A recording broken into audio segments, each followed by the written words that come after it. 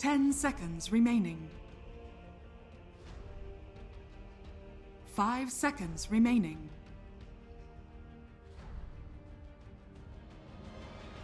Dire team pick. Hyper.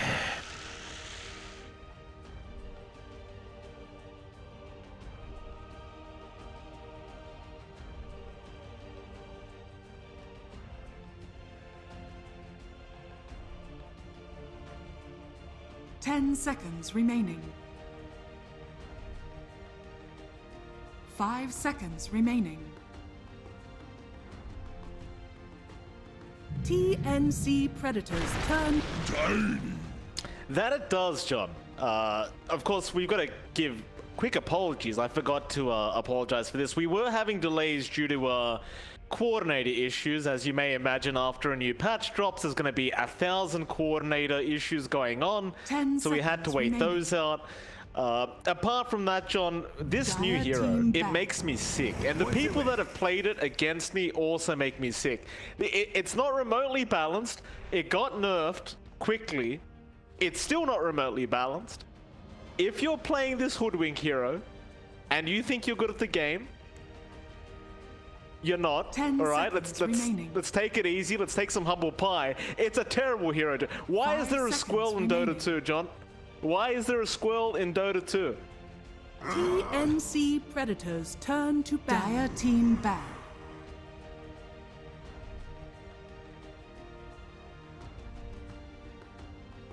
Oh. Let's not judge furries, John. There's nothing wrong with, making that choice. It's just the animal itself makes me sick. And the fact that they got, for anyone wondering, by the way, the accent that she has is New Zealander. We don't have squirrels, so I'm not sure why it's a squirrel. You could have chosen the other 1,000 animals that could kill us in Australia and New Zealand, but they chose a squirrel of all things. TNC Predators turn to ban.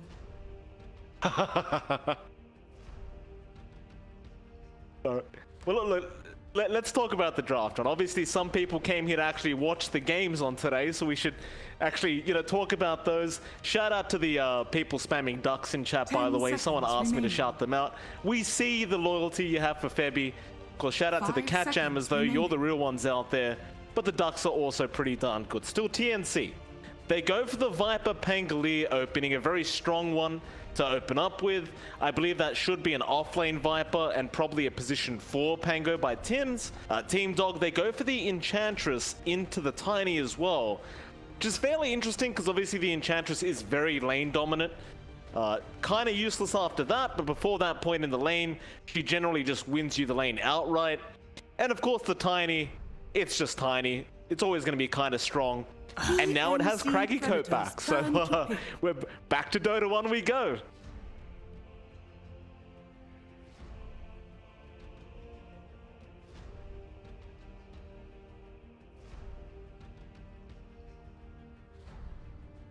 Dire team pick. The Undying waits.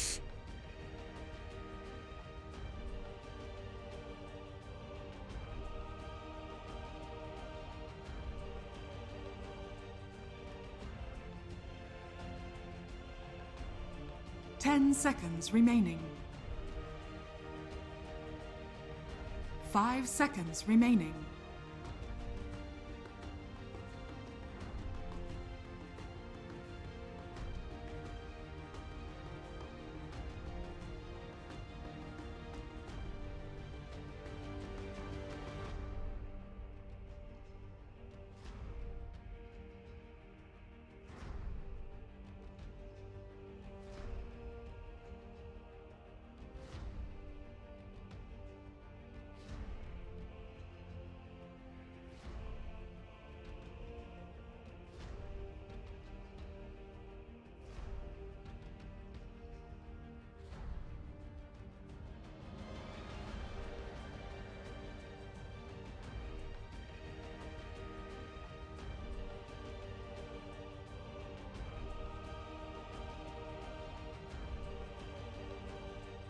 TNC Predators turn.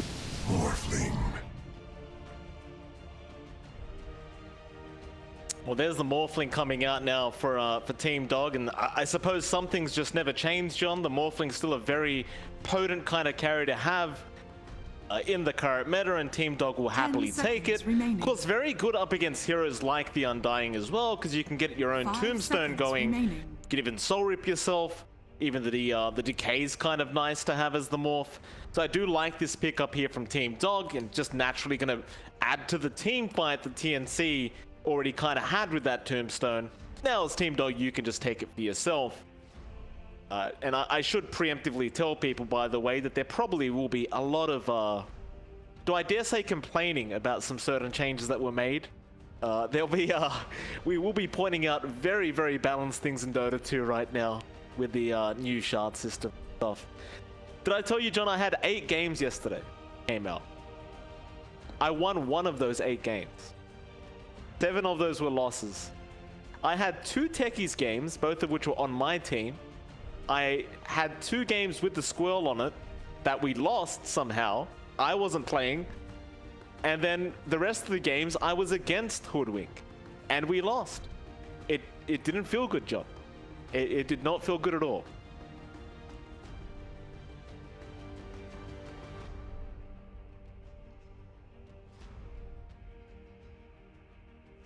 I did.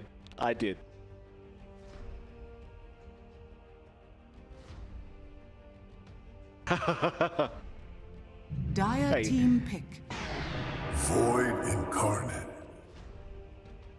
All right. Well, the Void Spirit now comes out for TNC, which kind of makes me think now, is it going to be an offlane Viper, right? Because we've seen KP, he really does enjoy playing this offlane Void Spirit quite a bit, and I could see him going down that route.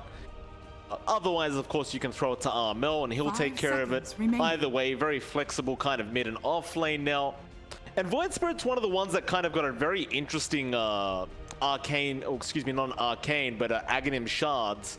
You get the extra portals now when you dissimulate, if I remember correctly, which kind of makes it so now you have even more mobility, I would argue, as we do see Team Dog go back to the Arbed Storm Spirit, which is going to be very strong for them. And forgive me, John, I don't actually remember what Storm Spirit's shards do now. I haven't had the pleasure of playing against or with it yet. 10 seconds. Do you happen to know? Have you got a browser up to check? Yeah, okay. What is it? Predators turn to ban.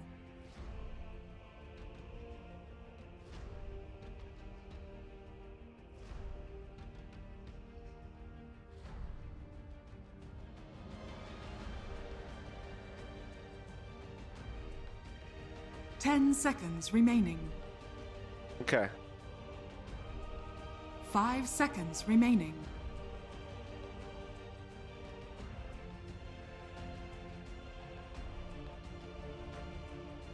Dire team ban.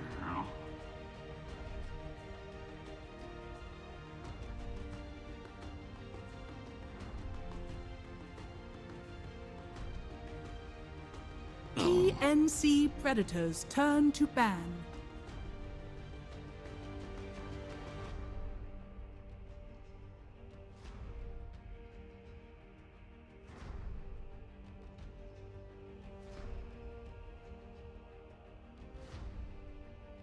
Ten seconds remaining. 5 seconds remaining.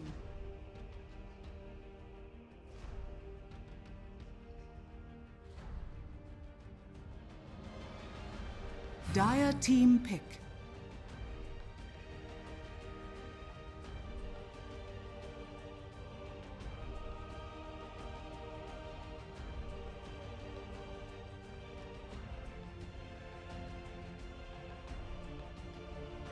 Yep. 10 seconds remaining. You know what I'm liking right now, John? Something, and it was banned out anyway, so we're not going to get to see it. But Tide offlane seems kind of broken again. Have you seen this shards upgrade he gets? I tested it earlier. That was my last pub game today. Man, it's a lot of fun. Like going right click anchor smash Tide. It's just stupid how broken it is once you get the shards up.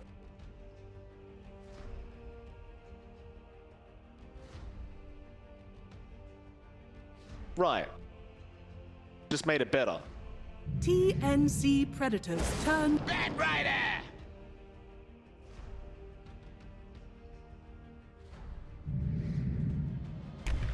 Slog. You may now select your Ow. heroes.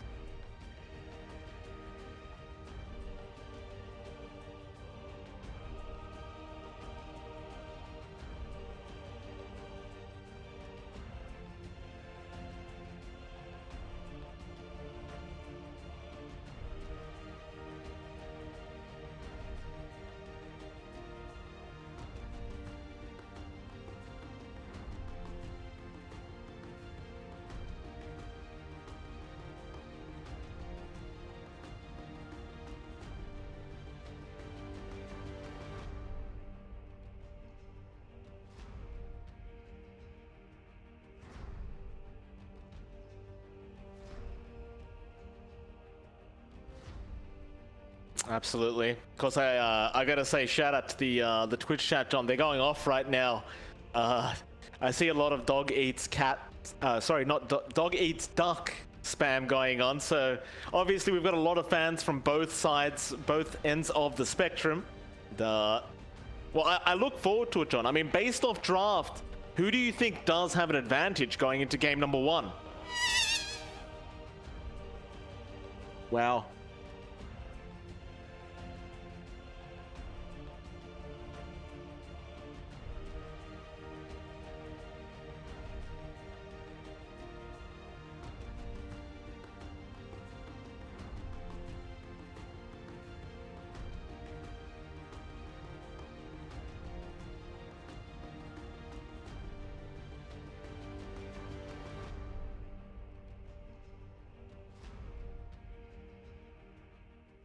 Yep.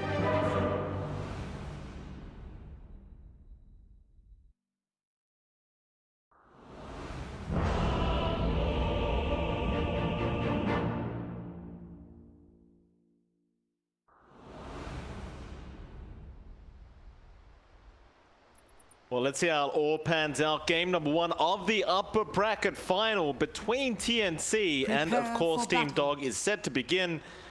And I look very, very forward to seeing how this one does pan out. Of course, we have to have the question answered. Do dogs really eat ducks, John? We're about to find out. Ducks can be dangerous. In fact, in some parts of Australia, John, this is a true story, by the way. The university I used to go to back when I was living in Melbourne, they had a big pond where there was ducks. And if you tried to feed or chase the ducks, they would chase you back. Literally all the way back to your apartment or your housing at the uni. They would literally chase you and bite on you, by the way. So, looking good. Yeah. Such a living 30 seconds to battle. Yes.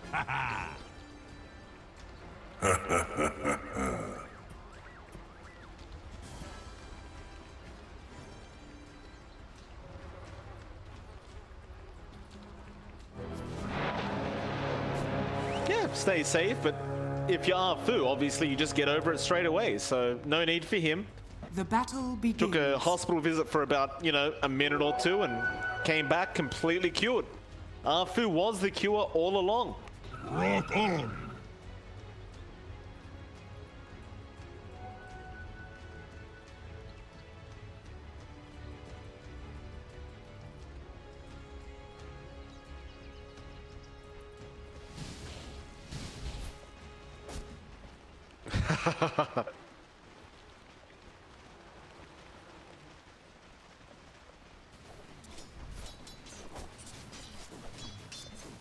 I mean, with the Viper, you can get it done. Paulson, he may be a bit overextending, or maybe not. They don't want that target. KP has yet to skill up anything as well. Generally, you'd opt to go for the Nether Toxin rather than the poison attack to try and push out the wave as the Viper. But for now, KP is just holding on to a skill point to see what he can abuse this lane. And it looks like, of course, we had the TP out. Tims is going to go for the creep pull back behind that tier 1 tower. And he might just take this creep wave to just try and get his own level 2. Which is absolutely fair enough, because the Pango is somewhat useless up until he does have the lucky shot up. Yeah, it looks like he is going to take it. Meanwhile, Paulson was being chased out by KB, but KB now, he'll just try to be as disruptive as possible while his POS 4 is getting an extra level. In fact, he's going to be forced to TP out. Does get caught out of position all the way back to the fountain for KP. Fortunate for him, he actually sells his Sage's Mask and goes for a Windlace instead. So switching it up very early on here for this Viper.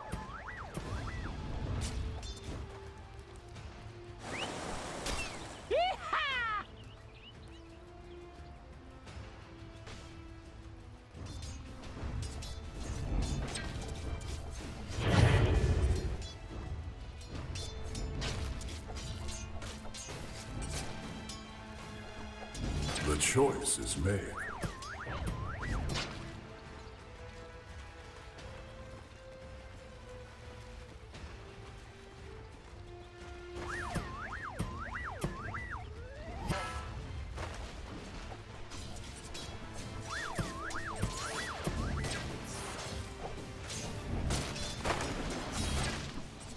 Yeah, I think it's kind of the same thing goes for both of them right now with those power runes. And well, that's one thing that was never really changed in the new patch thus far. The power runes still just spawn the exact same way, and it's kind of based on RNG who does get the rune. So I have a funny feeling, John, that there should be a bit more of a minor patch coming out with maybe a map change very, very soon. And that'll probably be one of the changes that does come out. However, top lane, Paulson does get pretty low. He is going to survive as now Arfu does rotate back onto KP. This Viper going to be in massive trouble. In your dream is going to be able to pick up the first kill of the game. In fact, they'll even go onto Tims now. And poor old Tims is just going to have to try and swashbuckle away. But they do get the main target, which is going to be KP's Viper.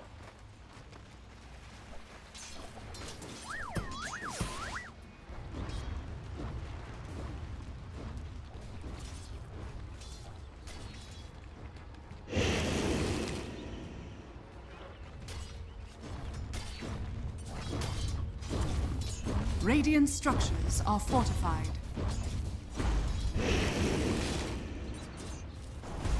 Your anger is useless here.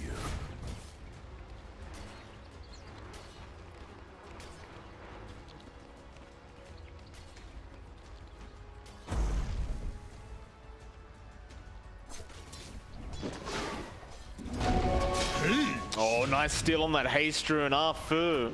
He got really lucky that it was a haste, but it was a very nice steal away from Armel. Of course, Armel would have really liked that that rune for himself, as the haste would really kind of activate his gank potential once he does hit level 6. Meanwhile, bot lane, Ice, he's getting very low on that Batrider, but he is going to be able to just walk away and just abuse that Firefly movement speed just a little bit. That being said, Gabby, he has had a pretty tough laning stage so far in this Slark, only 14-7. The Ice is still finding himself ahead on the Batrider as we speak. Gonna be really good news. I mean, you already kind of pointed this out for Team Dog, but these lanes, apart from maybe the mid lane, are going very well for this Team Dog side. And even that mid lane, I mean, he's a little bit behind, but Arbit is not that far behind.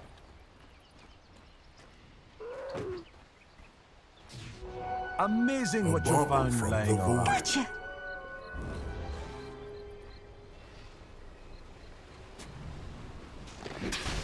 KP been caught out here. Arfu gonna spot him out. Tims will be around with Febby. They're gonna try and rush the Tiny, but they have no way to cancel a TP.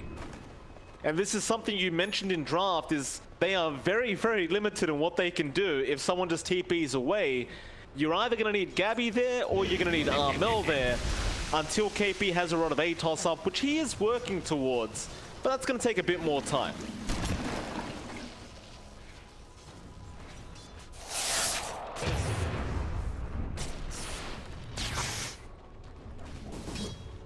Dire's structures are fortified. He does. Tim's going to be in danger. Soul Rip is going to come out, and Tim's will just go for a quick TP away, and he is going to be just fine.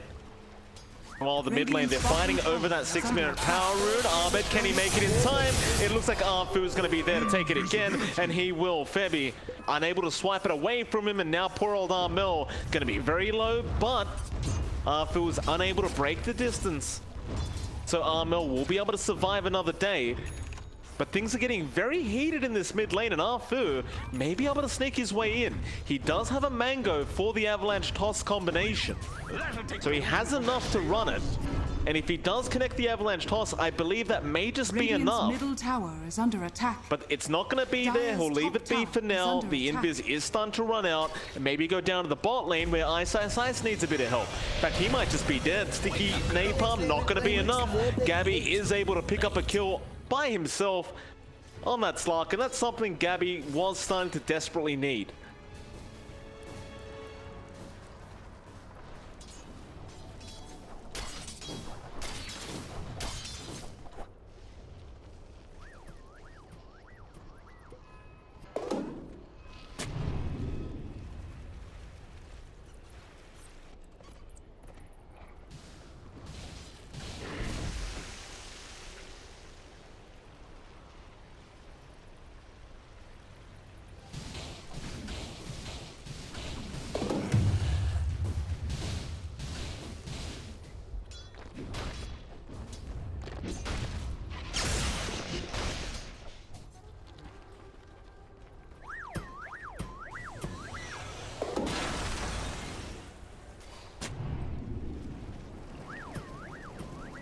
Well, that bot lane, Ice just avoided a gank. So Febby's smoke was broken, so they couldn't really close the gap on the Batrider. So Armel, he's going to go into the mid lane instead, where he'll spot out Arfu. He does have that level 7, so he wants to make a play right here, right now, and he does make the double jump in. Arfu is going to die to KB, it looks like, and he does. Nice. He was around the area, but he doesn't really have the lasso skilled up right now, and even if he did, I don't believe he would have made the jump in.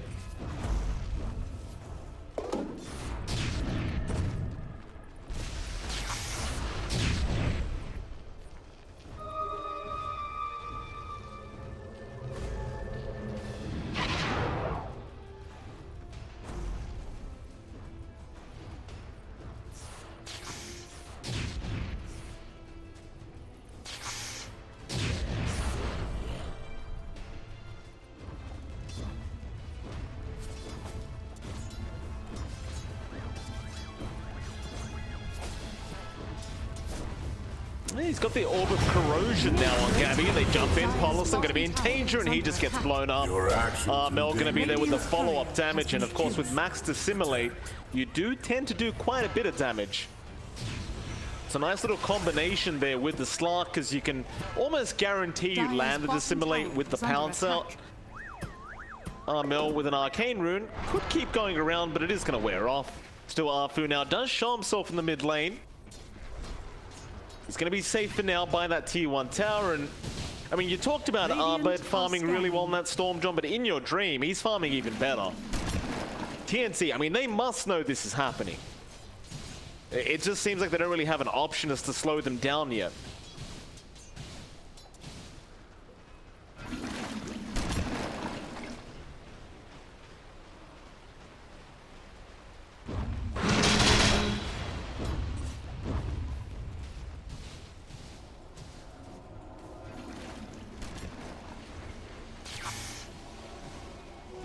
Stupendous!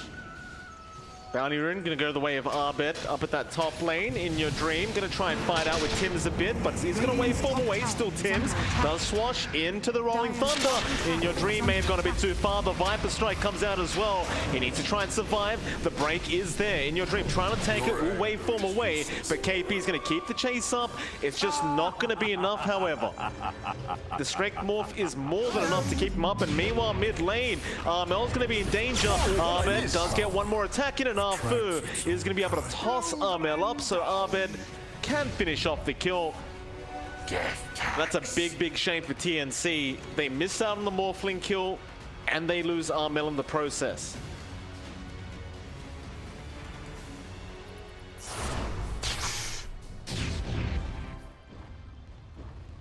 Radiant's middle tower is under attack.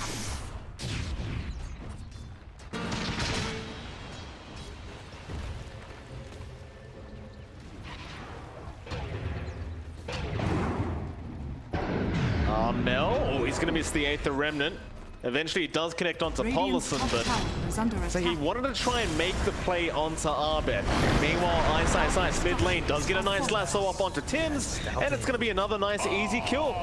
Radiant's middle tower is under And the way attack. this game's going so far, Radiant structures are Team fortified. Dog, they are really starting to take over. You've still got Gabby farming up nicely in the back, but it's a Slark versus Morphling Storm. It's a very, very tough matchup for the Slark later on. Dire's bottom tower is under attack.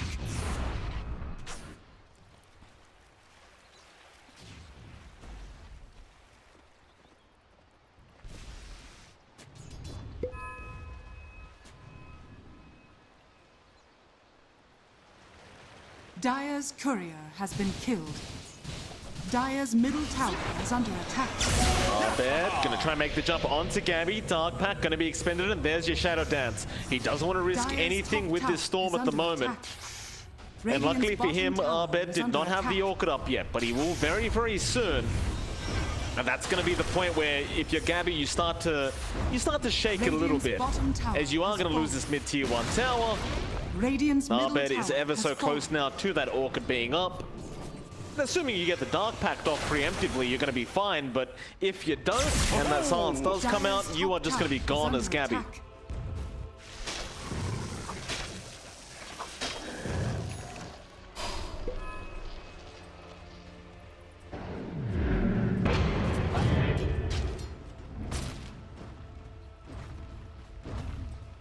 Dire's top tower is under attack.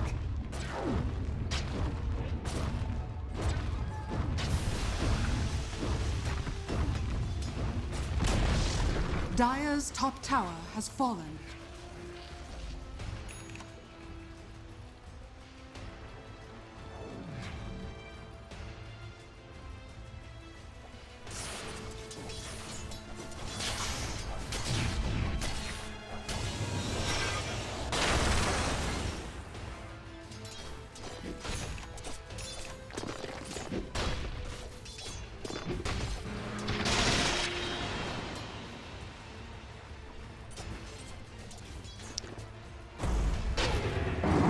Ice gonna run into Mel. They do get the Aether Remnant. Ice just gonna go for a TP out, and they can't stop it. I said They cannot stop it. your anger is useless here. And John, these item timings from Team Dog, they are coming online way too quick. Orchid up at 13 minutes. You've got the Blink Dagger coming out on Arfu in Dire's about top 30 tower is under seconds. attack. He just needs to take a creep camp out. It's gonna be a very kind of terrifying next 10 minutes. As that Orchid Blink is going to be a real nuisance to TNC. Is now Arbet going to get the Orchid off, and Armel has no way to purge it off. They get to Vortex, Ice will commit the lasso, and it's all well worth it to kill off Armel on that Void Spirit.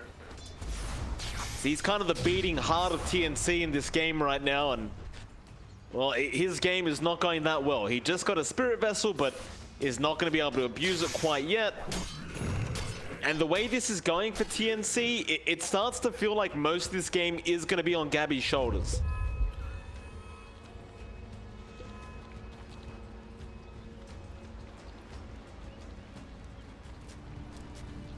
I believe it's a panic smoke, John. Radiant are scanning. Dire's middle tower is Oh, under smoke attack. broken. Gabby's got a Diffusal Blade. He's going to run into Polison. Gets stunned up for a second, but they are going to get the kill. That was the Diffusal being to the side of Team Dog. Is now Armel misses another Aether Remnant, and the Remnant in by Arbet. Straight onto Gabby. They'll get one. Onto KP. They'll get another, and they know where Tims is. They're a bit low on mana on Arbet. Tim's going to try and juke them out here on the Pango, but instead you just go after the Tombstone. No reason to chase down the Pango when you can just get free gold safely like this for Arbet. Yeah, a lot of misses for Arbet, but he does eventually get the kill. That's a 5k net worth lead though, John. Team Dog, they're well and truly off.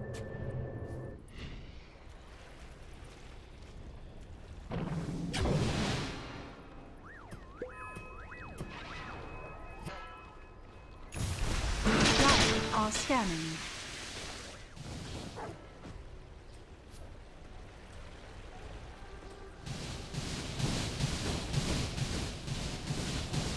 Oh.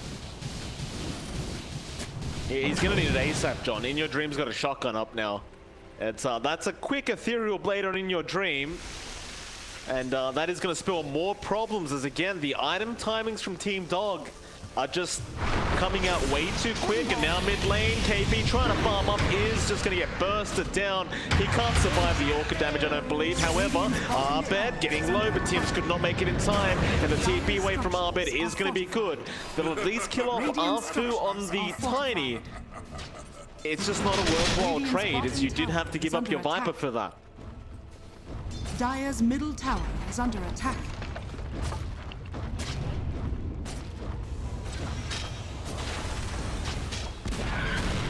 Dire's middle tower has fallen. Oh, Soul Rip's gonna come in. Gabby, a nice pounce in, and Paulison is gonna go down. Arbed unable to help out, but now Ice is gonna be around the corner. Looks like they're not really that interested. I don't think Paulison really minds dying that much as your position 5 Enchantress. And I think for Gabby, although he is getting these kills, he probably definitely wants something a bit more valuable than the position 5.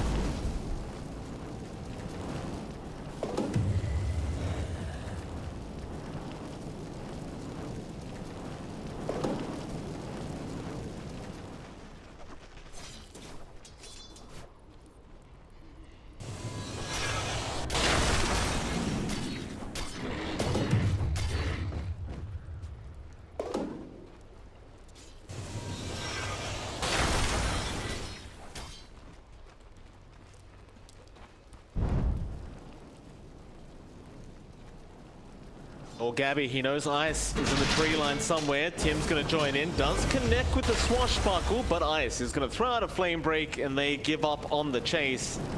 He is just way too quick with these boots of travel and the faded brooch there.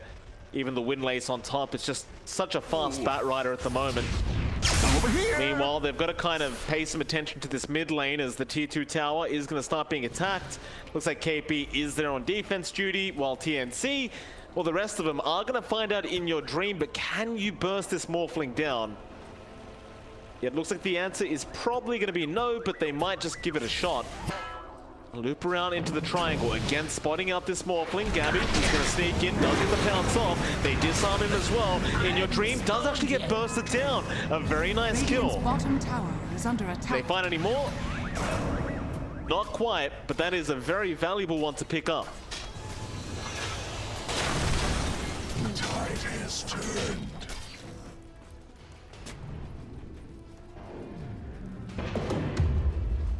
Dire's bottom tower is under attack. Dire's structures are fortified.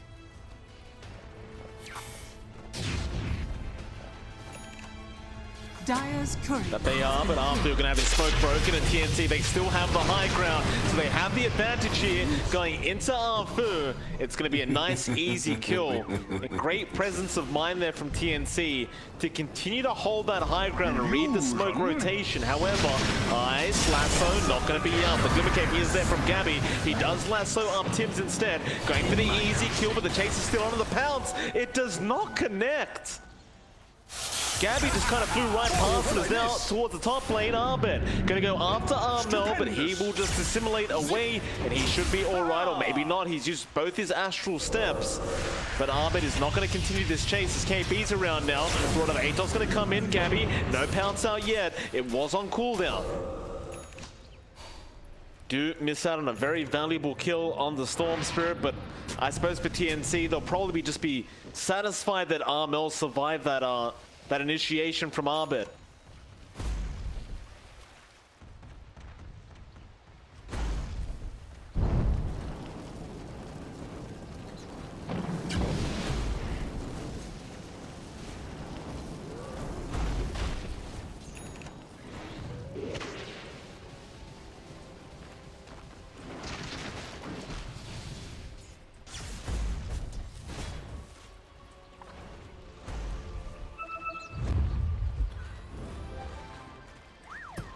That they do.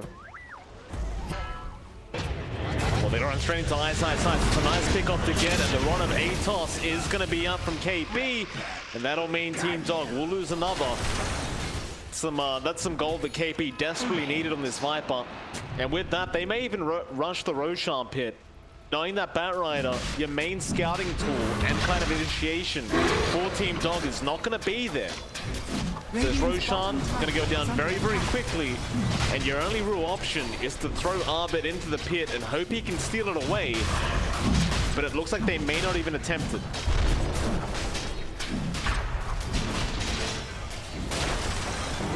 Roshan has fallen to the Radiant.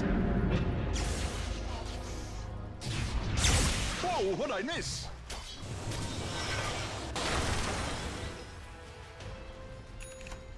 Where's the party?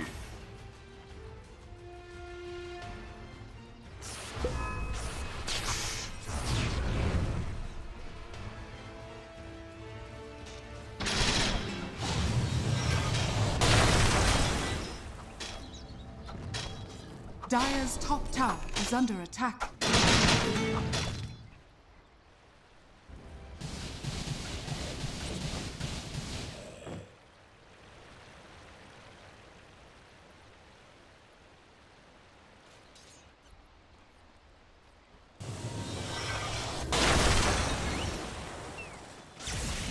They see Gabby up at that top lane, and Arbed is going to zip in with the Orchid out. Gabby, he did not Dark Pack preemptively. He does have the Aegis, but he might just lose it. That'll be one life. Can they get him a second time? They're going to try, but Gabby will shatter down straight off the bat and just run away as his team is coming in to back him up. But can they take this team fight now without the Slark ulti? The answer is going to be no for TNC. They'll just happily back out and accept the fact that they did just lose the Aegis. I think for Team Dog, they're just going to be satisfied with the fact that that Aegis is down now. In fact, they're ready to go again. They've smoked up. Want to try and make a play Dire's middle tower is while under knowing attack. roughly where TNC are going to be in terms of location. But in fact, they are running down south. Do spot out Armel on the Void Spirit. Very big pick off to get. Does have the Yules up, but the zip in from Armid into the Vortex, and the Avalanche toss is going to be way more than enough. Get another kill onto Armel. That Team Dog, they don't really have an objective to go for, but they can still just farm the map. It's probably the best they can ask for right now. Gabby. Shadow Dance going to be out of time again. He almost got blown up, and now In Your Dream could be in danger. Viper Strike's going to be there. In Your Dream going to try and fight this out, but Arbet zipping run to the backlines. Gabby, he got the Dark packed off in time. He will survive as they keep chasing down In Your Dream, but he's also going to be all right. Both cores able to just kind of get themselves away from very Dire's dangerous top tower predicaments. is under attack. Some quick fingers from Gabby to get that Dark packed off. He avoided both the Vortex and the Silence out from Arbet.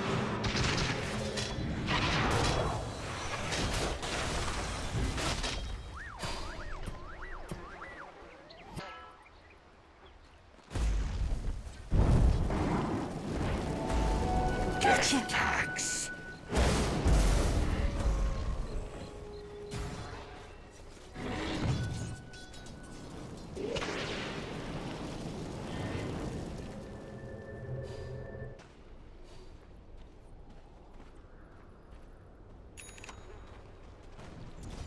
Ooh.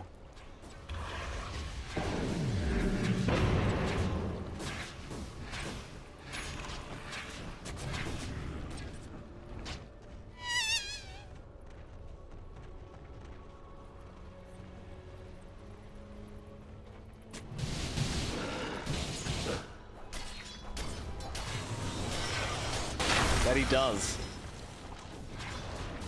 Want to go after this tier 2 tower now. Dire's top tower is under TNC attack. will slowly get started. Pretty much everyone there from TNC, but Arbit gonna zip in with a massive silence, and now Arfu, the avalanche toss is gonna be enough. They've killed off the Slark. Armel, he committed both his astral steps to try and fight this one out. Tims will also commit the rolling thunder, but they definitely have to run as Eyes. He's not done. He wants the lasso. He gives himself a whipping as he chases down Tims. Tims had that glimmer cape, but it is not gonna last long enough. He'll try to swashbuckle away, but they have the control there from Arfu, and I don't believe they need the lasso, but they will commit just in case. And in your dream, the one to pick up the triple kill on this Morphling is going to be very, very happy about that.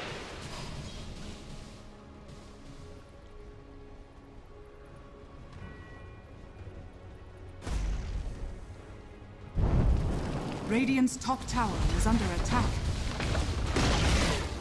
Radiant's top tower has fallen. Oh, zip in, Arbit. Yeah, they've got KB there in the mid lane, and the avalanche toss with the Orchid is going to be way more than enough to take down KB. However, Gabby is there with the diffusal blade, slowing up Arfu, but he is unable to chase as the 4-staff away was there. That'll pretty much be it. Team Dog not forcing anything too far. They're starting to understand their limits here with this draft, and they're just finding little wins over and over again, and that's generally the way to win a game of Dota 2.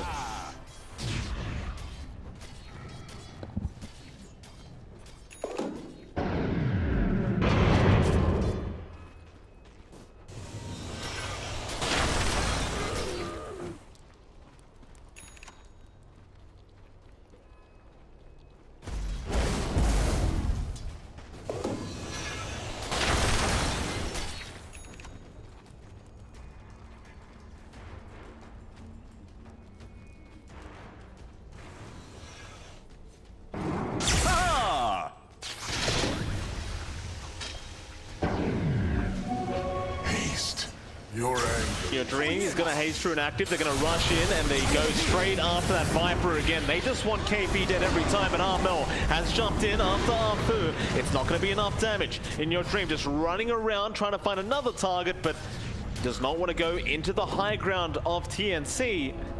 Going to back off once again after getting a very nice off-lane pick-off. In fact, they might reinitiate. Your Dream, he still has that Void Spirit morph. He can feel quite confident in being able to just back off if he needs to. Looks like they're not going to really rush. They're happy again to go back to the triangle and farm up. And I believe both these teams are probably going to wait out the Roshan timer now. That really is the big objective for them to both go for once it is up. And we are going to find out in about 1 minute when that is going to be available. Radiant structures are fortified.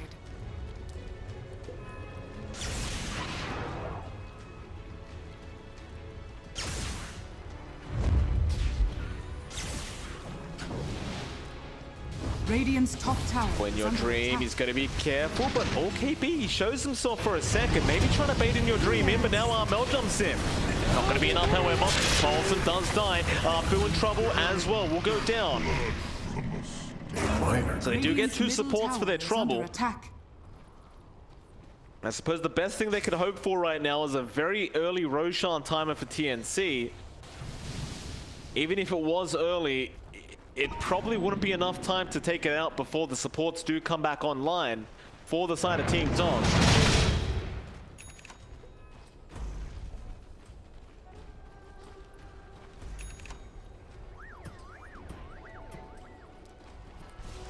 Precious fun.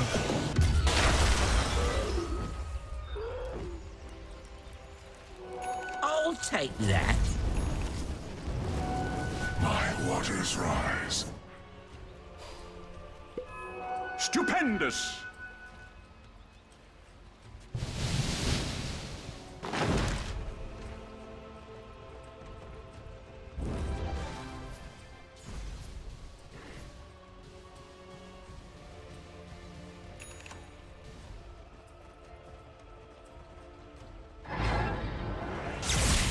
Radiant are scanning.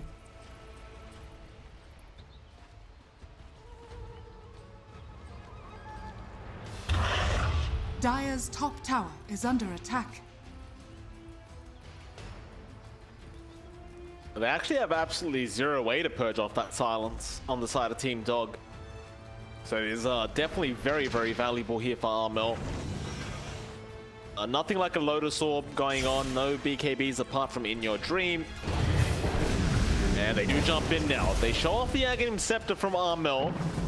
So if you're Team Dog, you are well aware that that is there on Armel now.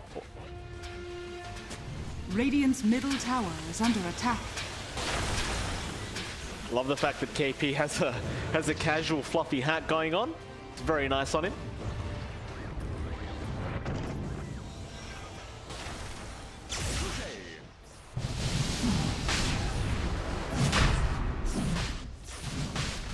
Well, no. Roshan is going on now. TNC, I'm sure, are aware that this could be happening. They are probably going to start moving their way in, but they've got to hurry up because that Roshan is getting very, very low.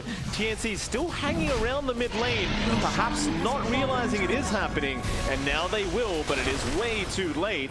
So it does go down. Like TNC were kind of assuming there was a smoke going on. Now Eyesight Sight's gonna fly through, going after KP. Does pop his BKB and does get the Viper around. Meanwhile, Arbit zipping in, going after Gabby. They're trying to kill off Arfu, but Arfu's still alive. Running away. Gabby, he's popped that ultimate. He's gonna try and make the chase onto the Tiny, but it looks like Arfu is still alive. He does eventually tick out to the Spirit Vessel, but now Arbit back in, going after Gabby, but he pounces away onto Armel. He will Astral Step and Dissimulate, and he is going to be fine. It is still going to be a 1-for-2 trade the way of Team Dog. And on top of that, they are going to be able to take down that tier 2 mid tower, and they still hold on to the Aegis. It was not taken off In Your Dream. Dire's bottom tower is under attack. Radiant's top tower is under attack.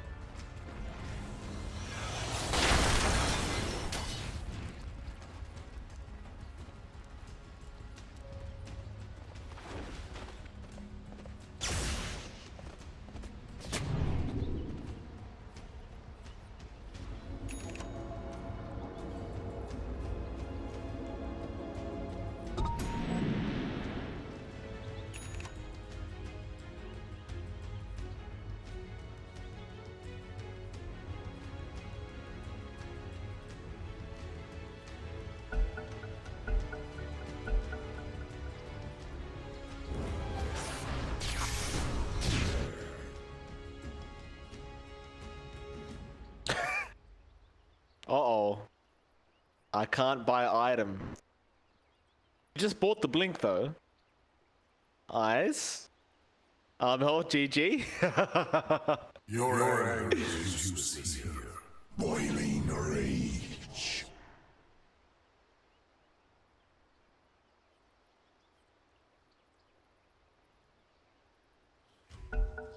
Never mind, I try again, whatever go. I'm pretty sure Ice is trolling. He did buy the blink. Maybe it was a bit of lag going on. There is a bit of lag in game right now, I've got to say, John. So to answer your previous question, no, the issues weren't fixed. So there you go.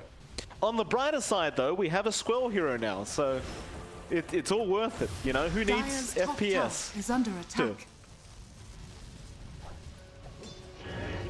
I'm not, John. I'm completely happy about this.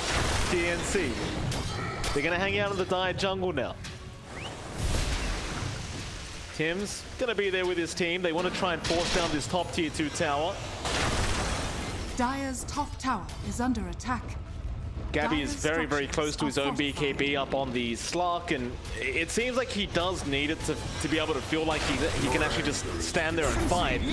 Dire's top While he's tower going for is that, falling. however, In Your Dream does have the Eye of Skadi up himself on the Morph now. Feeling a lot stronger on that Morphling. As we can see, Team Dog, they're having a look around, trying to find where TNC is. Radiant Spot him out are quite scanning. yet, but they are nearby.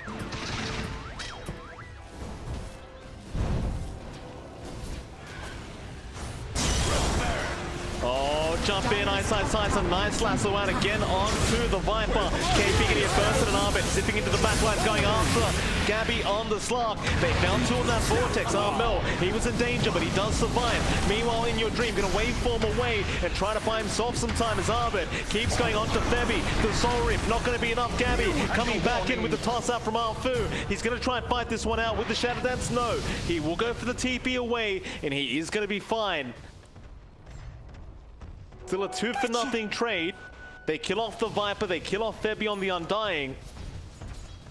And with that, a 10k net worth lead now out for Team Dog. Come get healed. They might be able to try and force down that top tier 2 tower. Gabby, he's gonna try. He's gonna go into Polison. In your dreams around, and Tim's gonna get tossed back in. Polison is actually still alive, but does finally go down. But Gabby, have you gone too far with this BKB? Ice comes in now. No lasso available, but Gabby is dropping very, very low. He's trying to run, but the Vortex is out from Ahmed. He holds him down, and now KP is also gonna die. Oh, and he has no buyback gold. He just bought that BKB up. I can't hear you.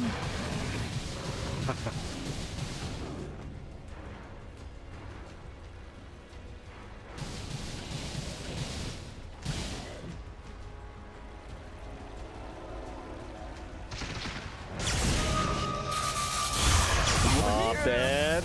Mid lane, zipping in onto Tim's again. He's trying to go for the Rolling Thunder, but he's been silenced up by the Orchid, and now the lasso's there. Ice ensuring they get the kill. And look at that, a free tombstone, John. They'll try to go for it, or maybe not. They'll lose the Aegis. The timer was getting fairly low. Tim's Rolling Thunder is going to land once, but In Your Dream is able to waveform away. Mel's still on the chase, however, catches him out. Can they take him down? He's been broken. However, Arbet with the Vortex again does catch out the Viper, and now they'll turn back around. They got the Resonant Pulse out. In Your Dream wanting to fight this one out now. They'll kill off Armel. They do not have buyback on him either. A 16k net worth lead now for TNC, or excuse me, rather Team Dog. TNC have the 16k deficit. It's only getting worse as time does go on.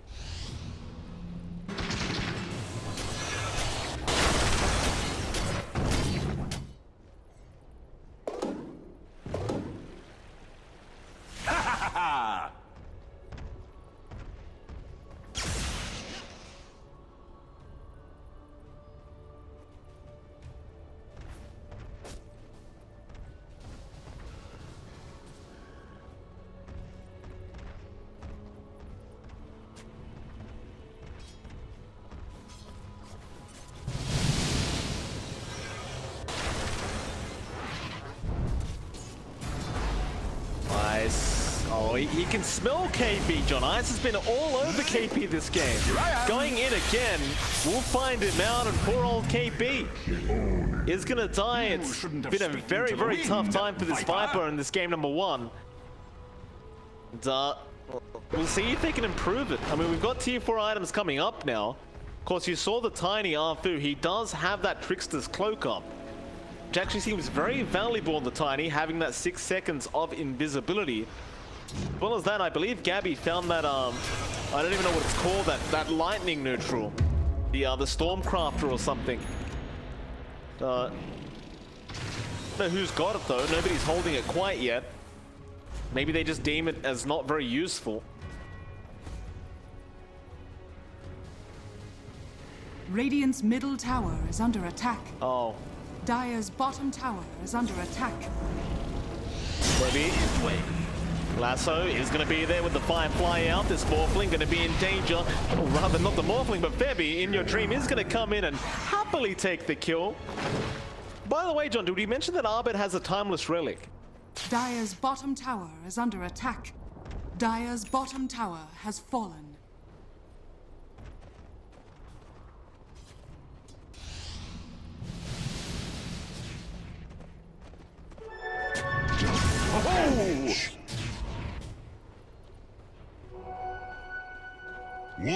Over here.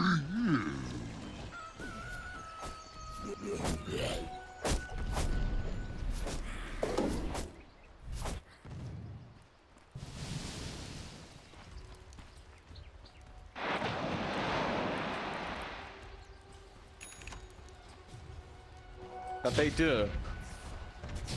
Up at the top lane, KB in the tree line, getting ready to push out the creep waves that are coming. As he really needs to defend that outer tier 2 tower, but never mind, in your dream, does just come in and take it out himself, even without a creep wave. This Morphling is very, very scary. He is well and truly out of control. There goes Tim's courier at the secret shop, also going down. It's like Gabby got a trickster's cloak of his own now, so does have a bit of utility with that invis, and he is a bit more tanky on the Slark with that resist, but whether it proves to be enough is a different question entirely. Luckily for the side of TNC though, Team Dog, even with a 22k net worth lead, are respecting the draft of TNC. So they're not really interested in rushing too far forward yet. They've got to be careful now because TNC have smoked up. Paulison, it's not really the target they want, but they're going to have to settle for what they get. And however, a three-man Vortex, he zips it with an avalanche toss. Fu already getting rid of Armel. Now KP's gone. Tims will also die. Aeon Disc all without. Gabby, he's trying to fight it out, but Bevy's also going to go down. It's Gabby versus the world once again, but Fu going to just toss away Arbet, not allow Gabby to get anything out of this. And Gabby will be forced to BKB TP away. That's a 4-for-0 trade. I suppose they did get Paulison and force him to buy it back, but it's an Enchantress. It may as well be a 4-for-0. Radiant's middle tower is under attack. Radiant structures are fortified.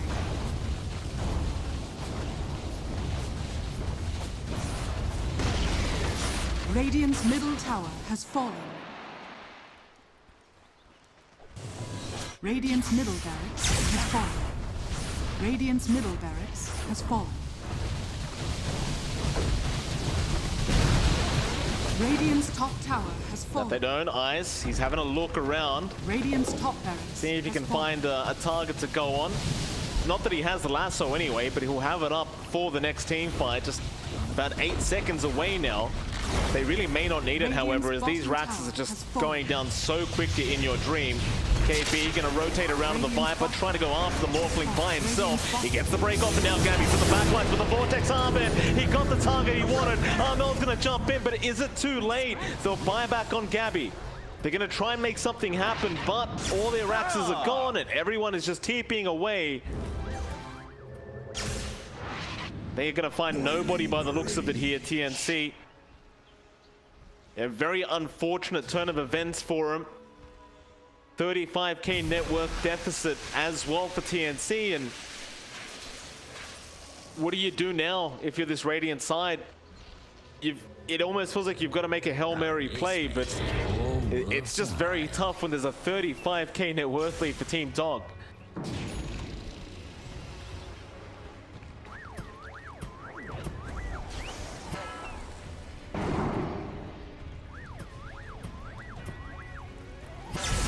I'm over here. Bad, a three-man Vortex out again. It's just massive in KB. He's gonna get blown up. Armel's trying to fight back, but Gabby's gone, Bevy's gone. Armel the only one left, and they just call it. They have had enough of this game one. And Team Dog are off to a very, very good start in this best of 3. They do take game number 1. They enjoyed themselves some Peking duck, John. Very, very tasty stuff.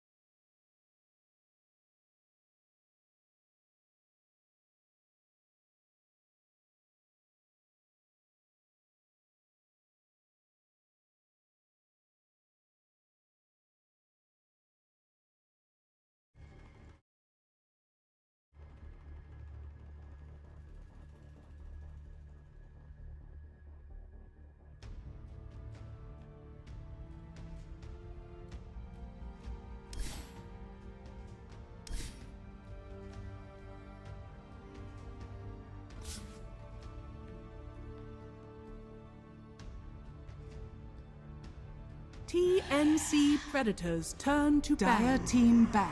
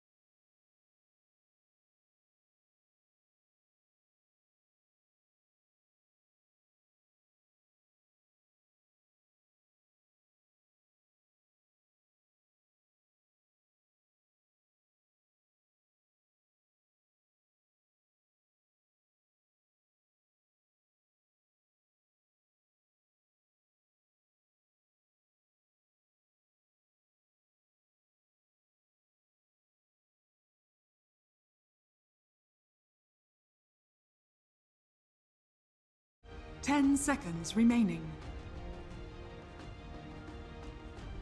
5 seconds remaining.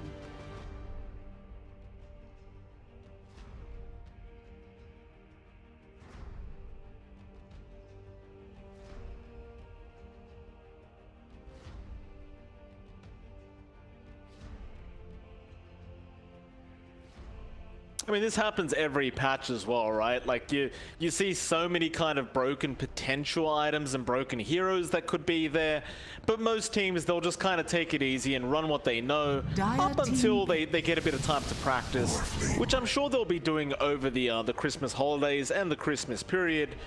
But TNC Predator, they go into the Morphling themselves now as this third pickup, so not only denying it away from Team Dog, but they do get to pick it up. That should be the Gabby hero, but it can also be played by Armel, just depending on what you prefer to run. 5 seconds remaining. And Team Dog now, seeing that Morphling early on, should be able to find somewhat of a counter for themselves. They won't really be able to go for the obvious kind of AA counter that we see sometimes if it is if you haven't already picked up your support duo. I suppose you still could, because you do have the you can run the Tiny as a core.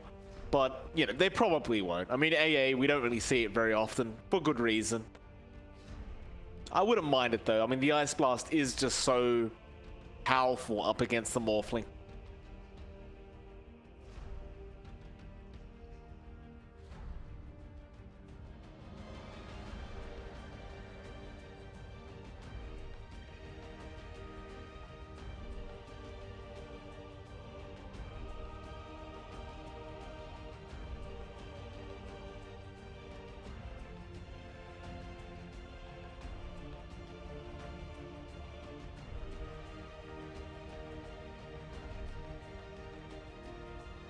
TNC Predators turn. Anti-mage. Ooh.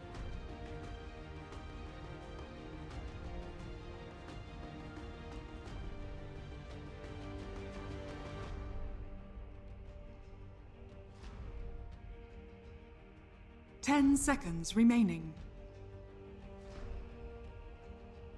5 seconds remaining.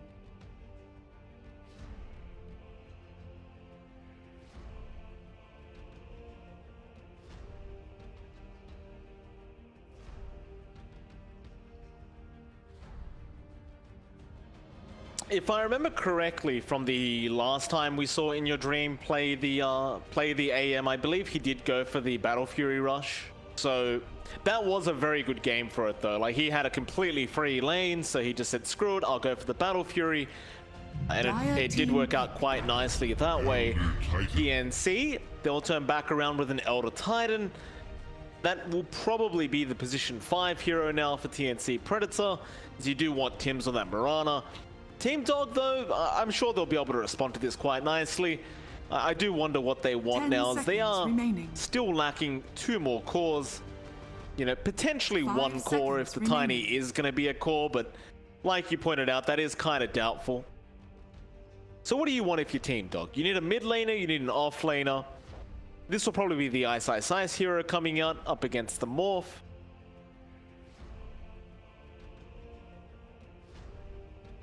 Sure.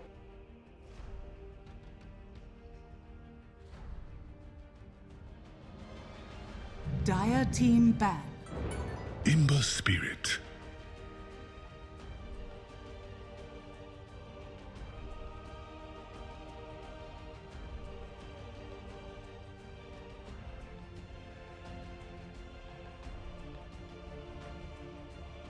Ten seconds remaining. TNC Predators turn to ban.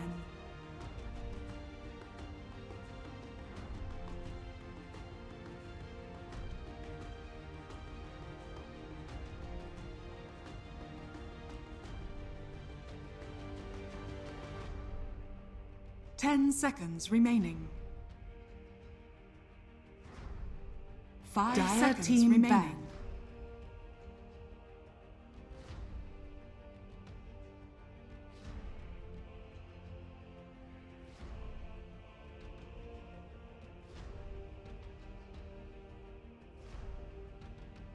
No, it doesn't. The other thing I wanted to kind of bring up is for TNC, we talked about that KuKu pickup, and I think there is quite a lot of value for it right now. You're fighting into an Ember, you're fighting into an AM. Obviously with the Morphling on your side of things, having that boat run buff is going to be very, very influential and impactful. And they do still need a bit more tempo control, I think, as you do want to just generally run a 4 protect 1 when you have a Morphling. TNC Predators turn Team Dog, they actually ban out the Bat Rider, so just wanting to make sure Arbit does not get demolished by a Bat Rider mid, which is very fair when you are playing the Ember, as Bat just doesn't care about your Flame Guard whatsoever. I still think you could just go back for the KuKu right now if you're TNC. 10 seconds remaining. 5 seconds remaining.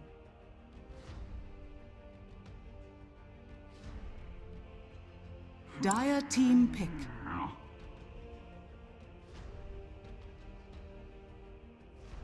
Yeah, it's did you see that new ability, Normal Punch? Is that like a one Punch Man reference? Yeah. 10 seconds remaining. Right. 5 seconds remaining. Have you watched One Punch Man, John? TNC Predators turn. Oh my, you are the worst. You are the worst weeb I've ever met, John. You are the... You haven't watched Attack on Titan. You haven't watched Full Metal Alchemist. You haven't watched Naruto. Wind Ranger comes out. So there you go. No KuKu. They'd rather go for the Wind Ranger. Gabby Wind Ranger. But let's go back to the main topic, John. Why have you not watched One Punch Man?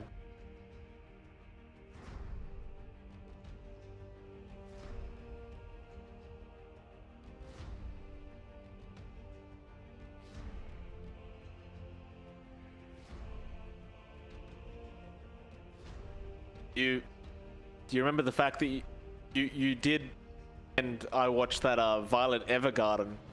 That doesn't seem very fast action paced, John. For anyone that hasn't watched Violet Evergarden, I did, unfortunately. And what it's about is, it is good, but it's about some girl writing letters to people. I mean, it's not that's the kind of weeb John is, ladies and gentlemen. He likes disgusting, absolutely disgusting stuff here from John X Fire. I apologize about his behavior.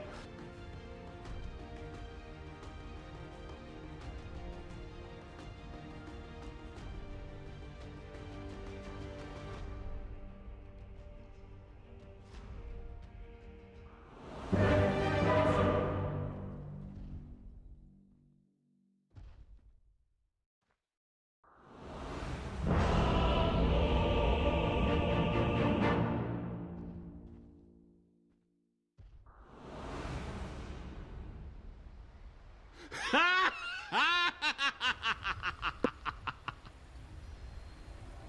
don't think so. Prepare for battle.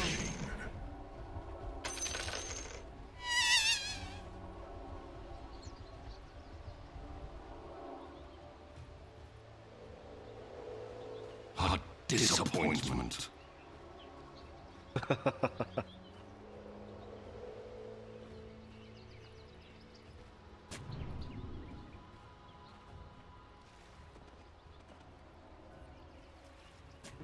They probably shouldn't, John. I mean, it's, you know, there's a pandemic going on. Everyone calm down. Let's... All right. Can we come? KuKu was lying, John. Bot lane, they do get a nice toss back onto the Wind Ranger Gabby. This is not the start he wanted. Abed will take the kill in very, very slow motion. Just, you know, imitating one of his favorite movies. He was in The Matrix for a second there, John. Don't mind him. Abed will be fine. Gets himself first blood gold, and if I've learned anything from my SCA pubs, John, when you do feed the enemy mid first blood, your mid laner will never forget it. He will remind you for the whole game that he lost his mid lane because you fed first blood over. The battle begins.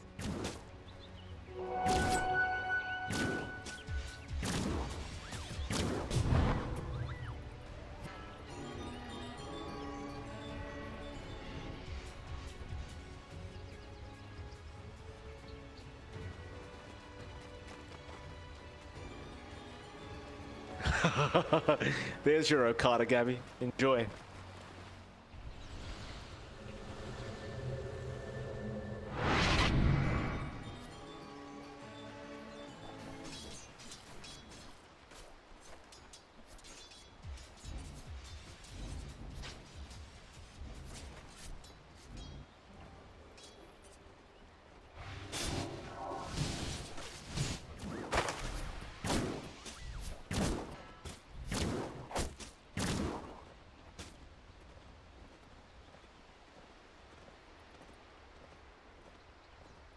Oh, it's hellish playing up against the Mirana when you're Enchantress. Let me tell you, John, it is not fun.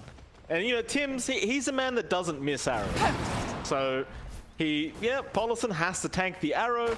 He's going to go for some mana drain on Tim's. You do drain 100 mana per attempt with that creep, but Tim's won't mind too much. He'll rotate over to the mid lane, where we do see Abed up against Armel. Armel already having to strength morph quite a bit, as Abed has been very aggressive.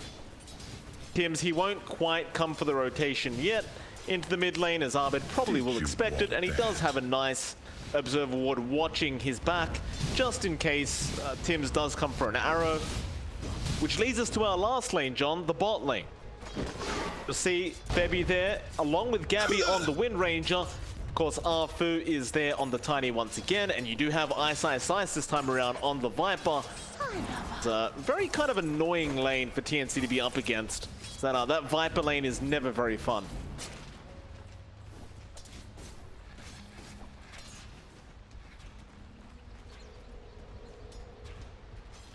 I steal from the slow.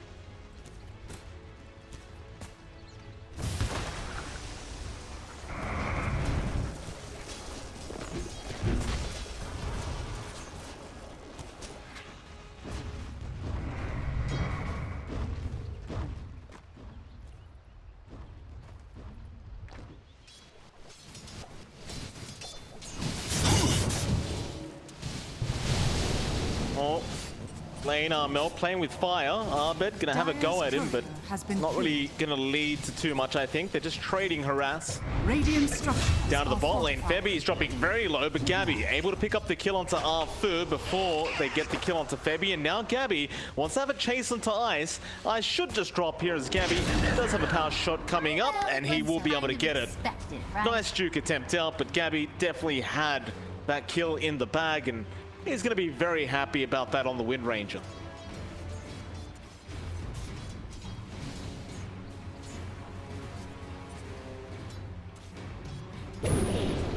Prepare for a lesson.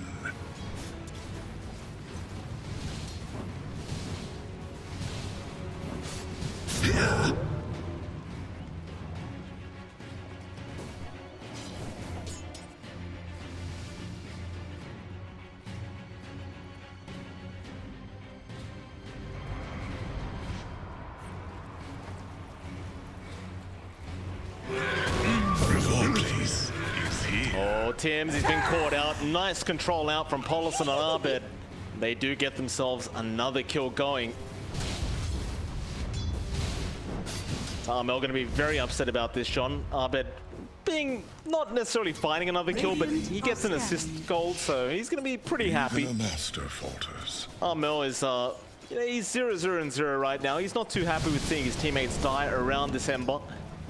They are going to run into each other once again, but the waveform does not do anything as Arbed, very quick fingers there with the Flame Guard.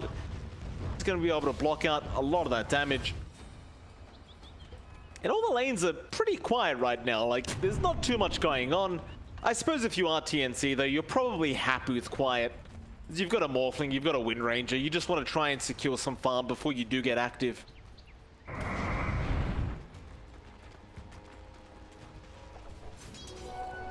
Never let you Oscar's rise.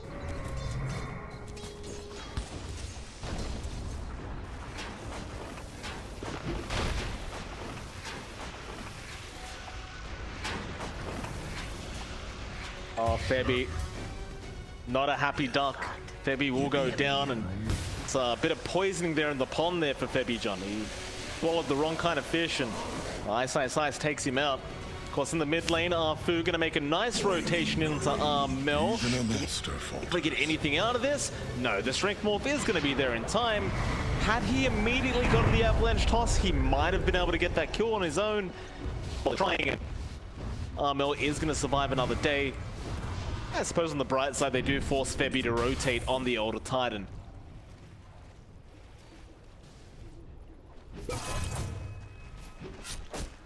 Tis mine. Radiant's courier has been killed.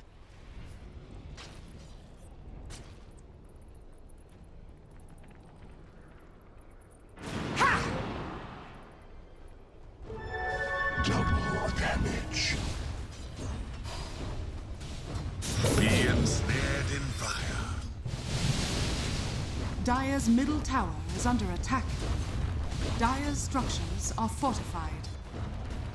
Yeah, Mel's getting a lot of damage out from that tier 1 mid tower with this DD rune active, and of course the siege creep there as well. Arbed trying to take down the creep wave. Mel not going to take too much damage here from Arbed. Going to back off to safety. They got so much damage on that tier 1 that you are very, very happy about that if you're TNC. Of course, it just kind of goes back to how lucky you get with these power runes.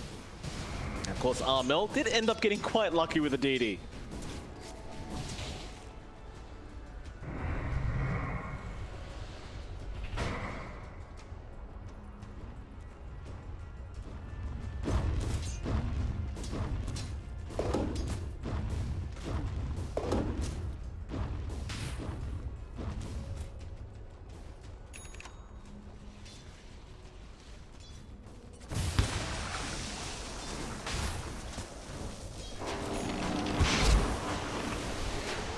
Uh-oh.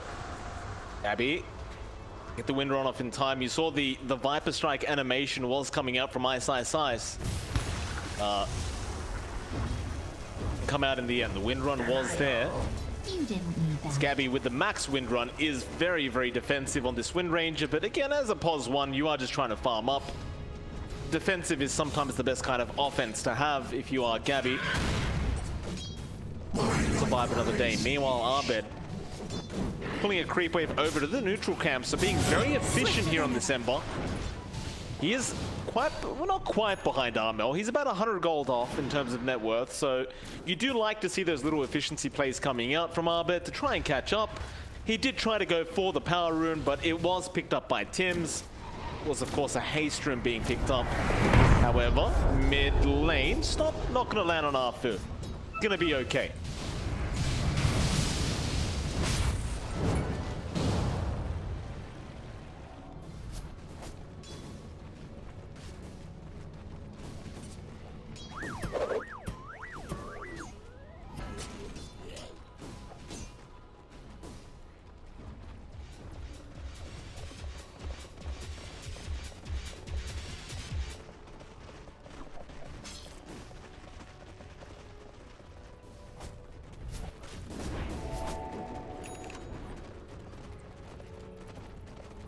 Radiant structures are fortified.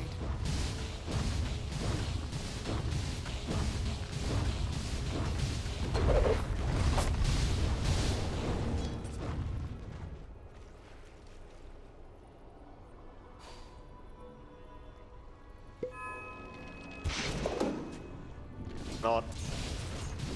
Arthur is rotating into the mid lane, but is going to have to D-ward first. Febby, of course, will be aware with Armel there that there is a tiny around. They'll be a little bit cautious. One toss back on the Elder Titan will probably mean imminent death. Arbit does get a little bit low there, farming the jungle, but he does have a remnant back, so he's just going to go for a quick reset. Mid lane, Ice, he'll just casually drop the Viper Strike onto Armel. Just making him feel very uncomfortable on this Morphling. The prize is mine. 10-minute power rune, going to be up at the top lane this time. So Arbit does finally get lucky with one. And, puts that in the bottle. However, mid lane, Shackle out from Gabby. He's going to kill off Ice. Tim's the one to take the kill there on the Viper. Still Arbit going to come back in now onto Armel. More TP's coming as In Your Dream does join in. Armel is very low on mana. In fact, he has none. And the Mana Void will come out from In Your Dream. Paulson the one to take that kill is now Arbit. He wants more. He'll go after KB on the Void Spirit. And they will find another kill. A very nice stomp out from Febby. It just doesn't mean anything though. He's already lost 2 heroes.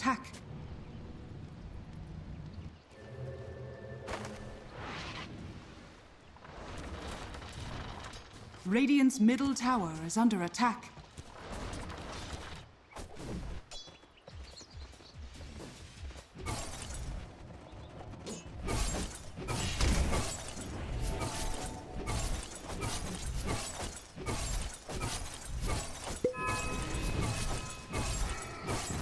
Dire's bottom tower is under attack.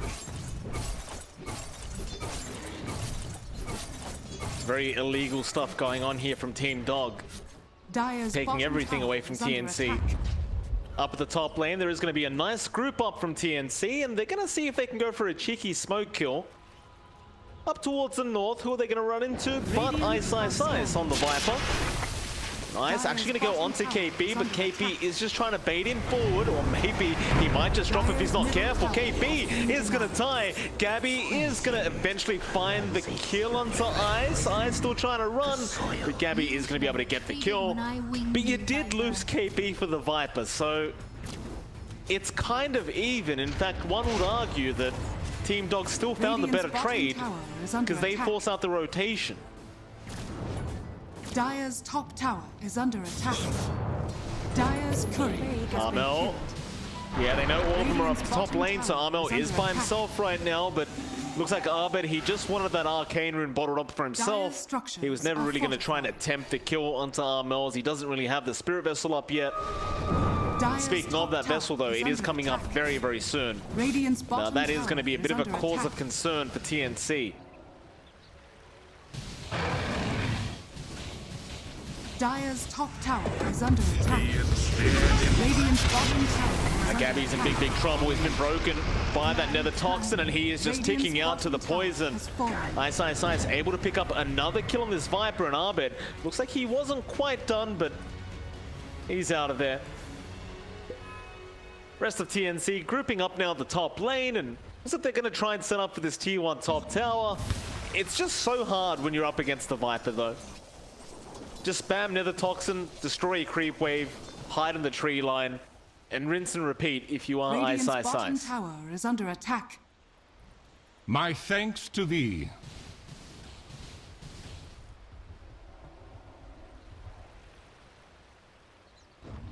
Dire's top tower is under attack. Radiant's middle tower is under attack.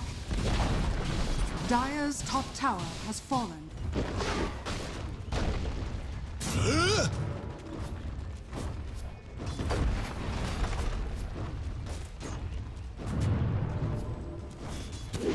They wouldn't mind a Gabby kill right now. Johnny's getting very close to the MKB with a great shackles out.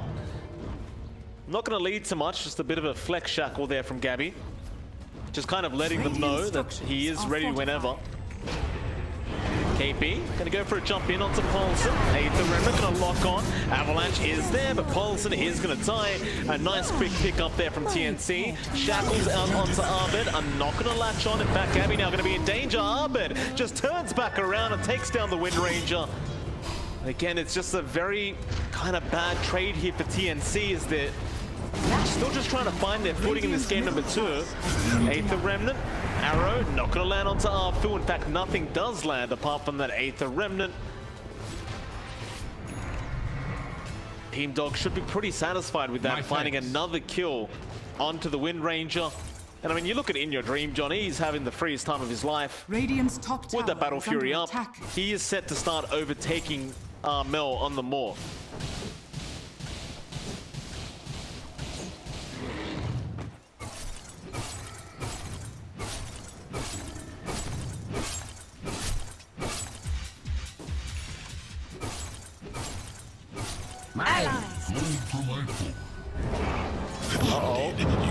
Tim's chained up. Abed perfect with that chain. Tim's still trying to run, but he's out of leap charges. Abed will probably just try and finish him off, and does. A nice arrow out before he does die, but now KP's in danger. He has no steps left. He's trying to run with the Moonlight Shadow, but that is not going to be enough.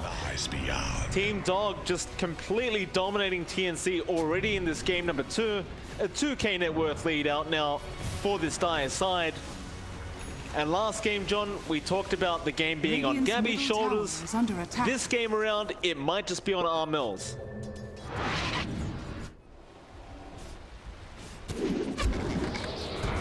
Shackles. It's a great setup there from Gabby. Into the stomp, into the chains. Abed is actually pretty damn tanky, but he does finally go down. And that'll actually give enough gold to get the MKB, but now Ice actually going back in. Drops the GG tree. No, that was actually Gabby's GG tree being dropped. Not a very worthwhile trade there for Team Dog. Bit overly excited, I think, going after that Elder Titan. It is just a position 5 after all.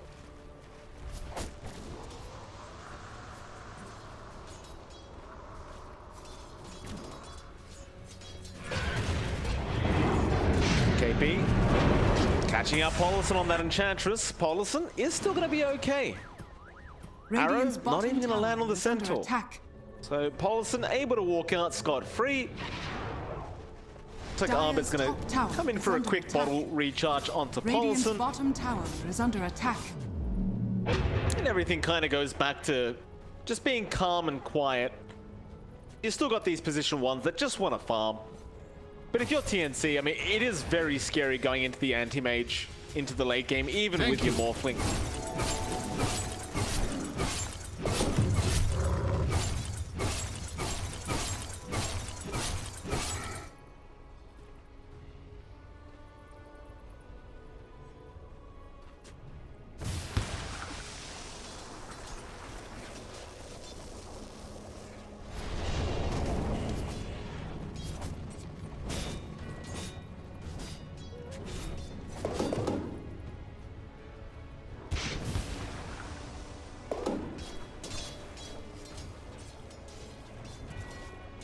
Vanish.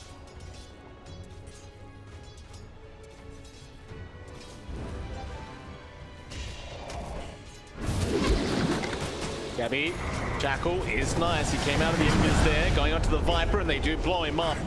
Mel does make a quick rotation in to make sure they secure the kill. And in classic TNC Morphling fashion, they are rushing the Aghanim Xepter. And I forgot about that, John. Wind Ranger plus Morphling is kind of disgusting. However, mid lane, Paulson is also going to get caught out. TNC finding 2 very important kills for themselves across the map. John, Wind Ranger Morphling. Radiant's bottom tower Right. is under attack. Dire's top tower is under attack. Dire's structures are fortified.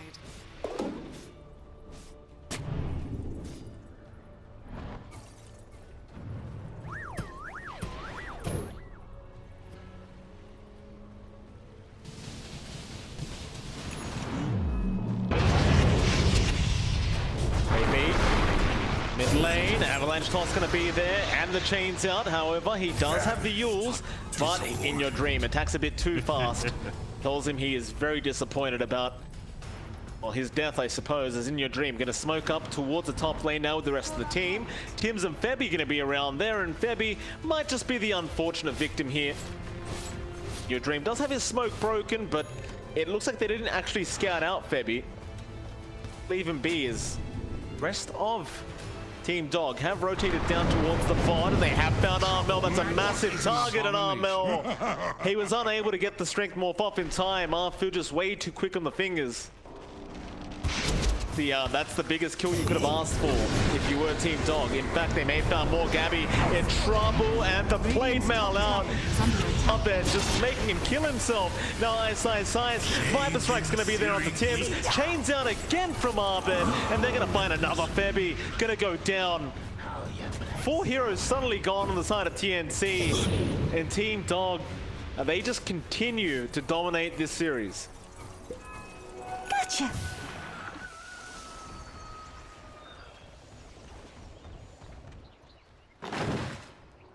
Radiant are scanning.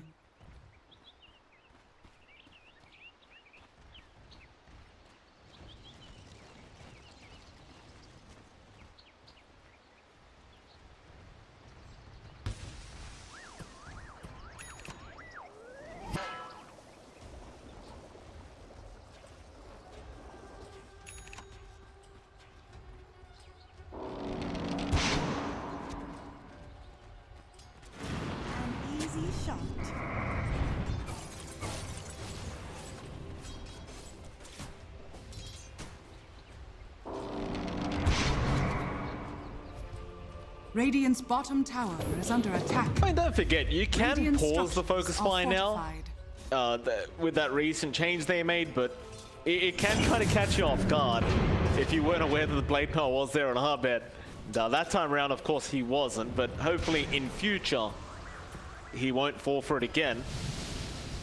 It's like TNC, they're going to make the rotation up towards the Dire jungle. Radiant's bottom tower is under attack. Even though the patch has come through, the map hasn't changed, so you still play it the exact same way, at least for now. Dire's top tower is under That attack. means they will occupy the Radiant's enemy jungle. bottom tower As the is side under of Team attack. Dog, they've smoked Radiant's up bottom into the tower chains, has fallen. onto KP. Arrow not going to connect, and Arfu actually mistimes the avalanche, but Arbed is going to keep up the chase. He's waiting on the chains out. Meanwhile, Armel now going to morph into the Ember. Chains is up Arbed. Blade mail popped, however, Armel getting very low is going to be able to waveform away. Nobody dies quite yet. Ice on the chase. However, Gabby trying to get a shackles off. We're trying. Yeah, the counter spell was there from In Your Dream. That's another thing you have to be careful of as the Wind Ranger. That shackles does take a bit of time to get to the hero model. So you do have plenty of time to get the counter spell off.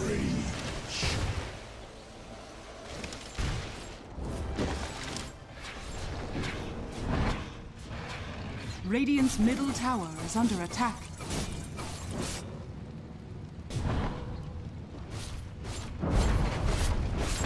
Radiant's top tower is under attack. Radiant's top tower has fallen. Radiant's middle tower is under attack. Dire's top tower is under attack.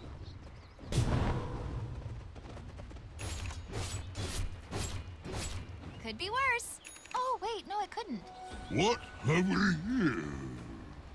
No, you aren't. Trying to desperately find the farm as well. Like, he's up at that top lane, just kind of skipping the creep wave, making it as hard as possible for the top tier 2 tower to go down. It's going to be spotted out, though. In Your Dream does get in, wants to drain the mana of KP. KP, 10 seconds off Astral Step Charge being available, but he still has mana to play with. He'll just assimilate and try for the TP. And In Your Dream, where's the micro, sir? He Dire's blocked bottom himself tower in is under attack. with his own illusion. Will miss out on the kill onto KP. But not really getting range to get the mana void off.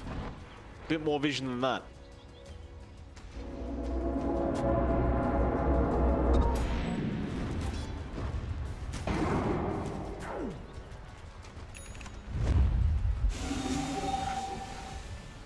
Here we go.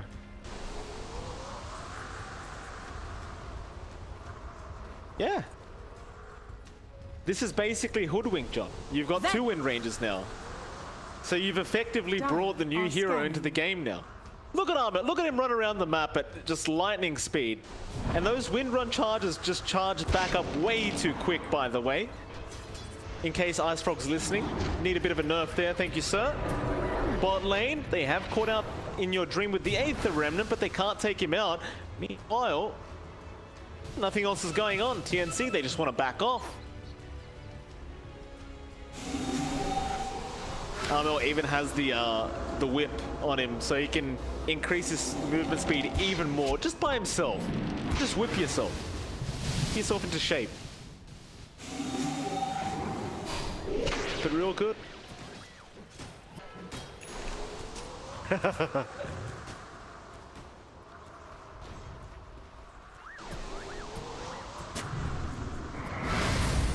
Dire's courier has courier. been killed.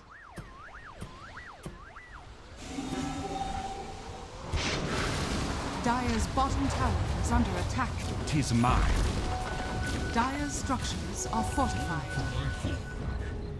Radiant's top tower is under attack. Yeah, I mean, it's a great trade for them. Dire's bottom tower You take is out the under T1 tower in the dead lane, and we take a Roshan, which is not going to be dead quite yet, but it will be very, very soon. And in your dream, ask them a very relevant question. As the Santa hat does go flying across the map, poor Roshan was just trying to have a good time with family and friends, and some hoodlums came around and just beat him up. Sanaba.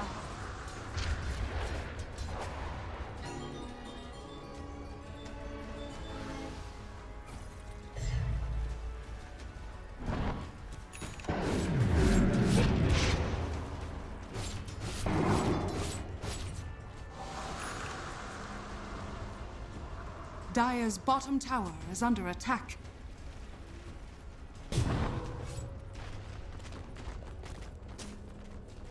You can run around real quick though, John. The rune of regeneration. That's a big Radiant's positive, middle isn't it? tower is under attack. Rune of illusion. This is literally how tsunamis start, is it not? Just too much wind into water, and I'm sure there's some kind of, there's something with tectonic plates underneath the ocean, blah, blah. Who cares about that? It's a tsunami, John.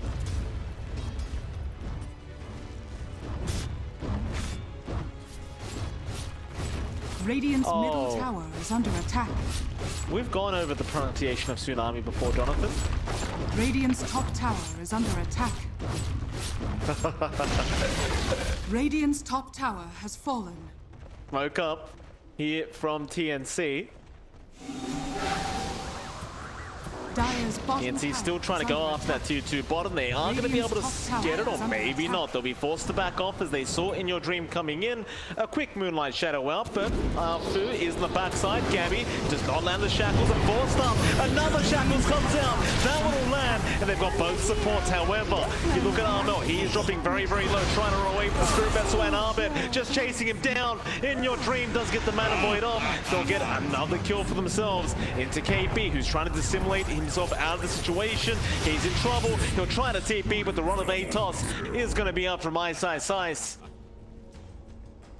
that's a 13k net worth lead now for Team Dog.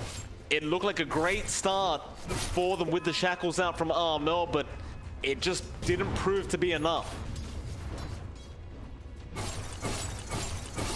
Thank you.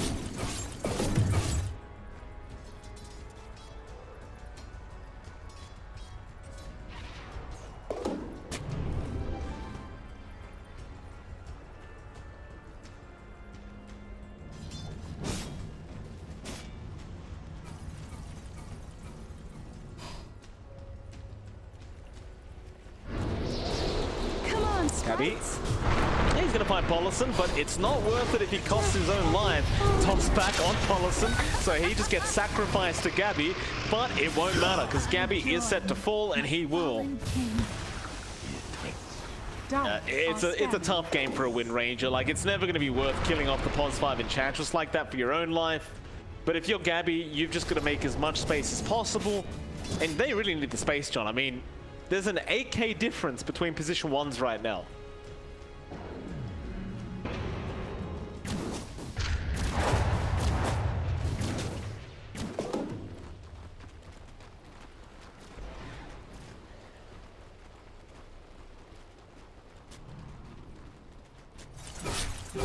The rune of invisibility. Radiant's middle tower is under attack.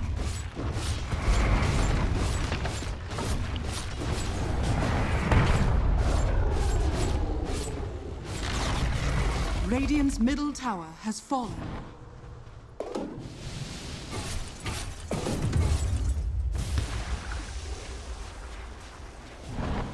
Dire's top tower is under attack. Shadows, take us. KP, been a spot of trouble.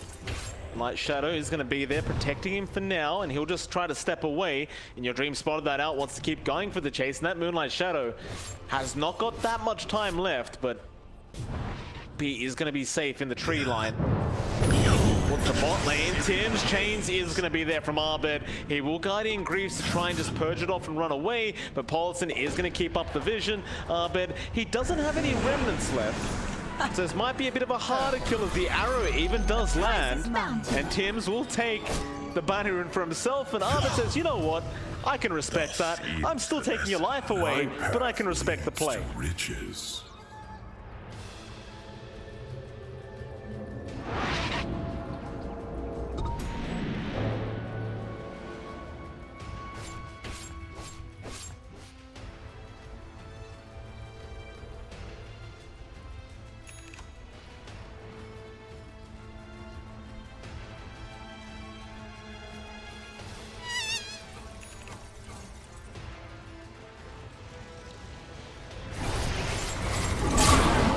Down towards the south, KB just gonna get bursted down. They do at least kill off Paulson.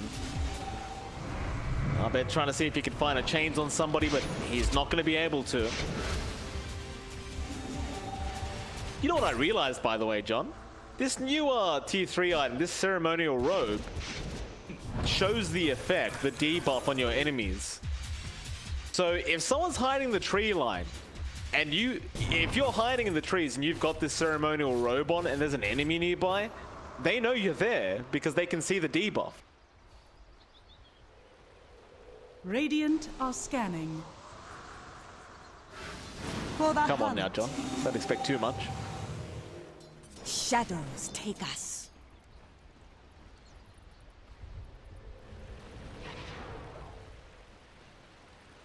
They might find Paulson here, but that's not what they want. It looks like they're just gonna have to be, just take it. Whatever you can get, just take it and run. Fu, he wants something of his own, but he's not gonna be able to catch anyone out. Everyone from TNC is gonna be safe. I say that, Gabby. Oh, Your Dream did not see him. The rune of regeneration. Does see Mel, however, and an Abyssal Blade is going to be out. Mel already out of mana, and he is kind of just stuck to try and juke this one out. And yeah, in Your Dream, he is disappointed indeed. They who live by On the bright wand side, Mel shall does have his die BKB by my up. blade.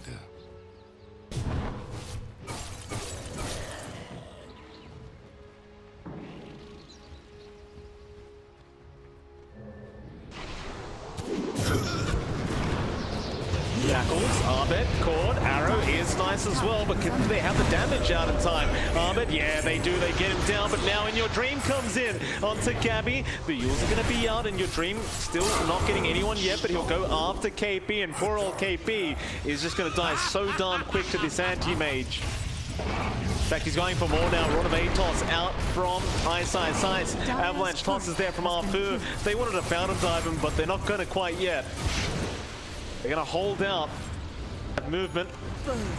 Arrow. Oh, very nice arrow out. Is going to land onto Ice, but it's not going to matter. Radiant's Ice. middle tower is under attack. Going to be tossed away by Dire's Arfu and will structures survive. are fortified. With that, they are, in fact, In Your Dream. Forget the tower. He goes after Tim's now. Tim's is bashed up. He has no way out, and he is just set to die. He'll bite back.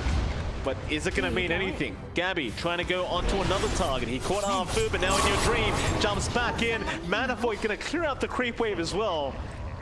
That's some efficiency from In Your Dream if I've ever seen it.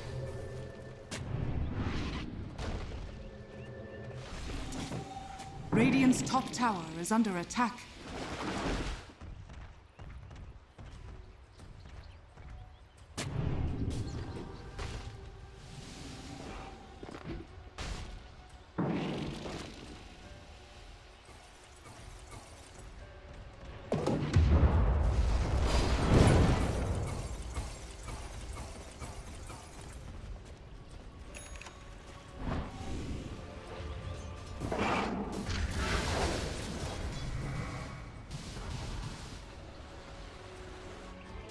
But they do. You go again in your dream, gonna go towards the west. B gonna run right past. Oh, maybe not. In your dream does make the jump in. Arfu. The avalanche toss is gonna be able to get the kill, and now Arbet going back in. Up the Order Titan. Arrow is gonna fly through and does stun up Arbet, but it won't matter. Get the kill anyway, thanks to Polison with the impetus shot. And they are looking to try and make a play onto this tier 3 mid tower. But they're probably gonna get away with this as well. JaCkky not gonna land. Has fallen. Radiant's middle barracks are under attack.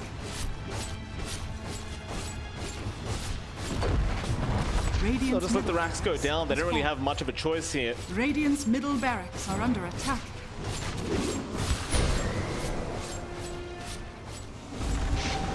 Radiant's middle barracks has fallen.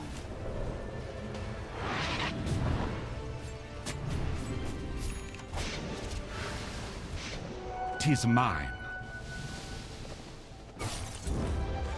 Never refuse gold given.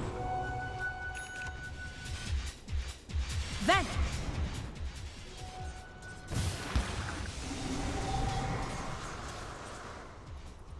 Perhaps they will.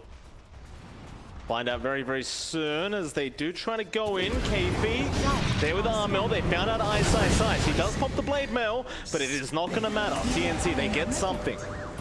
Don't run off. The Wind Ranger form. Polison going to be spotted out. Chains is there from Arbed. Arrow does also land from Tim's. That'll be a secondary kill out for TNC now. Not too bad of a start of this team fight. Can they go for more?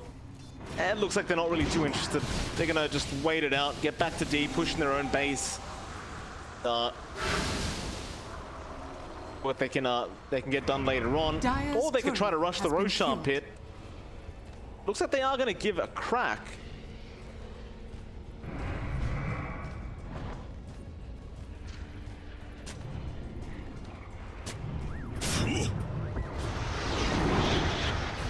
They have Arbed, Aether, not going to catch him out. No, the BKB's there in time, and Gabby is dropping low once again. He BKBs himself up, and now Armel jumping in. Arfu getting low in your dream, actually going down to Tim's on the Mirana, and now maybe they clean up. Arbed trying to remnant back and forward. He does find 2 for his trouble, but how do you get yourself out of this? He has no remnants left. Arfu going to jump in, but the stop is there from Febby. Arrow connecting again from Tim's. He threads the needle. Armel, well, Febby's going to go down, but they're going to go after Arfu now. The Aether Remnant is there. Armel should have enough damage output. Arfu somehow still alive, but should go down, and eventually does a double kill out for Armel. Not sure how they found it, but they found themselves a great team fight and I suppose a great bait play out from TNC.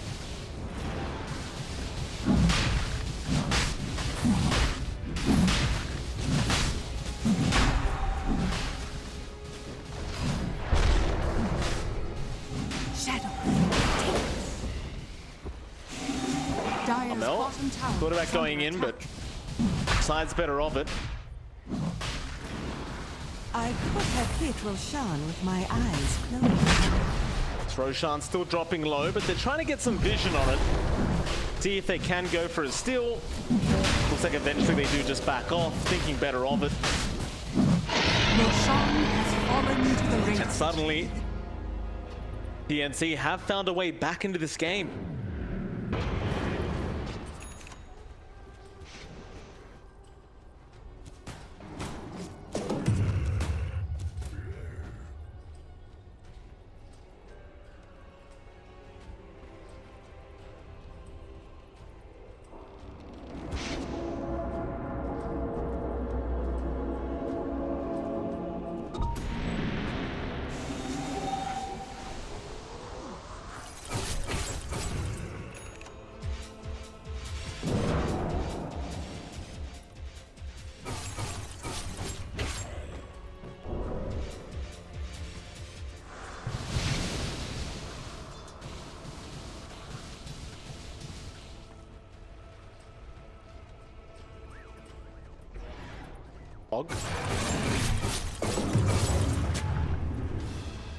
Radiant are scanning.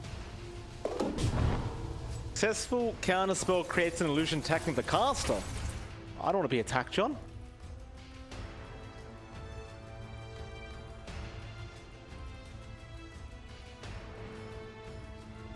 What?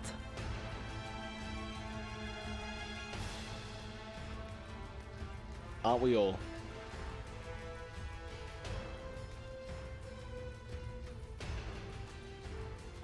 Classic patch experience. Back into it. Then See?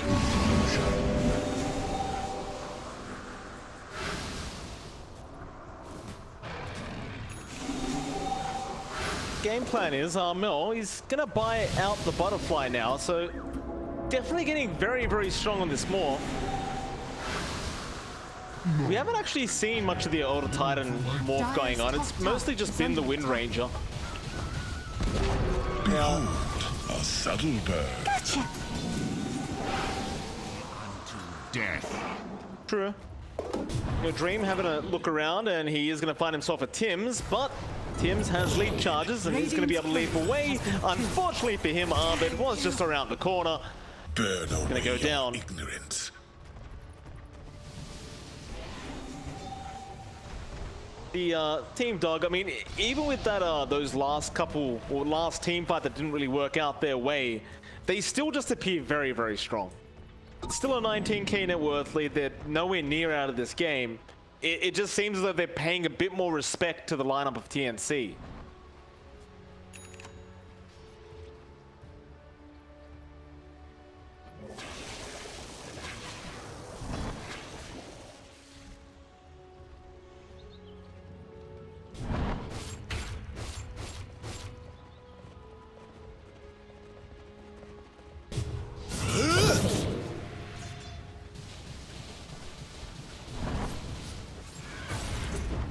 Where are you going?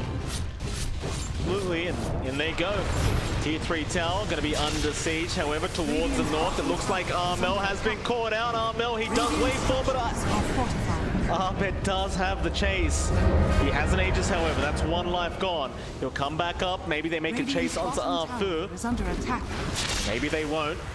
Jackals are going to fly out, but it's not going to be quite enough. Radiant's middle tower is under attack.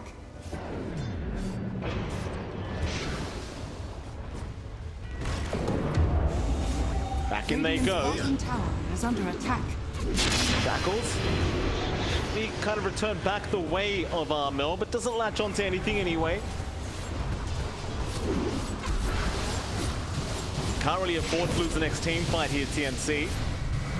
But luckily for them, it looks like Team Dog, they're going to wait for another moment. They're not in really too much of a rush here. Looks like they have a lot of faith in their lineup to kind of just be able to outscale TNC. And they definitely have already done so, but I suppose when you are so close to getting a BKB up on in your Dream, you may as well just go pick that up Radiant's bottom tower is first. under attack.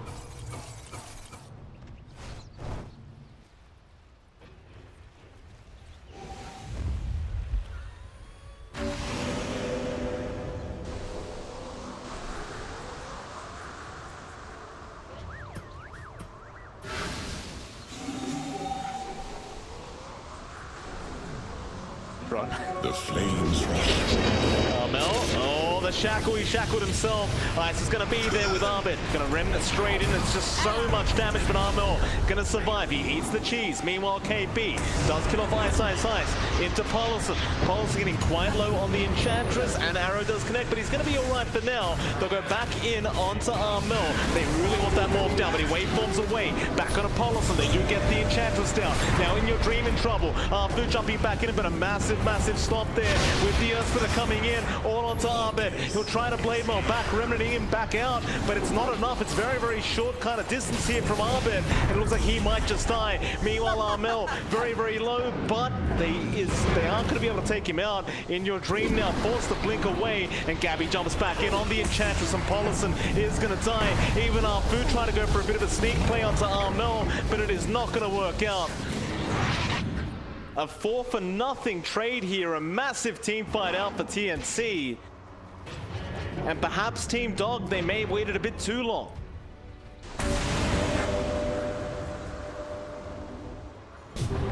Invisibility. Oh, in your dream.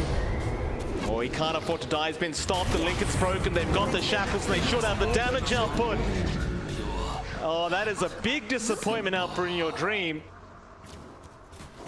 Suddenly TNC, they've lowered this net worth lead to 12k for Team Dog. And this game is looking much, much more possible for them as the game goes on. What did you learn? Dire's middle tower is under attack.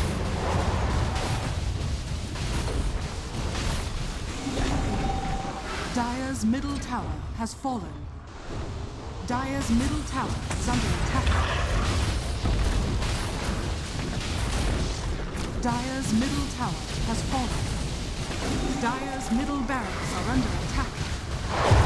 Well, they've got a buyback on In Your Dream, but they haven't decided to commit it quite yet. Dire's middle barracks has fallen. And that's going to be 2 lanes of racks going down. They're going to hold on to that buyback gold. Has fallen. Dire's top barracks has fallen. TNC, they're going to take full advantage of it though. Dire's middle barracks has fallen. Meanwhile, Arbed, he buys out a Scythe of Vice now. I believe it is on the courier, and it is coming out. KP going to be Rotovate tossed up. Meanwhile, Armel going to be in danger. There's your Scythe of Vice. They even got the shackles up onto her. Is it going to be enough though, Armel? He does go down, and now Arbed rushing for more on the high ground. Does spot out too. They might just have to settle for Febby though. Febby going to be the one in danger. He'll go for the stop, but the bash is going to come in. Meanwhile, Tims is able to TP out. Looks like everyone else is able to safely get out. Gabby, he is still in the tree line on the east of the map, just trying to hide, but Team Dog don't seem to be aware that he is there. Everything going to be okay for them. I try to force out Armel to buy back though.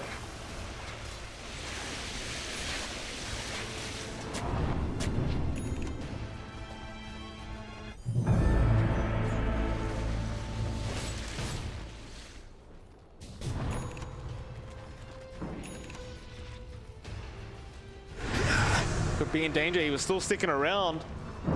He is very, very quick with the Ags though. It's very tough to try and keep up with this Wind Ranger, especially when she goes invis every time. Oh, wait, no, I couldn't. And with that, I mean, Armel's about to respawn in 30. So it looks like they're not going to really have the time to get any pressure out onto TNC before Armel is back up. And even the Roshan, it's going to be up in 10 seconds, but that's still going to give time for TNC to try and make a rotation and try to defend that next Roshan.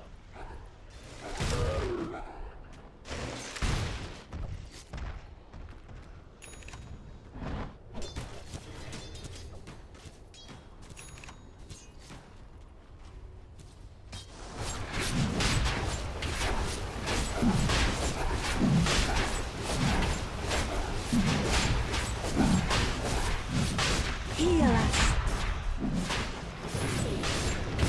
Shadows take us. That they are. Sean has fallen to the ground. Fatality. Santa hat flying in the air. Like Arbed does take the refresh shard for himself, so now you can just kind of refresh your remnants. Even has a refresher orb coming out soon on Arbed, just to really be able to just be impossible to catch.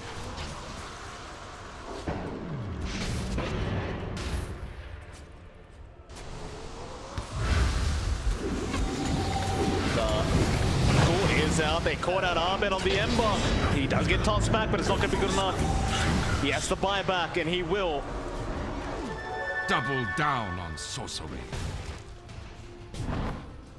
KP could be a spot of trouble In Your Dream. Not going to see him. It is nighttime after all. Not get the vision he needed.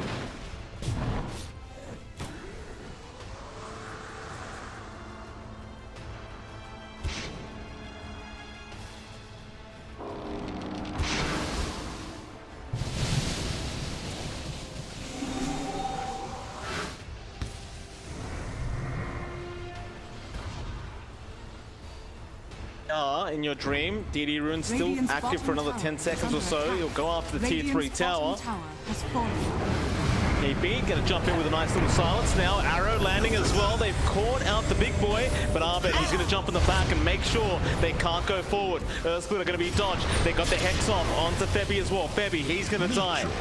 Armel forced to back off through the Viper Strike, but Arfu gonna be caught out now and should go down to Gabby, but an Avalanche toss does come out in time. In Your Dream now gonna jump in, but Gabby once again avoiding all the hits. Meanwhile, Armel back onto Ice. He's gonna morph back into the Wind Ranger and just go for a bit of a run. Shackles won't actually land onto In Your Dream. Lincolns do break. He still has the Aegis. He'll go for the racks. Has fallen. Dire's middle tower. That might just be enough for Team Dog. Radiant's bottom barracks are under attack. Arrow not gonna land there from Tim's. In Your Dream gonna keep going, but KP gonna jump in now with a nice Aether Remnant. Another Shackles gonna go back the way of Armel. That'll be enough. Up towards the top lane they go. Middle tower is under attack. Or maybe not. Back down to the bot lane perhaps. But the Remnant not going to make it in time from Arbet. Gabby is able to just blink away. Gabby wants to keep the chase up. The rune of invisibility. Dire's middle tower is under attack. Going to run into Arbet, but Arbet is invis. It's probably not really that advised to go into the Ember by yourself right now. But he's going to be just fine. TNC, they'll have to accept the fact that they've lost the second lane of barracks. Bounty. Get a 2 for 2 in terms of barracks, so the map has evened out quite nicely. No outer tower standing either by either team. I wonder who strikes first.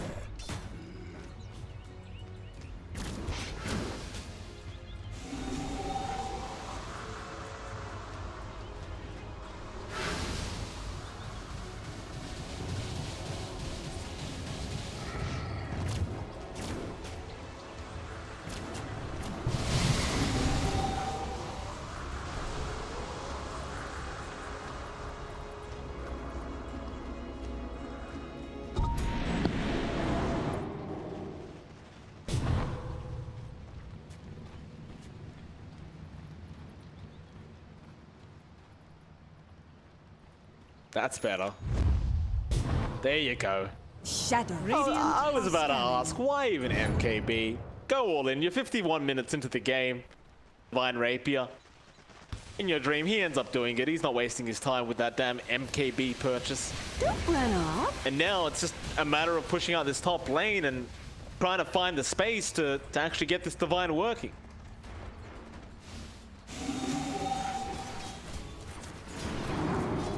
Prepare for a lesson. Prepare for a lesson.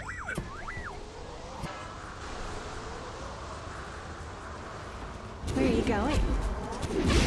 Mollison to be targeted. Double Shackles are out. They do get the Enchantress. Is that it? Nice little pick up there from TNC. There is a buyback available on Pollison if he needs it, but he won't. Not quite yet anyway. I say that, but TNC are slowly starting to rotate up towards the top lane. There isn't really a Rax there to take, but maybe they could try to invade the base. It looks like they're not really going to bother.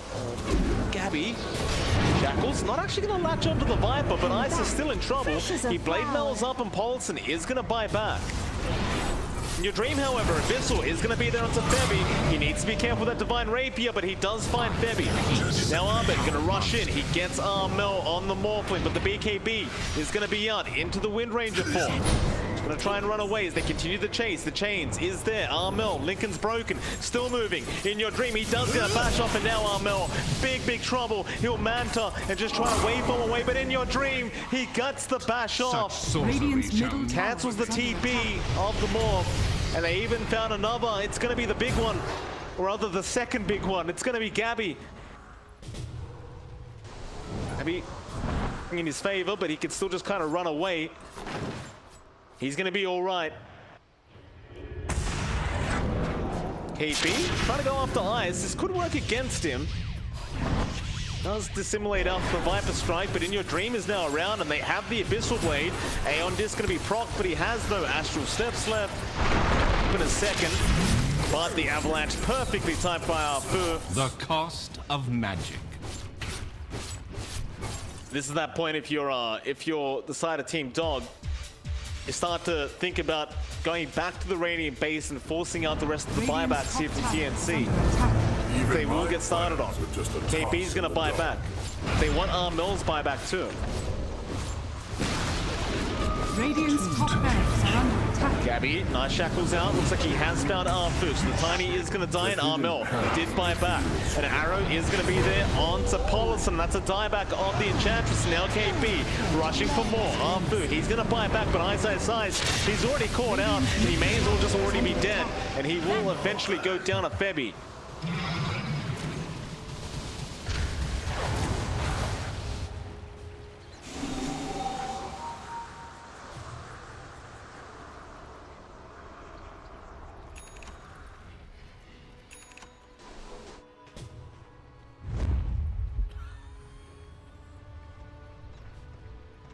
Dire's courier has been killed.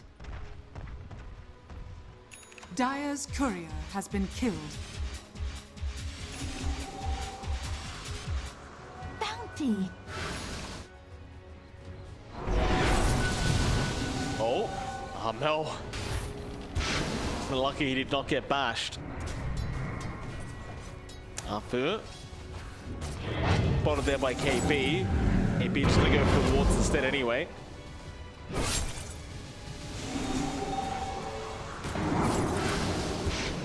Down to the bot lane they go. They'd love that final lane of barracks, and it doesn't really take them too long to get it either. Once they get started. You've also got the buyback on Ice to work towards. But now refresher orb on him, but there goes your tier 3 tower, so In Your Dream gonna jump in, but no lucky bash is coming out.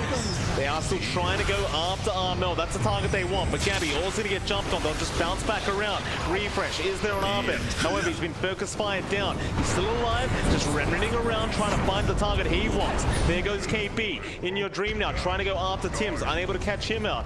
Instead, maybe go after Febby, but no, he's gonna be fine as well. Gabby gonna jump in on the Wind Ranger. He has that invis, and they are lacking detection on Team Dog. They can't really take them out because they keep getting this invis through the wind run. Very, very disgusting stuff here from TNC.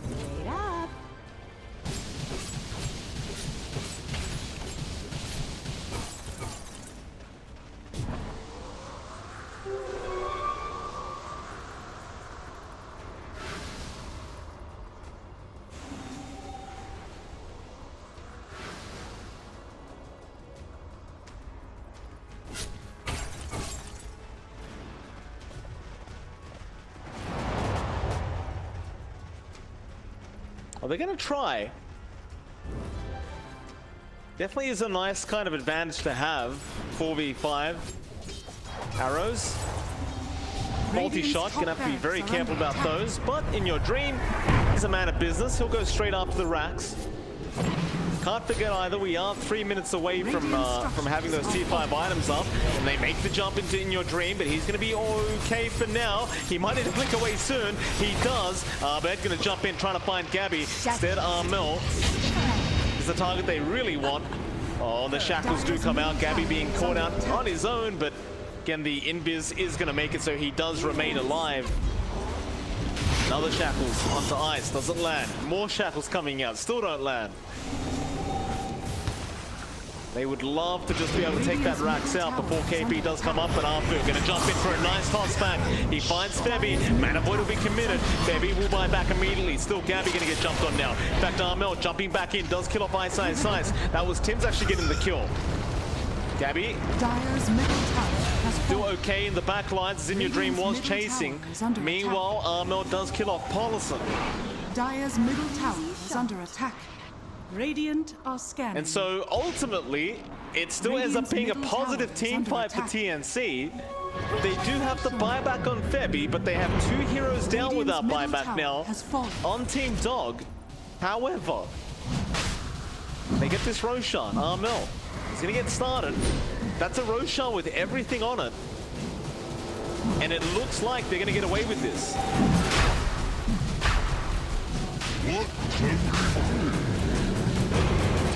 Roshan has fallen to the Radiant. Immortality.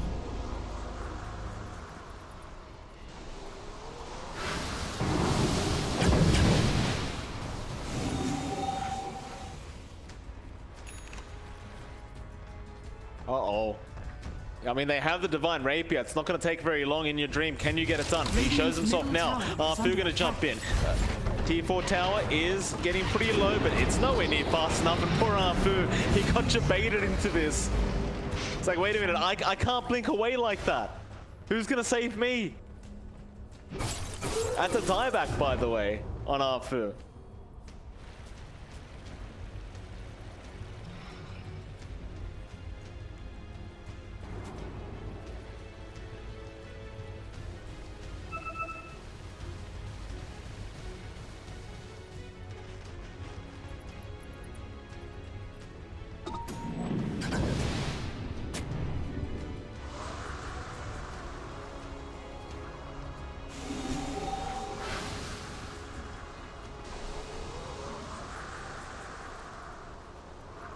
Dire's bottom Yeah, barracks I are can't under blame them attack. for this.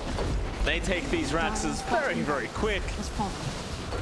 And that's Mega Creeps up now. TNC Has fallen. The Radiant now making the have comeback Mega happen thus far. It's still anyone's game to take, but TNC certainly have a bit of an advantage going for themselves now. Do they go for the jugular yet? It doesn't look like it. They're just gonna take their time because there's tier 5 items. There's a Ballista out. I think Gabby might be taking that, and he does. Duh. So you can't really ever kill Gabby now because you just get knocked back all the time. KP gonna jump in onto Ice in your dream, gonna reflect the shackle. Hex out, they've caught out the Void Spirit, but he does get force-staffed away. Shackle is out, Gabby. He caught two of them in your dreams in there. Do they take him out in time? Not quite. The AM's going to be fine, or maybe not. The silences are there in your dream. Just getting knocked back. He's going to go down. The Divine on the deck, Armel, will be the one to take it. And now it's their game to win. Or rather lose, if they did end up throwing this away. But I can't imagine it happening. Paulson gonna get blown up, a triple kill out for Armel. Fu trying to jump in your dream will do the same, but where's your damage output? It's probably not gonna be there. Arbit will try, the Ancient exposed. Armel might just ignore everyone and go for it, or maybe he'll go after Arbit first. But Ember is dropping low, he'll just call the GG before he dies. In your dream dies anyway. Armel, he'll finish it off with a rampage. And what a comeback out from TNC. And I suppose if there's one thing we learn here, John, we just...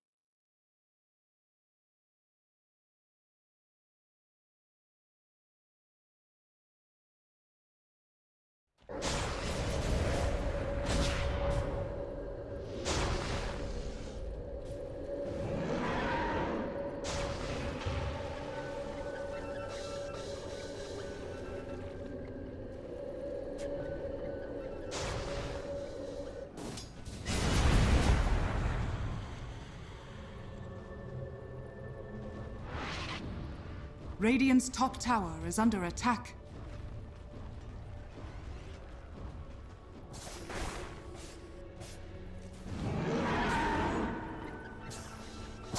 Gold and sweet.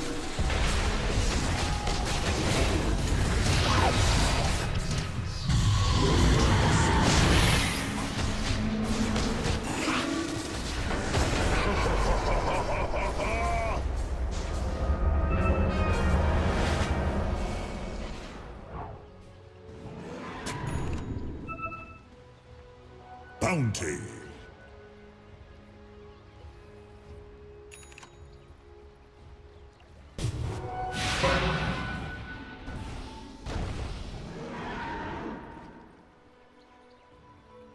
Dire are scanning. I'll take that.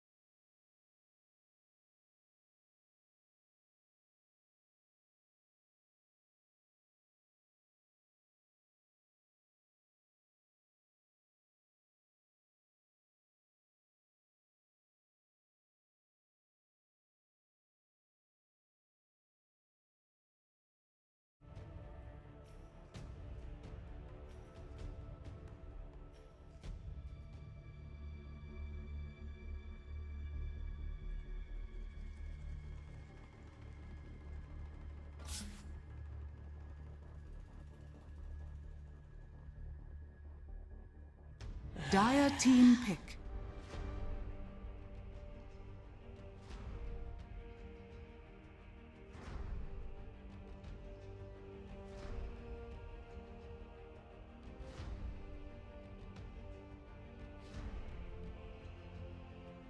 10 seconds remaining. TNC Predators turn. Warlord.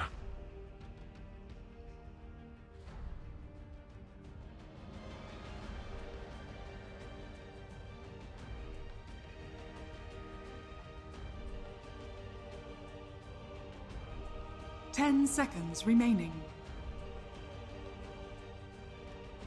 5 seconds remaining.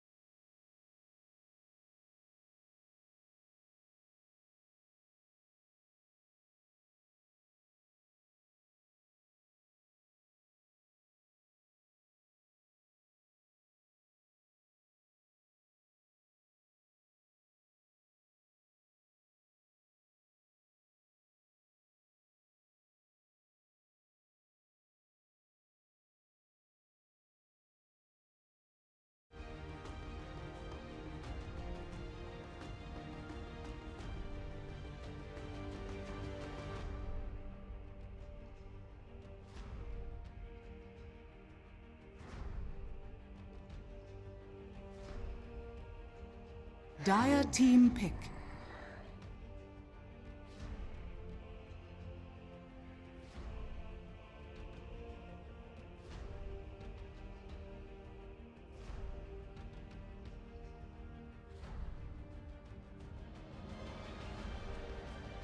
Ten seconds remaining. 5 seconds remaining. Last pick up now. Dog.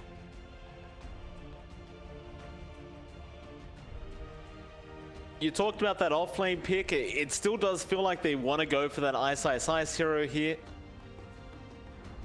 If they wanted to, I don't think it's going to be that great, but you've got the Darkseer if you really want, you know, Ice to be on that. Doesn't feel amazing though.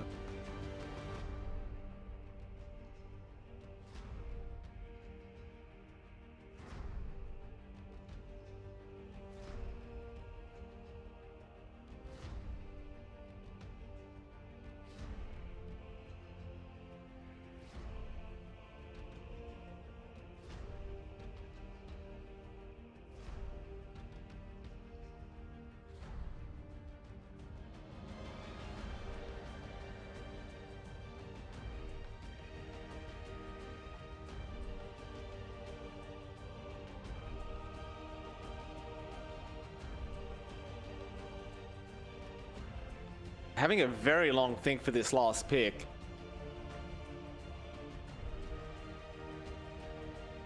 I actually like the Tide.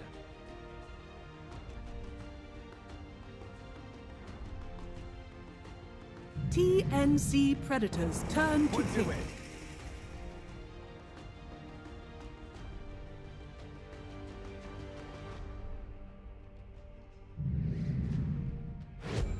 Queen. Choose your hero. Pain.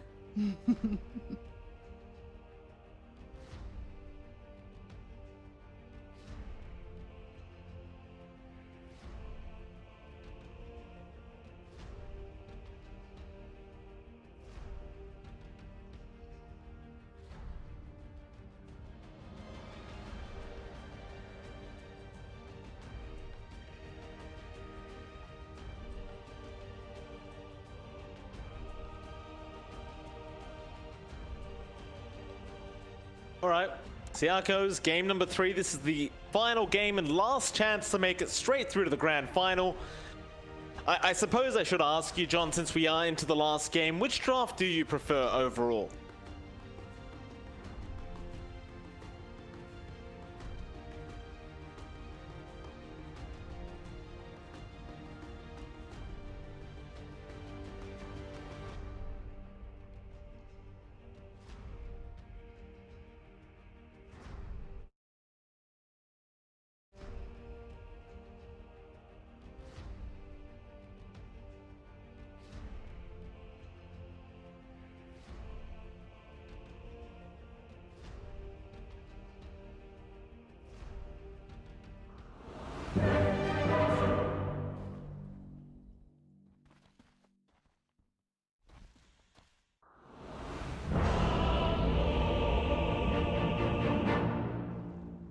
Like we said, John, last chance here for both these teams. Grand final spot on the line. TNC versus Team Dog. Number 3.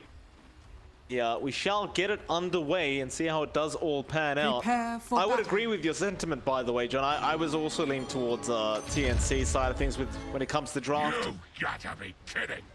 I never have faith in the Troll Warlord days. I realize we're into a new patch as well, but it just...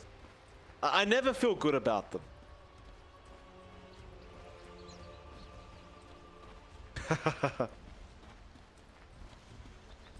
Sad stuff for Armel. He has to play the Queen of Pain again for the 2000th time this patch. Or last patch, I guess. Fu, oh, he's gonna run straight into him. Gabby will have the Storm Hammer, and they should have the follow-up there. Arrow is not gonna land. Do they have enough slow? Not quite. Fu is gonna be able to run out of range. 30 seconds to battle.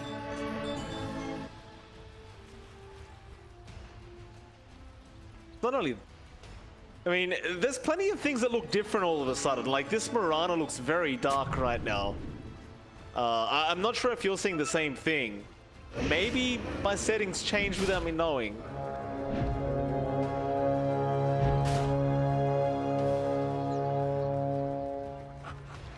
The battle begins. Nice.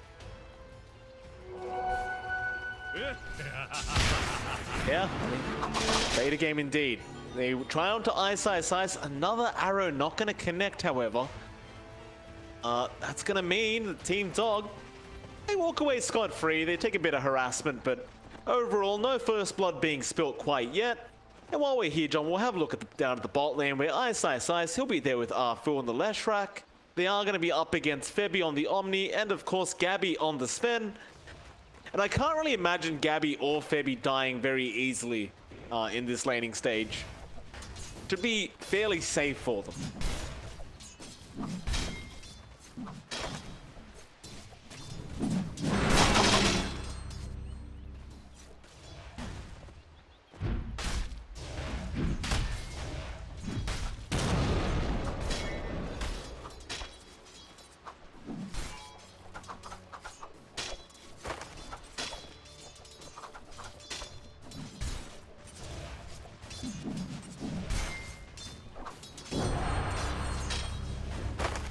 Radiant's courier has been killed.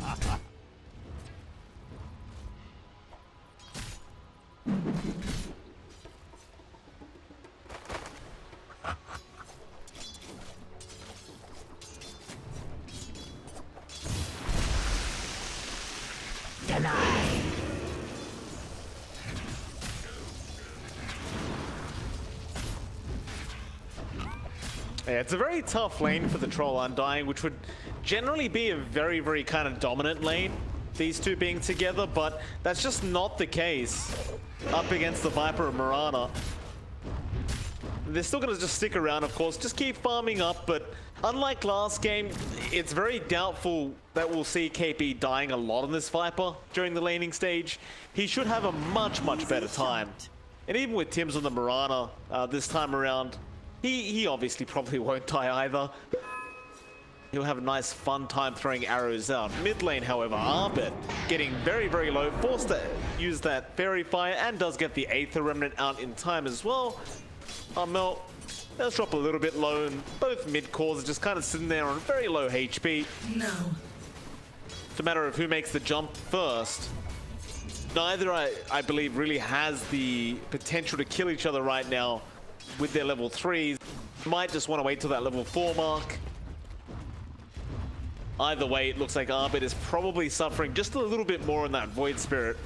It is still extremely difficult to try and go up against the Queen of Pain 1v1, and there's an arrow coming out from Tim's, but it does not land on Arbit.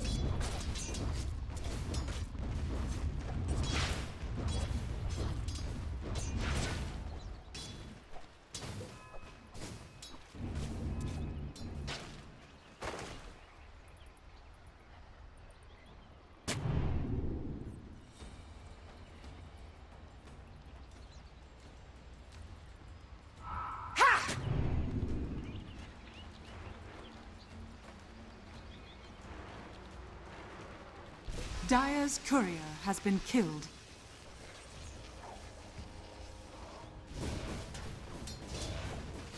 That he does not. All ones will Back down to the bot lane. Bit of a missed range creep there from Gabby, but it's not going to mind. It wasn't denied off anyway, so it's going to feel kind of nice. It's like Ice is having a great old lane though on the Pango. Currently 19-5 on the Pangolier so thus far. Keep that up. Radiant structures are Mid lane, fortified. Arbit trying to go onto Armel, is going to connect the 8th of Remnant. Armel is going to verify, but the Soul Rip is out from Paulson just in the nick of time, and Armel does go down for the first blood. Looks like Tims was able to pick up the power rune, which was a regen rune on the Mirana, but TNC definitely going to be very upset about Armel dying like that on the quad.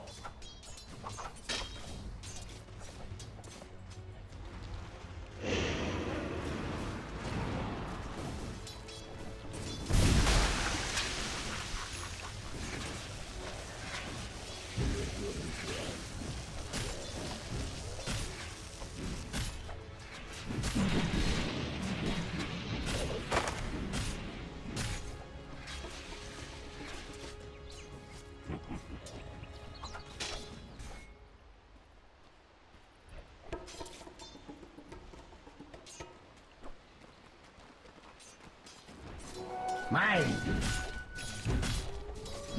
The prize is mine.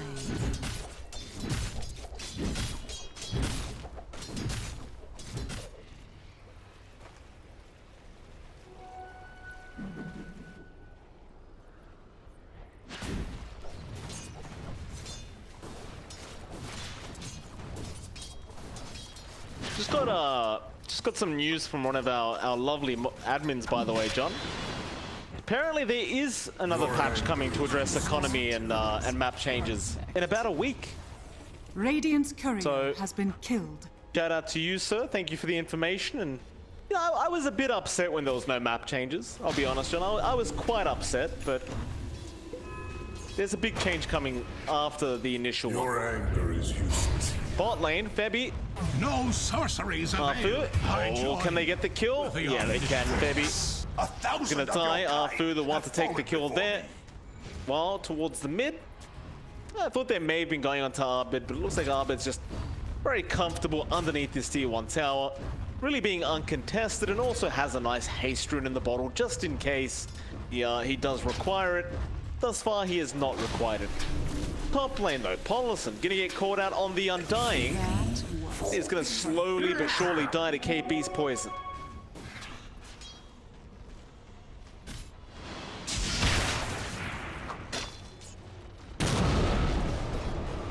I don't know what's come over me, fighting beside the likes of you.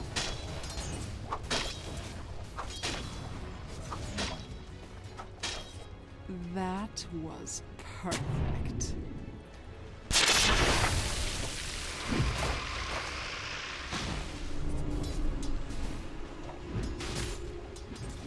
Dire's structures are Your fortified. anger is useless here.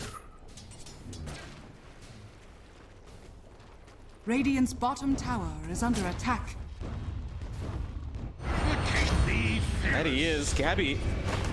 Only Gray's gonna help him out. Tim's also gonna rotate around. Ice Go for the Rolling Thunder back into the Sven, and Gabby stuck around a farm. That means he's gonna die. They do also kill off Febby, and now Tims is trying to just kill off Arfu, but he can't even get that. They're gonna chase Arfu down. Sonic Wave. Armel does land a great two-man Sonic Wave out and does get at least a decent trade for his team.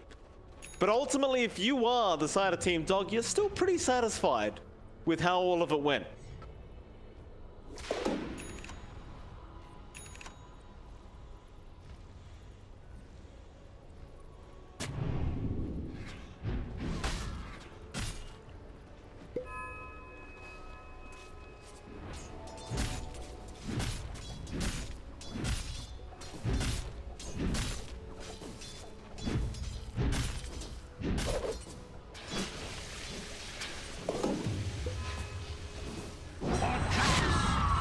They don't have the Rolling Thunder up, which could make things slightly difficult, but they are going to steal away these stacks.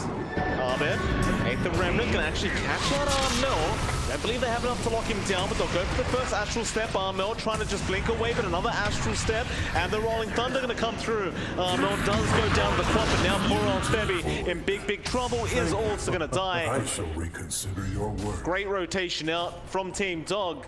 That's going to make it a 3-7 with a 1k net worth lead now to the Dire side. Tims has gone back for the Tombstone, but it may cost him his life. He does get it in the end, but the earn charge is there from Ice. Tims is indeed going to die. Some would argue that's worth for the Tombstone, but you know, he's probably not happy about dying and wasting all his leap charges like that.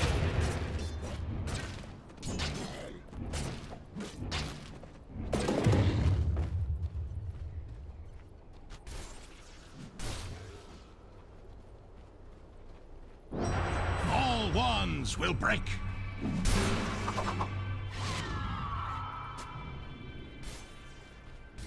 Radiant's bottom tower is under attack.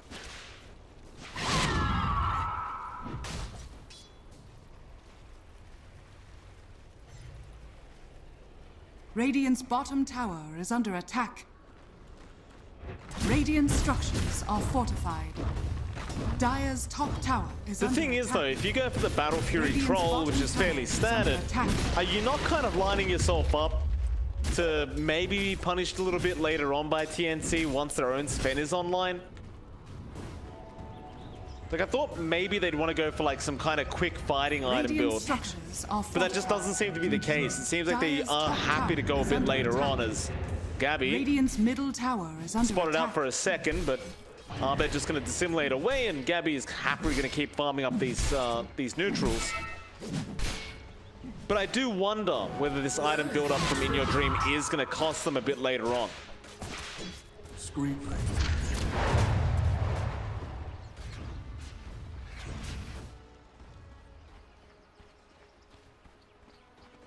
Radiant's bottom tower is under attack. Dire's middle tower is under attack. Febby might die. He's going to survive. Ice, meanwhile, is being chased down by Gabby. Gabby not going to be able to get anywhere close to catching out Ice. They are slowly setting up for this top tier 1 tower, which we saw in game 2. They were a bit late in taking the tier 1 tower out. Now they are going to give it a shot as Tims is going to jump in with Armel there. They have the Sonic Wave. They might just have to commit it as well. There's your Sonic Wave out Ice. Still alive somehow. Does swashbuckle away, but does die. Now Paulison going to come in with the Tombstone and the Flesh Golem trying to fight this one out. Arbet goes in as well, but the Tombstone already down. And I don't believe they'll have the damage output to deal with TNC. Dire's top tower is under attack. They will go back for that tier 1 tower, but Arbet not done quite yet. Dissimulate is going to be there, and Gabby does end up going down to the Sven. Tims also being caught by the Remnant. Tims, no leap charges left, so Arbet is indeed going to go back and get a double kill for himself, and that tier 1 tower is going to be left standing.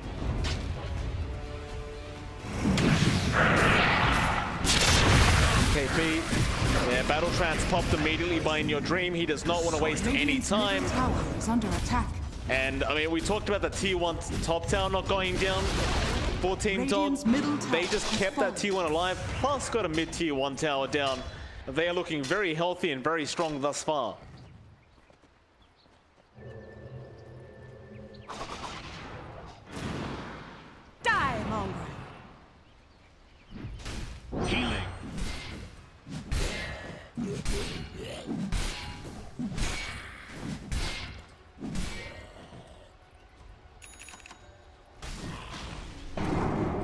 small adjustment.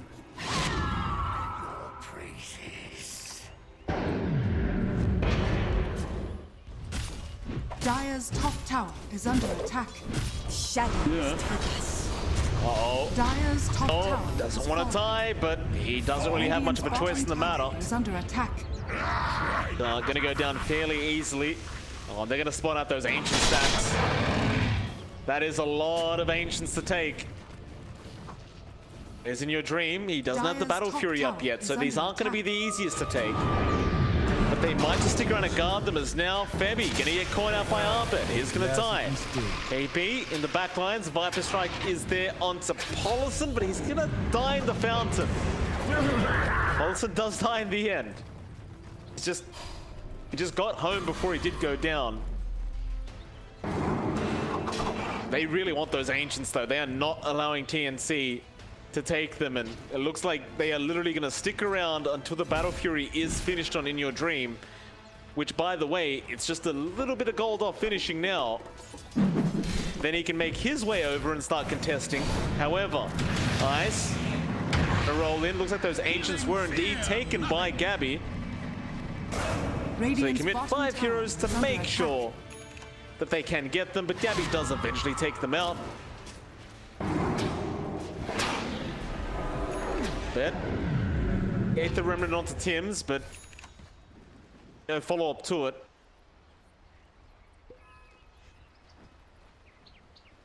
Radiant's bottom tower is under attack. Radiant structures are fortified.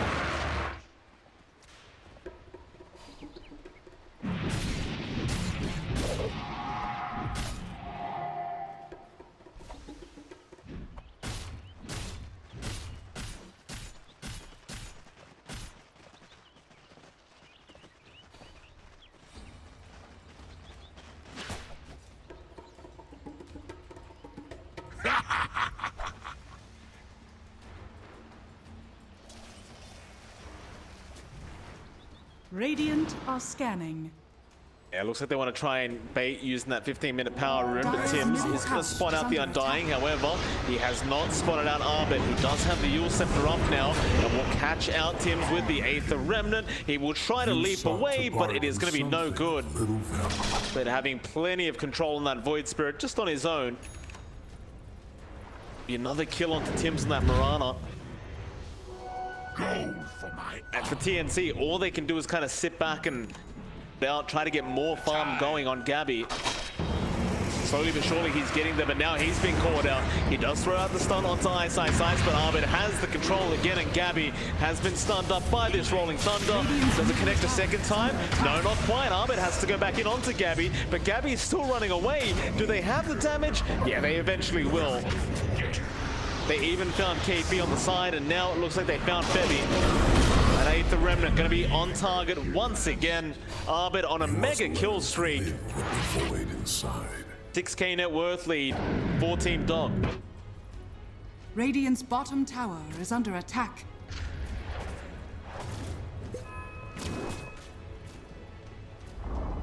Radiant's bottom tower has fallen.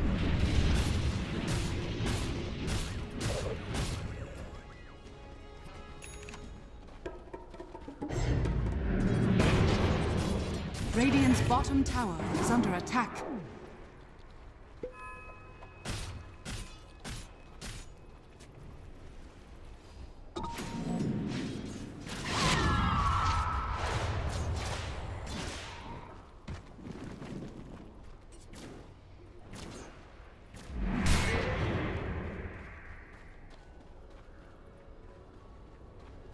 I mean, it is very, very slow going right now for Gabby. You still got to get the Ags up for the shards to really feel like you can just make the jump in. Oh no, he was farming fine in the laning stage, but after that, just it all started kind of going downhill. He's not too far behind, but when you compare it to Arbit and In Your Dream, they are just behind enough. What is it, John?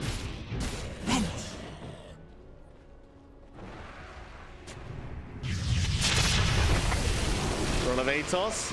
As calling out Paulison, Armel going to be around. Jump in from Armin. They do kill off one, but they can't afford to lose this swap. She will be able to jump out. In Your Dream, going to rush forward onto Febby. Meanwhile, KB kind of been left behind here, and Arfu, as the pos for Leshrac, will just take him out. And now In Your Dream, onto Febby. Arrow does not connect, nicely juked out. Meanwhile, Tim's dives to Ice, and In Your Dream does find himself an Omni Knight for his trouble. And they might just go for the Roshan pit, because why the hell not?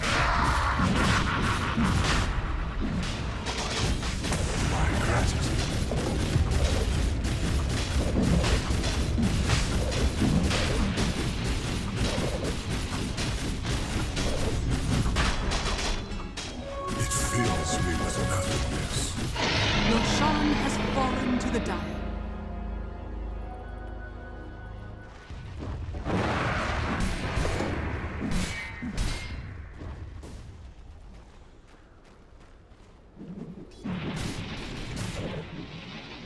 Dire's bottom tower is under attack. Radiant's top tower is under attack. What do they Radiant's toss top there? tower Arrow is doesn't fallen. connect onto Arben. He's just going to jump straight back in as well with the Astral Step onto KB. They get the disarm off. Into the Rolling Thunder they go, and poor old KB just seems like he's constantly being targeted. He will go down again. Into Tim's now. They should not really have the damage for Tim's, and they won't. Tower is under attack. They get another nice pos 3 kill. And with that, if you're Team Dog, I mean, you're controlling so much of the map right now. It just doesn't feel like Gabby has any form of space to farm on this Sven. Radiant's middle tower is under attack.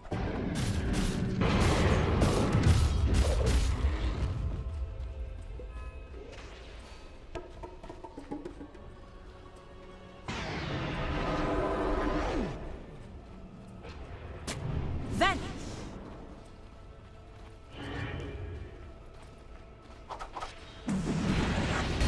Oh no, it looks like, speaking of KB, he was caught out underneath the Sentry Ward. They do grace him up, but the chase is still on both the Battle Trans. Meanwhile, it looks like they found another in the form of Tim's.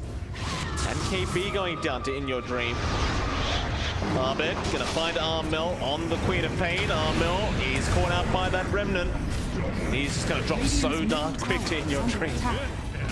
Radiant structures are fortified. It's not even close right now. 11k net worth lead.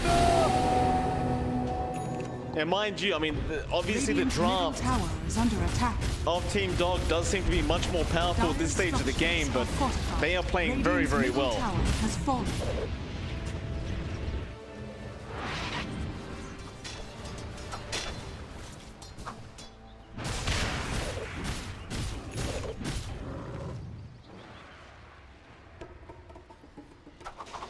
A tithe to the impurities. I'm still kill later.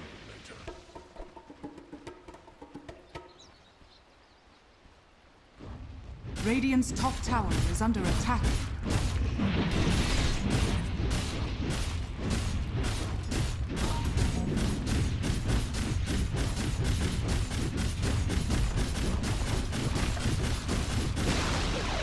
Radiant's top tower has fallen. A bauble from the void. Radiant's top tower is under attack.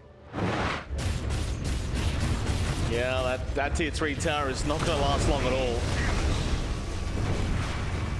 Do back off, they give respect to TNC, and in all fairness, we are still 21 minutes into the game, so no real reason for Team Dog to try and rush this. Perfect. Still plenty of time for In Your Dream to grow. He's going for a BKB of his own now, and things just continue to get tougher and tougher. Because they are really just waiting on Gabby. I mean, that's the only thing they can kind of hope for now, TNC.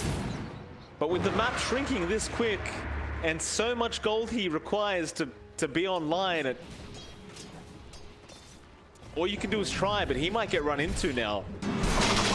He's farming. Ice gonna jump in with a swash. Stun is gonna be there. The rest of TNC are also around. Ice does pop the Rolling Thunder with the full whip, trying to go after Gabby, and he does land the stun. Now the tombstone drop. They want to spend first, and they're gonna get him as well. Oh, Gabby, he just can't catch a break.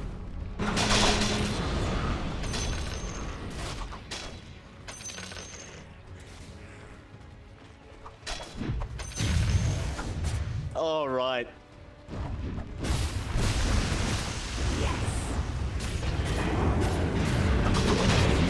All I see is balance, John. Tim's gonna get caught out in the Marana. It's gonna go down to Arbit, who has a DD rune, and they are going straight after that mid racks. And after this, they can go after the top racks as well, as there's no tier 3 tower Radiant's middle standing. barracks are under attack. So off they go. They know that TNC will refuse to buy back here, as they're already too far behind to do so. Radiant's top tower. I said there was no tier 3 tower, but what I meant was there was basically no tier 3 tower. Radiant's top barracks has fallen. Dire's top tower is under attack.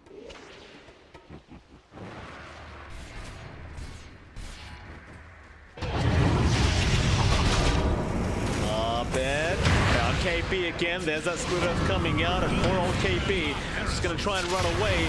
He's going to be okay for now, but he eventually gets taken down by Armfils. Now Armel in big, big trouble. Is going to die into Febby. They do pop the Guardian Angel, but is it going to matter? It will not. Armfu finding another triple kill for the left track.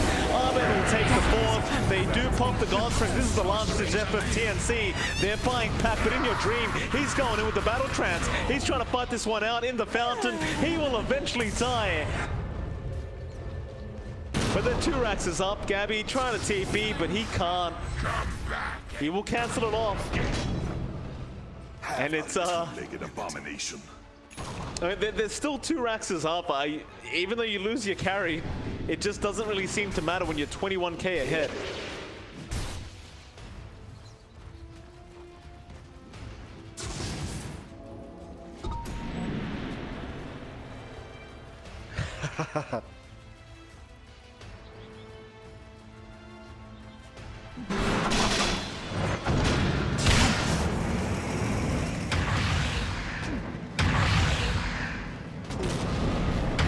Oh, Gabby, he's just stuck there now with the split earths coming out. He just can't move. Meanwhile, towards the north, Collison, he's a tanky boy, but not tanky enough. He's gonna go down. I bet. Or something. He does have the Aghanim Xepter upgrade now, so he can just jump in. In fact, he's got the 4 shards and Ags up. AP gonna pop the Viper Strike to try and slow him down a little bit. Mel gonna jump back in. Does have a Sonic Wave if he wants to commit. Star 4 comes in. Still no Sonic Wave being thrown out as now Tim's gets jumped on, but it's like Arbed is just going to jump himself out. Ice still going back in after KP. Now another Remnant to catch him out. They really want this Viper dead. Dissimulate is there. The bullwhip coming out from Febby, but it's just not going to be enough. KP still just trying to slowly run his way out, but there's a flank coming in from In Your Dream, and he has the Battle Trance. So KP, he's being targeted so much. Killing you was the least I could. They just won't leave the Viper alone. So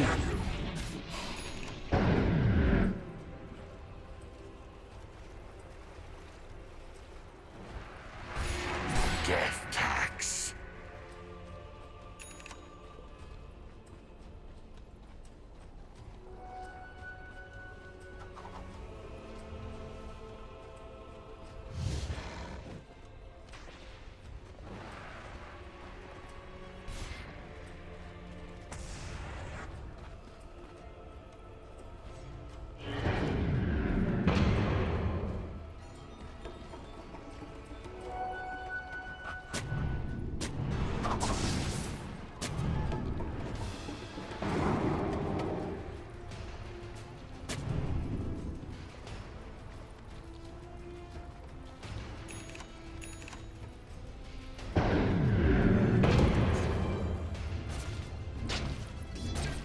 Radiant are scanning. Try something. Then KB, 9-second charge up on Gabby. Line drawn straight into Arbet, I believe, on the Void Spirit. are scanning. Can indeed, Arbet. gonna be just safe. Simulate to the low ground. That may have not worked out in his favor, but he's going to avoid them by astral stepping, and Mel still going to try, but Ice now does use the Rolling Thunder straight into the Queen of Pain. Here comes In Your Dream as well. On the Troll, they're trying to control him up, but it's looking really bad as Armel's dying on the left side, and on the right side it's not looking much prettier. Gabby, he's trying to fight this one out, but In Your Dream's there with the rush. He hasn't even popped the Battle Trance yet. There it is coming out. KB's down, Gabby's down, and the GG is called. There will be your first grand finalist coming out, and it will be Team Dog. PNC, they will go down to the lower bracket final, which will be played tomorrow, so they're not out of it quite yet. And John, we've got to go find out who their competitors are going to be.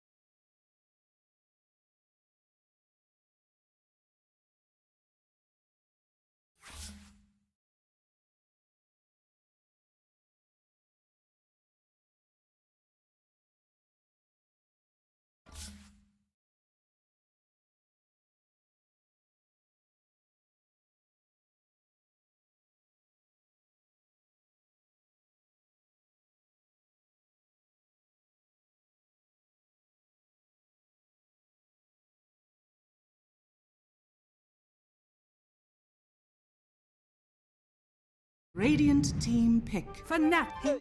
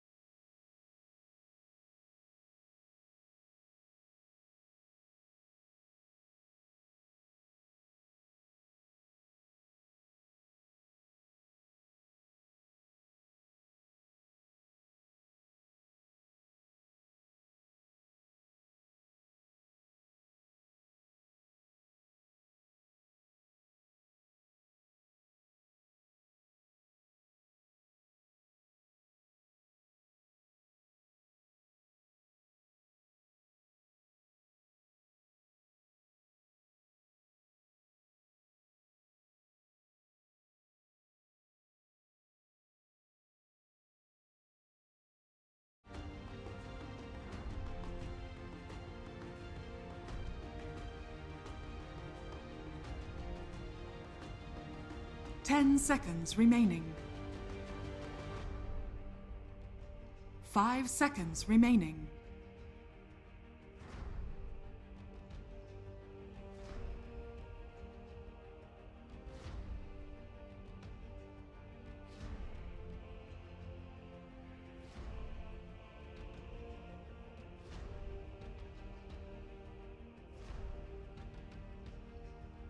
Oh, we'll see how it all does pan out. Of course, we are back into the ban phase, and to no one's surprise, they do ban out the Tide Hunter, which is, I think, very, very fair, especially with this new Shards upgrade. I think it's just a bit too powerful, if you ask me, John. Still, we should kind of pay our respects as well, John. Of course, Coach March is obviously probably watching right now. Remaining. And John, I'm not sure if you noticed, but the mango tree was removed from the game, so a big F to that. Of course, that's where March got his name from, Mango March. It's no longer really a thing. You haven't got the mango tree, you can't start up the mango farm, and without the mango farm, you can't just feed your teammates mangoes throughout a team fight. Very upsetting stuff. 5 seconds remaining. Fnatic's turn to ban. True. Speaking of Monster, big shout out to them for keeping us energized throughout the BTS Pro Series 4, John. I haven't got Mango Loca today. I do have my Pipeline Punch, of course, but I did want to bring something up with you, and I haven't really talked to you about this, but I'm not casting tomorrow. 5 seconds remaining. Yeah, Turn straight. I mean, you are. I'm not. I'm taking a day off. I actually had Santa come in to my house. Yeah, he did come down the chimney, even though I don't really own a chimney. He kind of landed through the roof, as we do in Australia. He asked me if he could take over the cast for the grand finals tomorrow, and I said yes. Of course you can, Santa. To which he did promise that if we were good casters, John, he would bring us some presents tomorrow. So I hope you've been good this year. Santa will be very strict with you, especially, I'm sure.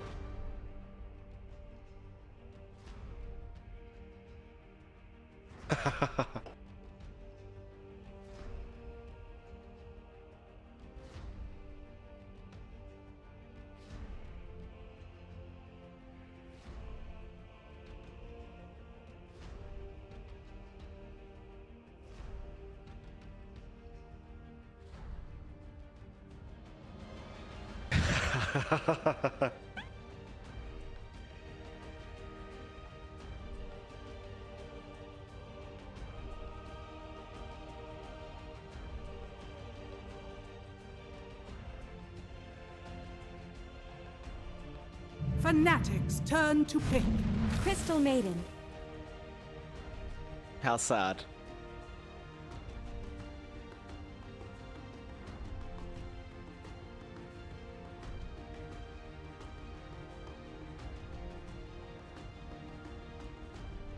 Radiant team pick. Death Prophet.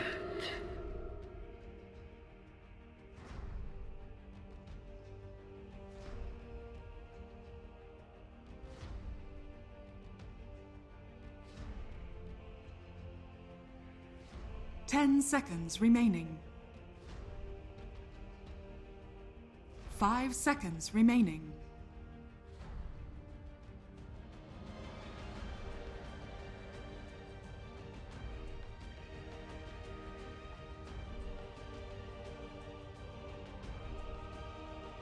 No, I would agree with you on that. I don't think it's too bad of Fnatic to pick up that DP, and obviously we know Moon does enjoy the hero quite a lot. Seems very, very comfortable when he's playing this DP in the mid lane. We'll go ahead and give it to him. T1, they'll go straight for the Batrider. So that could be in the mid lane, could be in the off lane. More than likely the mid lane though, as you've already got the Viper there. And I suppose that is one kind of nice way to deal with the DP. You don't really care too much about the Spirit Siphon because you can just pop Firefly and run away. If you did want to make the jump onto the DP, Spirit Siphon's not enough heal to really save you through the Firefly and Sticky Napalm amplification. So I don't mind this pickup here from T1. 10 seconds remaining. And going back to your earlier point about the Aghanim shards on CM, I kind of like it. 5 seconds remaining. What was it, like 70% block on damage? You frostbite yourself. I think it was 70%, and as well as that, you can frostbite yourself in your own ulti, the freezing field. So it's kind of like you're more survivable now.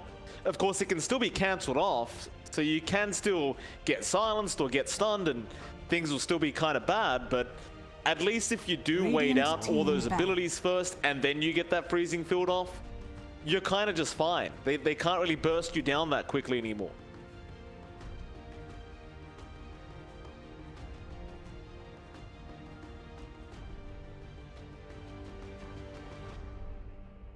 Ten seconds remaining. Probably not. 5 seconds remaining.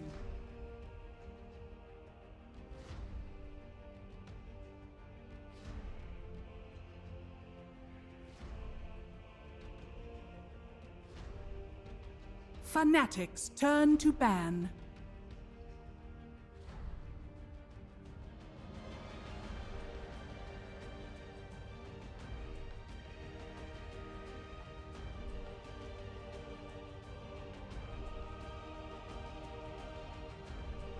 Radiant team pick.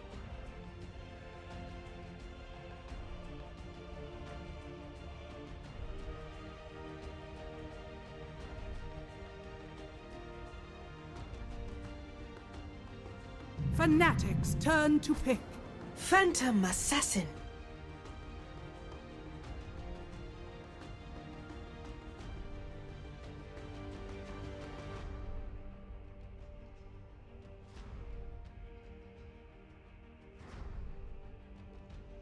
Ten seconds remaining.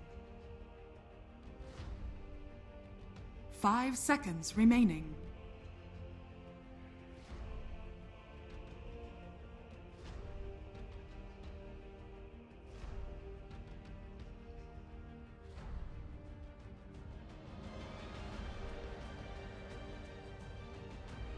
That they do.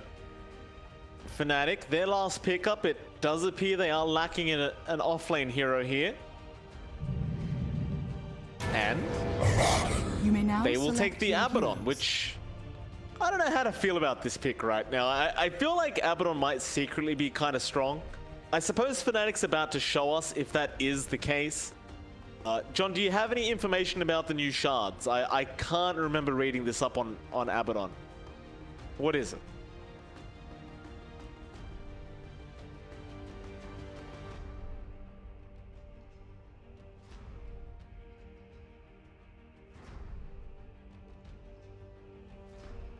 Probably not.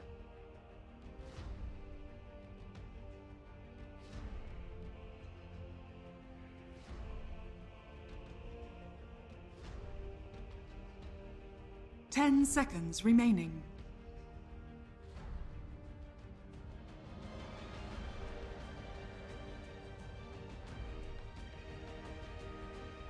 No, it is not. But we'll see how this goes. It's game number 1 of the lower bracket, round of 3, I believe it is. And of course, winner of this will go through to the lower bracket finals to go up against TNC tomorrow. Team Dog will be patiently waiting in the grand finals to see who their opponents are going to be. But we've got plenty of games before that.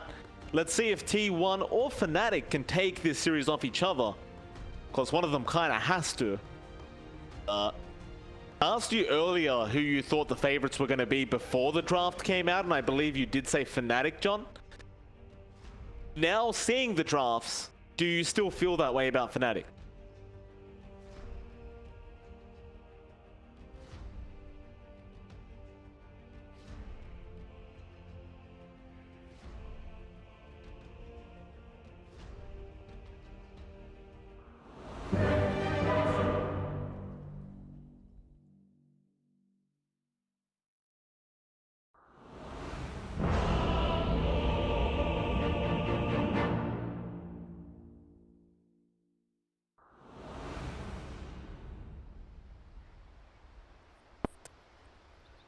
It was your own damn fault. Once by, oh, I want to say Prepare 15-minute for mark, latest 17 into a tier 2, then you're pretty set.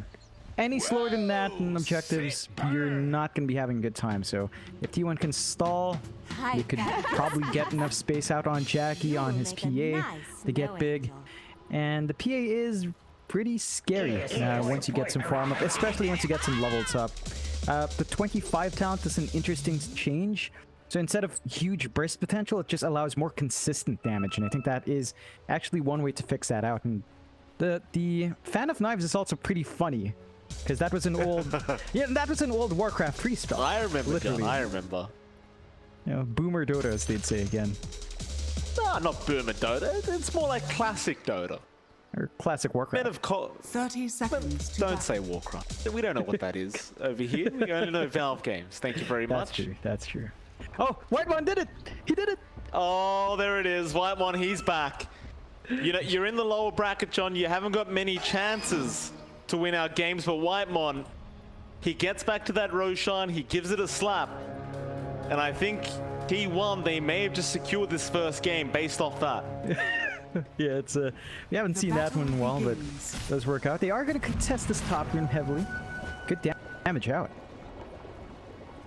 It is a lot of damage. So far, it looks like both teams were setting up for a tri-lane v tri-lane situation. We'll see if they keep it this way.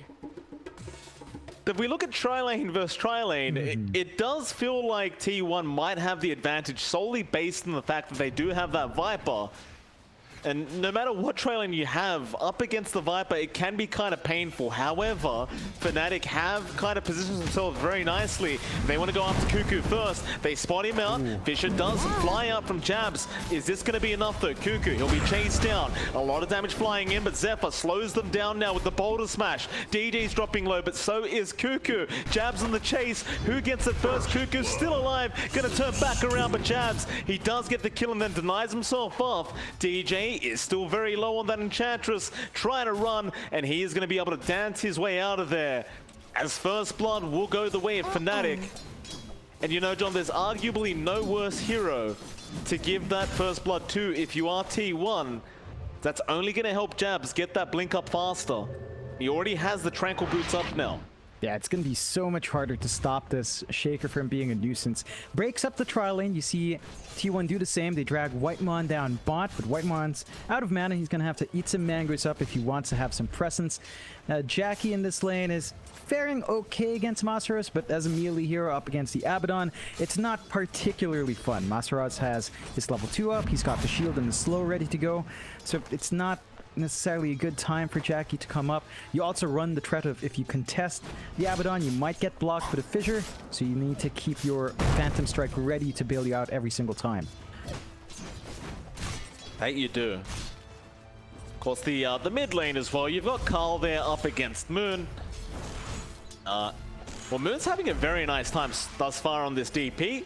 Not really struggling too much up against the Batrider. Of course, as the levels do go up on Karl, you do have to get a little bit more afraid, but you are kind of at that level 3 power spike now for Karl, so you kind of expect that he tries to make the jump on Moon as we speak, but Moon isn't really giving that away. He's kind of making it very, very difficult. And as I talk about that, down a bot lane, this Crystal Maiden is going to die. Whitemon, unable to sustain himself up against Masaros on the Abaddon, does end up dying.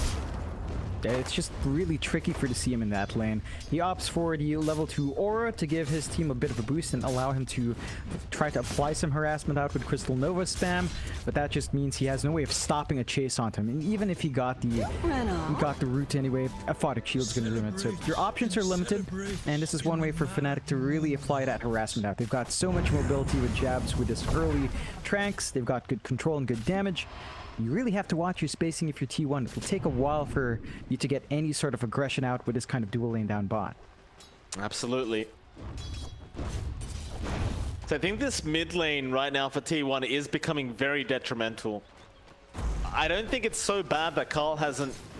Like, he's farming fine. It's just, if you're not applying pressure on the opposing mid laner, I just don't feel like the Batrider pick is necessarily worthwhile. Are fortified. And again, you look at Moon CS, Sean, top of the CS board right now, no struggles in the world. It just seems as though Karl is not going to be making that jump anytime soon. Meanwhile, top lane, however, KuKu should die to this impetus, and he will.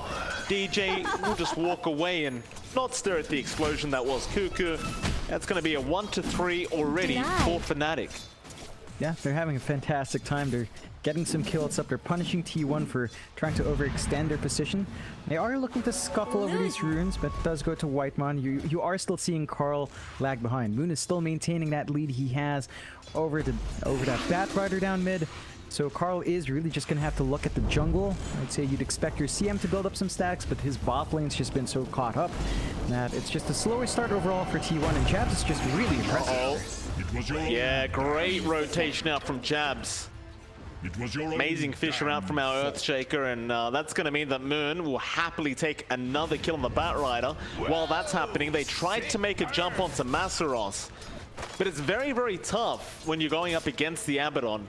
He's one of those kind of kings of the solo off lane, where it's not like you can kill him. He's just going to keep spamming a Photic Shield. Yeah, he's not level 6 yet, so he doesn't have borrowed time. Shield is a very, very low cooldown. And the chances are you just aren't going to get through the raw HP pool of the Abaddon. No, really hard to zone him out, so maximizing that. Top lane though, they can kill DJ, that's for sure. Zephyr does end up finding that one on the Earth Spirit. It takes them a while. Like, they've been committed to keep trying to hunt that Enchantress down up top, and now down mid you see some pressure on Karl. He is forced to pop his Firefly just to get out of there, which means he's going to have to try to farm up, but that means he's not using that in the jungle. So you're taking out some utility from the Batrider just by forcing him to stay in that lane and not really maximize the Firefly and clearing camps. Zephyr. Oh, they want KuKu on the Viper. Fisher not actually going to land onto KuKu, but they have blocked his pathway, and that means that they can still rush for this kill. However, they are dropping very low on this Troll Warlord, and a nice roll in from Zephyr. Right on target. Is going to kill off Raven in return. Now going to keep going. Jabz does not have another Fisher to throw out. With that, Whitemon just going to turn back around. DJ now the one dropping low as the boulder smash is going to be off target, but they have a roll available. DJ going to just sidestep that one and just dance his way out. In fact, he'll turn back around now. But while that's happening in the mid lane, Moon up against Karl. Karl, he tried for lasso. It was not going to be enough. Moon picks up another kill with the Spirit Siphon. Back up to the top lane. Raven able to kill off one, but Zephyr, well, in fact, it was KuKu who kills off DJ. The buyback from Zephyr now as Jabz is getting very low on this Earthshaker and will tick out the poison. KuKu gets a double kill on the Viper. And all this buyback from Zephyr, probably not worthwhile. Middle tower is under attack. It looks like it will allow them to at least secure the top tier 1. Raven has to be a bit careful. He is far forward without any help really early rotation out as well from JaCkky. He hits level 6, just wants to take that objective out, so they're hitting their tier 1 timings here for T1. Fnatic first Exorcism was forced in a fight, so Moon's gonna have to push down this bot tier 1 the old-fashioned way. Not gonna be as fast as you'd want, but they should still be able to line up an even 1-for-1 tower trade here. Well, I really like this rotation now from T1 though, because you pointed out the fact that Fnatic, they're looking to get very, very early tier 1 towers with their draft, but with JaCkky rotating at the 6-minute mark to go along with this siege creep, he kind of evens it out very early on, so it's almost like they're preemptively just trying to keep up with Fnatic in terms of objectives. Yeah, and that is one way to take away that advantage that Fnatic wants to build up with what the towers give them. Their map control will end up being even if they don't find the advantage, and the gold they gain is just going to be balanced out. So, gotta watch out for that if you're Fnatic. Still, they're working this map control really nicely. They're invading that jungle. Moon's clearing out a couple of stacks. Next Exorcism is going to be up in about half a minute, but the mana pool of Moon isn't too healthy, so might be a while, but you've got this just unstoppable Abaddon, right? Like, he's just in bot, can't be zoned out. You are forced to just have JaCkky elsewhere, and he's at a risk farming. Every Crystal Maiden's nightmare, getting surrounded by the enemy team. And it's not like they need to rush to kill you, it's more so that they need to decide who's taking the kill. Because you're a Crystal Maiden, you are guaranteed to die. It's a matter of who takes your life away. Yeah, it's nice giving it to Moon, just helping their mid accelerate. I do worry about how much free farm they're giving here to JaCkky, and we've seen JaCkky just get the space out before. He's left alone to farm top. He's number 2 in net worth, tied up with Moon. Raven's progress has really slowed down. You're seeing Raven lag at about... and JaCkky's time, which means the flash is going to be faster if you want something to wait. Going in on top, PB on top of the Masaros down and not stop for time. Runways, but he's by poison of he's healing up as he runs. KuKu turns, but he's gonna die.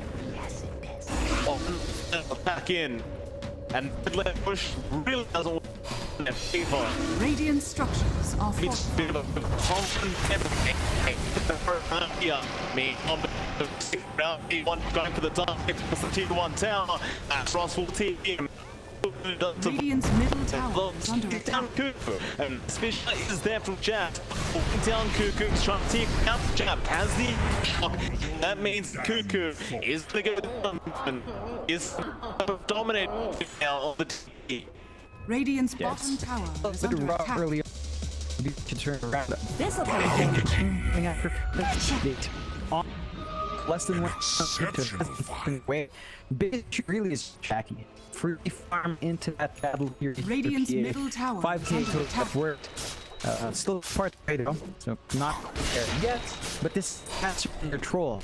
Raven timing's always going to be slightly behind, and JaCkky left alone exactly one moment. No timing JaCkky hits. Not hits. Opportunities for own and he's Moon with his Exorcism should look to secure. Dire's middle tower is under just attack. Be aware of how to dive with that ult service.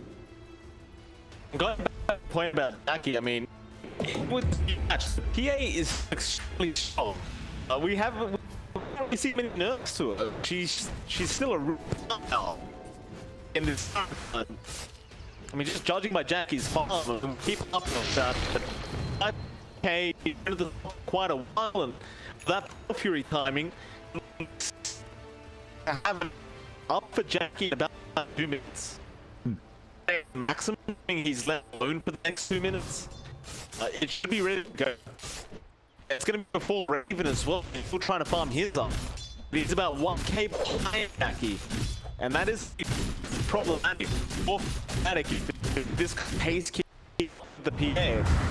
He just not gonna connect, but Whitemon doesn't get the frost. He tried to with Xepter didn't have vision. That is very You really need to kill off Jabz here. His the fight for Fnatic is not coming from Masaros this game. It's coming from Jabz. So he is a little that timely manner be dangerous. Hold on. So has to keep palm stacked on Moon. He can sustain. Cool it. Moon, just a little bit overly confident. So Karl trying to give Moon. In fact, Xepter joining him now. Everyone just jumping on top of poor old Moon. Hey, you know, you have to get in those tip wars. You get more sharp for yourself. But what I thought you won, do a little effort. And Fnatic downtime under T, actually able to position on the spot. They can use the actor system, which is really important. They need to just play with the actor system, start looking at take mid tier 1 down, and once actually being aggressive on top. Wow, this problem fall here. No real way out for him. I'm burning up. But she decided to fix Zephyr wasn't all there after him. He just cut all his way up in the spirit. Absolutely no point in picking there. But JaCk's up in the exact time we brought it up. As 2 minutes, which exactly since we talked about him. This is be a concern. Just about on the goal. On that side, JaCk's Yeah. Again, very important for Fnatic in terms of setting up these team fights for themselves. Masaros does not have team fight. Scratch have bar time, by the way, still pocketing that. He's able to farm up his Vlad's up, so you have more press that's around as well.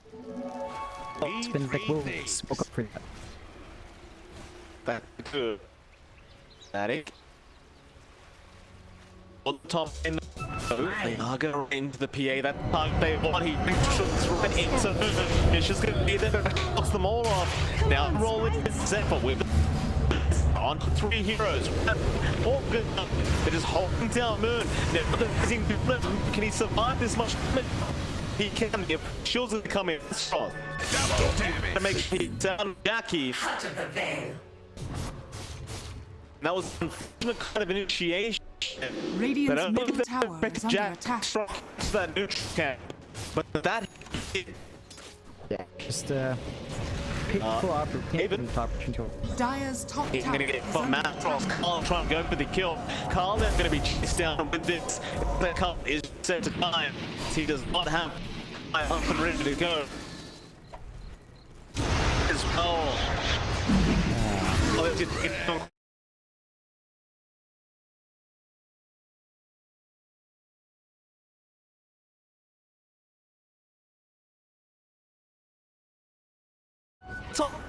JaCkky has spotted by D10. Raven gonna up as well. JaCkky gonna peek. And where the fish is time around. They will pull down JaCkky. Can they get killed? They'll commit the just in case, and eventually he does. So, It was your own damn fault.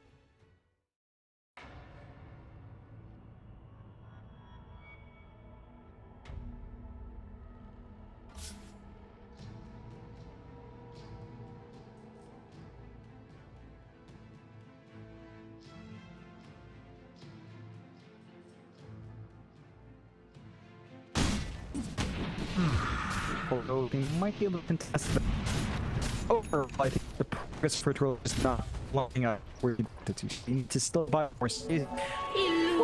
Standing top tier will just not be able to maximize their exercise at least in terms of so they need to rely on their vision to go over towers to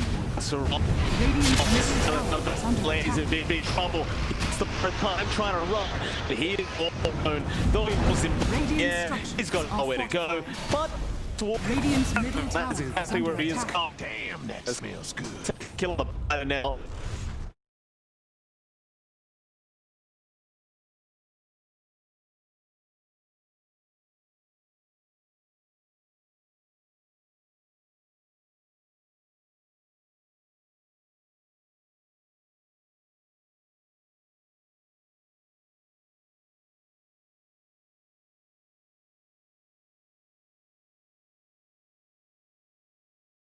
and get some.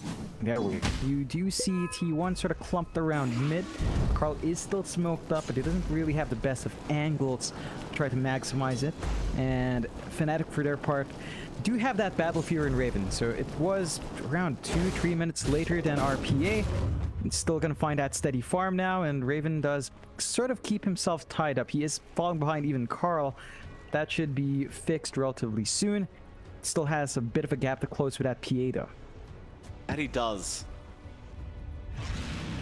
Still, line has been drawn out. Fnatic, they do smoke up as 3. Echo back up in about 9 seconds. So they have spotted out KuKu on the Viper, but they try to avoid him.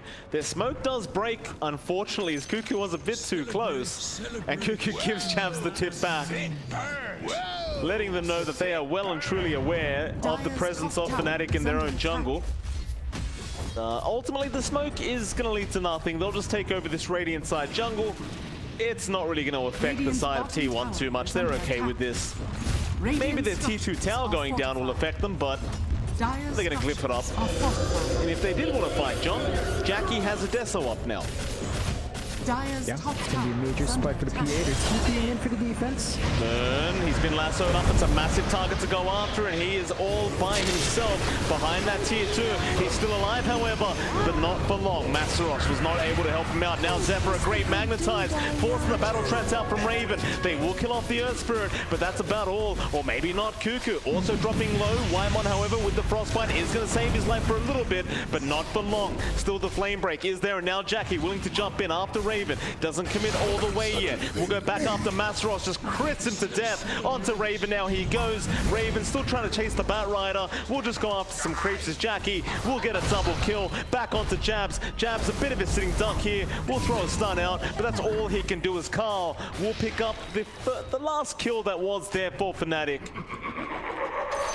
And you know, with that team fight, John, the man that just picked up a Desolator is going to be well and truly on his way to a BKB. Yeah, the timings JaCkY's meeting is just a bit too deadly. They've left him alone too long. And you'd think after several seasons of seeing JaCkY do this from Motivate Trust days, you'd figure out what you need to do, but he's been allowed to do it again. T1 has been excellent in buying that space out. They've got great faith in JaCkY. Still maintains a 3k lead over the Troll now. And he's just really hard to deal with. Like, the Troll is just nowhere near. Doesn't feel like a tanky Abaddon right now, I'll tell you, John. 20-minute power bounty runes are going to spawn up, but Fnatic will be able to secure the bottom ones as the side of T1 get the top ones. Things have certainly slowed down here for this Fnatic side. Now 3k behind at 20 minutes in. It's going to be a 5-man smoke up now. They really want to commit for this. It may feel somewhat obvious to T1, however, that every hero on the map is just currently missing, but KuKu does actually avoid the Fisher. They're still going to slow him up. Karl blinking forward, does get a nice flame break off, but he wants a lasso target. He hasn't committed quite yet. It looks like they are just going to allow KuKu to go down. Not a bad pick up there for Fnatic, and they are going to go into that Roshan pit, perhaps. Yeah, without the Viper, you lose a lot of your DOT control, your area DOT control. They could try to slide in with Xepter. It looks like they are aware, so this is not going to be a free rush for him. That it will not be. Where are you going? The Battle Lucian is just allowed to be there. Was it in that spot in between? I think it was. I believe it's been enchanted now, hasn't it? Dire's middle It won't matter. has fallen. Aegis does go, and yeah, the Batrider illusion has been enchanted by our Enchantress DJ. So, Aegis the way of Fnatic, a pretty big win for them. Still going to be very hard for them to take a team fight into T1 right now. But at least with that secondary life on Raven, a little bit more confident trying to go for it. I'd say Raven is probably going to just try and rush the BKB first before they go for that big 5-man team fight with the Aegis. Just want to give yourself every single advantage you can get. So Raven, he's not too far off anyway. Yeah, just a little bit of patience needed here. Yeah, he's going to be all right. He's flying to the other side. Masaros does spot him out, but Karl is a bit too quick. He's going to be just fine. yeah, not too much Masaros can do. And speaking of, you know, he's just trying to be someone that bails out his team, going for the Lotus Orb next on the Abaddon, as you tend to see. Is farming up steadily for it, but you've got to deal with this BKB and JaCky. So he's got it way earlier. They could look to fight now. JaCky's oh no, the Echo is mistimed. Oh, it does no damage. Boy. Oh, very unorthodox mistake there from Jabz. Now JaCky gonna jump in knowing they don't have the control. His BKB has worn off, however, but here comes Xepter rolling in. Now the battle trance is there onto KuKu. They want that Viper dead. JaCky's also very low. Moon trying to take him out. Might just get him. He will. No crits come out for JaCky. Meanwhile, Whitemon trying to channel the freezing field does at least get the Aegis of the troll.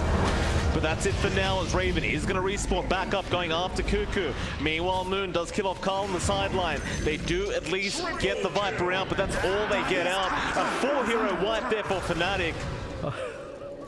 And that's off a terrible kind of Echo Slam, as Jabz does return the favor onto Karl. But great news if you are a Fnatic fan. Oh, it absolutely is. That is just one way to win a fight. Jeez, Fnatic. Like, Jabz doesn't find the angle, doesn't matter, they win out in the end. T1 just kind of scattered with their jump in. Bit of an early BKB pop there from our PA, so it's easily punished. And even without Exorcism, you've got this troll that can melt towers, so you've still got that ace up your sleeve. For Fnatic, they will just pull back. They did lose Aegis, but the BKB is going to be up for Raven in a timely manner. So even without the second life, he will have a BKB to play with. He's going to have spell immunity up. That's going to take away a lot of your damage from KuKu. The control you get from Whitemon and Zephyr is gone as well. So they will need to sort of watch themselves there, as it's going to be a nice spike for Raven. He's going to have at least one charge up compared to our PA, because obviously he does pick it up later. So in that sense, farming a bit slower for the BKB does sort of work out for Raven. The gap between Raven and JaCky as well has narrowed to 1k, so it's not as significant. JaCky's got to be a bit careful when he does jump in like that, although they do smoke up again here in T1. They're going to give it a shot. If they can land the lasso onto Raven, that's probably the best way you could start the team fight off. You do have to be worried about Jabz. He has the Echo back up, but they're going to move in and Masaros does scout them out. However, lasso, no, borrowed time is there. Where are you going? A wasted lasso out from Karl now. Masaros, he just rushes in. He does not care, even without this borrowed time, but he might be in trouble. Xepter, he's rolled in as well. They'll kill off Masaros. Meanwhile, JaCky trying to go after Moon, but Moon is going to be all right. Raven will also be forced to back. You lose 2 for nothing. T1, the best objectives they are going to get off the map for this is going to be the bounty runes. What have we here? All 4 will go the way of T1, but they don't find any kind of towers or anything like that. That's a bit of a waste as well. Those were BKB charges popping Karl. Oh, Karl, he's in a very dangerous spot right there, trying to split push the creep wave. He doesn't have Firefly up, so Raven can definitely go for this chase. But Karl was able to blink away in time. We just fine. Still a very, very close match between these two, of course. Both of them playing to the best of their ability. As they do lose this series, they might be on their way home. Yeah. This 3k net worth lead, it feels like it's been standing for quite a while for T1. It's Fnatic, yeah. Cusp for so long, Fnatic, on taking it back. Yeah, it's really just down to Raven. Right now, he's the only hero that can really farm up. You pretty much sacked Masaros to be just this nuisance on the Abaddon, but there's really not much you can expect from him beyond just spamming out Photic Shield to break off the initiation, maybe getting some good use out of his borrowed time as well. So it's really just boiling into a Raven game. A little bit of farm going down to Moon would be nice as well. He is saving up for his own Aeon Disc. Eventually, once you've got that, a little bit more safety nets here for the DP can be really useful. But T1, better farm distribution overall. KuKu is, even on the Viper, just pulling ahead of Masaros, and T1 want to maintain that aggression. They do smoke up once more. Oh, he found Jabz on the Earthshaker. It's a nice way to kind of start another team fight off if Jabz just gets taken out like this. He has no help on the way, but he does have a Shadow Amulet. It will not work out, however. Karl have the damage output, so now the rest of T1, they want to try and make something happen. That Echo being kind of just gone will really help the confidence of T1 in the next team fight. So they've got 30 seconds to play with, but they're not really in a position to go after a tower. Maybe that bot T1, but that's really it. Not too big of a deal in the end for Fnatic. No, definitely not. This is still a pretty nice way to widen that lead for T1. Just increasing the gold. We talked about the timings Fnatic had to meet with their Exorcism or their DP. They just haven't. Like, they've taken 2 tier 1s, 1 tier 2, but T1 are still sort of keeping control as well because they have taken a good amount of tier 1s themselves. So you don't really have a massive tower advantage here for the side of Fnatic. They're not really playing in the bottom jungle as well, despite taking that tier 2. So their farming options are still sort of limited, and they really need to just find an opportunity with Moon right now. Looks like they might be eyeing that top tier 1, but that might open up a tier 2 push here from T1. It may. Radiant's top tower is under attack. Fnatic still just hanging out up at that top lane. They will indeed go for that tier 1 tower. Dire's bottom tower is under attack. Radiant's top T1 will go for the tier 2 tower. So structures are still the positive end of things here for T1 if they do manage to finish this tower off. However, Fnatic are doing the exact same thing. Both teams gripping up these tier 2s. However, it does seem like T1 are ready to try and initiate a team fight. KuKu is going to TP in. The tier 2 does go down. The kickback is there on Raven. Lasso not going to be there in time. The silence is there by Moon. They could keep trying. Raven, his BKB is set to wear off very, very soon, but Masaros is going to be there to make sure they don't feel comfortable crossing the barrier, but JaCkky just jumps in and crits him down. Was not there in time, and now DJ gonna be in trouble as JaCkky does make the jump again, finds a double kill, but they got the big one now. Raven, can they get lassoed up? Yeah, they can. They get the big one. The troll is gonna die. That's a 3-for-0 trade. Both tier 2s going down as well. Another very positive style of team fight for T1. Fnatic, it looks like they might just have to kind of bide their time and wait for Raven to have that MKB up. He's pretty close to it, but he needs a bit more time to completely finish it off. The more time they take, though, the more they miss out on this core timing they've got for the DP. Moon does have a relatively close build-up on his Aeon disc. He does have the parts to finish it up, but he's just holding on to it until he needs it. So just pocketing that for now. You lose another tier 2 here in Fnatic, and suddenly your tower advantage again disappears. Even on towers so far, which is not where you want to play with the DP. You needed to be so far ahead in objectives. Jabz. He's gonna find out Whitemon by himself, but doesn't feel too confident sticking around there. Whitemon, meanwhile, wants to force start forward and try to catch out Jabz. Crystal Nova not going to connect. Jabz still in the run. Is going to go for the Shadow TB, but no, it's not going to be enough. In fact, it was a Shadow Blade is what it was. Jabz is still in pretty big danger here and is set to just die. And while that's happening, in the Thai jungle, they have gone on to KuKu, but Zephyr is going to roll in and kick KuKu out. He's still alive. He will try to throw out the Nether Toxin before he dies. Meanwhile, the rest of Fnatic will go after Zephyr. Looks like JaCkky is not interested in sticking around any longer. They do get Zephyr out as well. He just rolls his way out of there. So ultimately a 1-for-1 trade, probably favoring Fnatic as they do find the pos 3 Viper.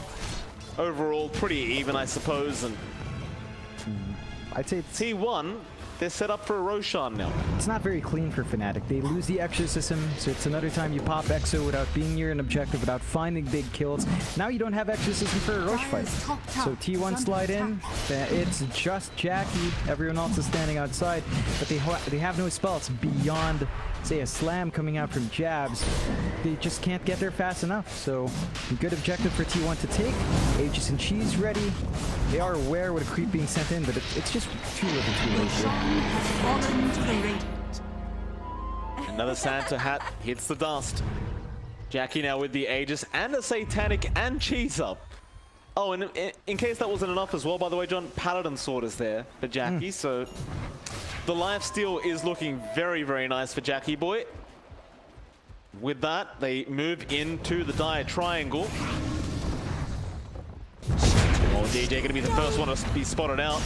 Definitely the best target to die if you need one to die. However, a lasso is out on Moon, but the aquatic shield is gonna save. Still JaCkky jumps in Moon. He's falling very low. There is the Aeon Disc to save, and he does also BKB up, but JaCkky jumps back in. This time after Masaros. Now the Echo coming out. Jabz.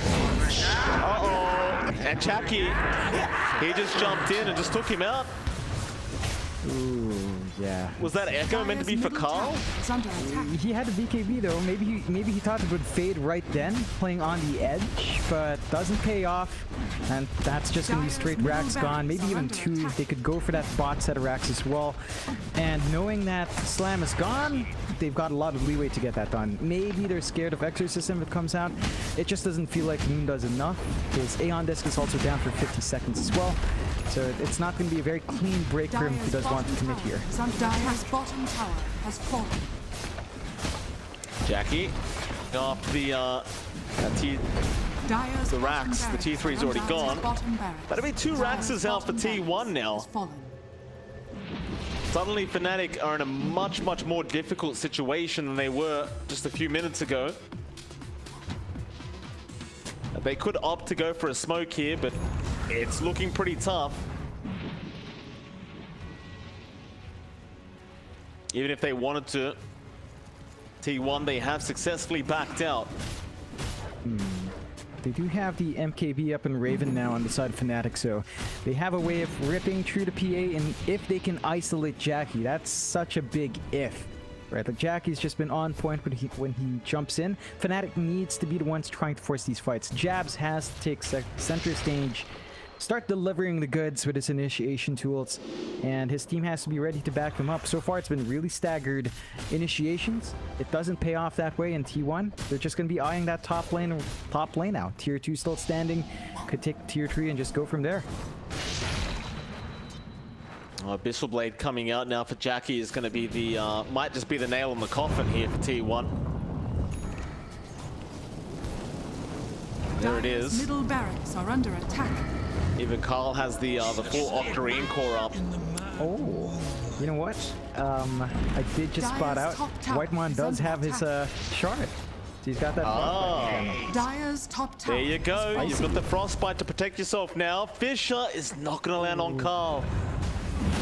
Another smoke failed, and now Xepter are going to roll straight in onto Masaros. They'd love to take the Abaddon down first. They won't yet, however. They'll go after Raven instead. Raven, big trouble, trying to survive. Battle Trance is not going to come out. He gets crit to death by JaCkky, and Masaros dies with him. Moon now just trying to run away. The daggers fly everywhere, and it looks like this game might just be coming to an end. They kill off DJ, they've killed off Moon. The buyback's just up there, and they call it. T1 do manage to take out game number 1, and Whitemon, thankfully, is showing off the frostbite and the freezing field jump.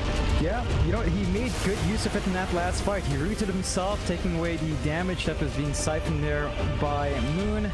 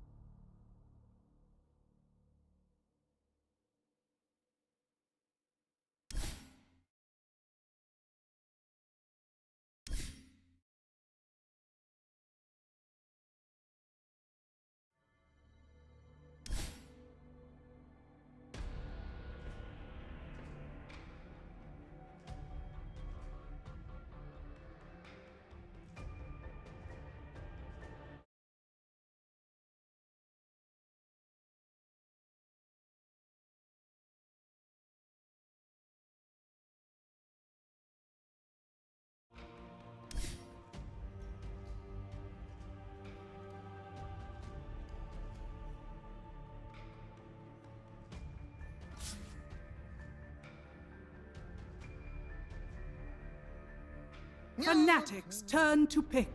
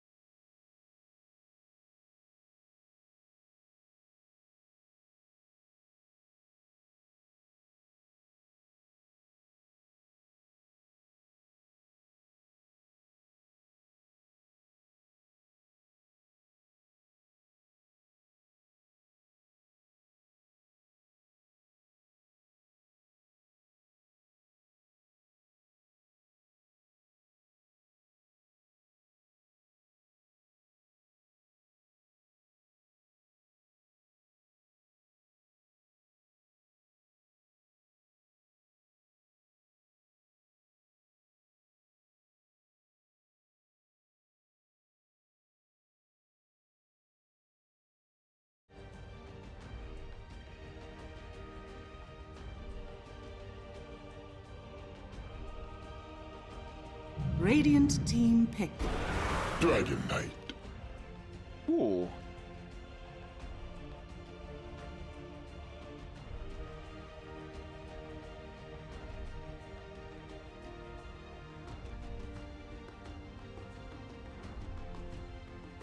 Ten seconds remaining. 5 seconds remaining. Yep.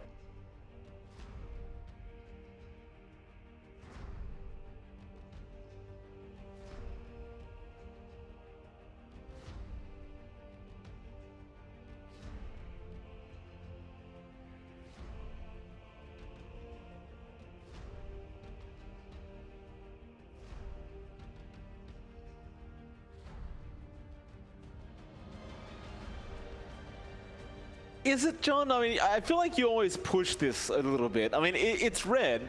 It's... Alright. Alright, I'll give it to you, John. If they choose another red hero, then I'll go with it. But, yeah. T1, 45 seconds reserve time left. They've got a very dark theme going, as you would probably say, John. Hell, I could make the PA look purple if I wanted to. You know, it's just, who cares, as long as I say it. There's a Treant Protector coming out now. So, Treant is another hero we don't get to see very often, but it is quite potent. Obviously very good into the DK as well. Because as a DK, you want to pop Dragon Form, you want to push down a tower, maybe you get through, maybe halfway through the tower. But now you've got this Treant who's going to pop living armor on the tower over and over again. And unless you have your full team kind of committed to forcing down those towers, the DK probably is not going to be able to do it himself. However, Fnatic do pick up a Xepter. And some things never change. Xepter is still quite strong.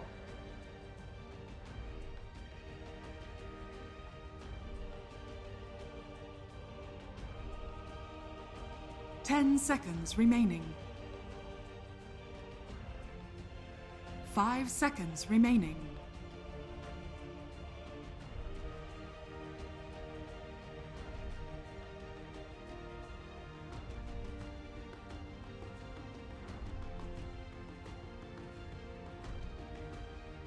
Radiant team ban.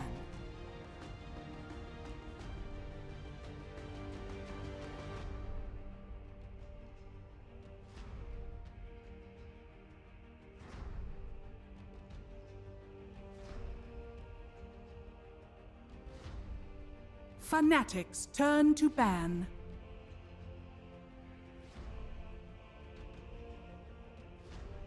Radiant team ban.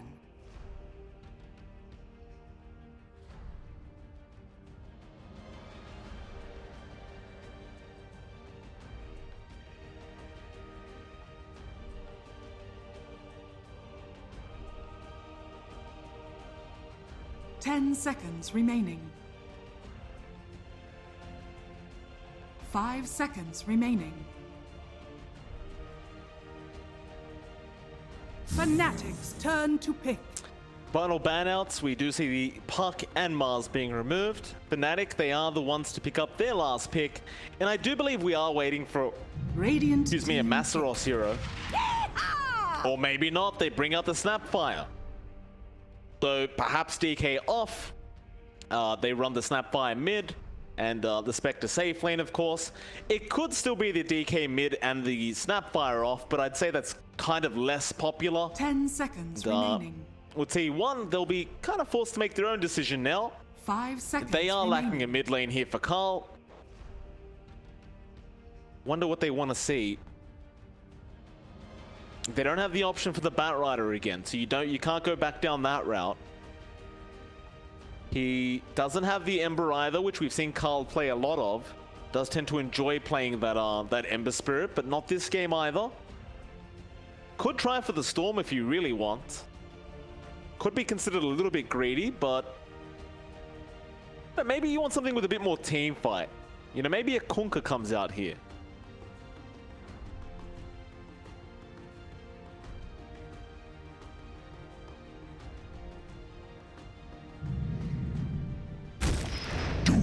Choose your hero. Okay.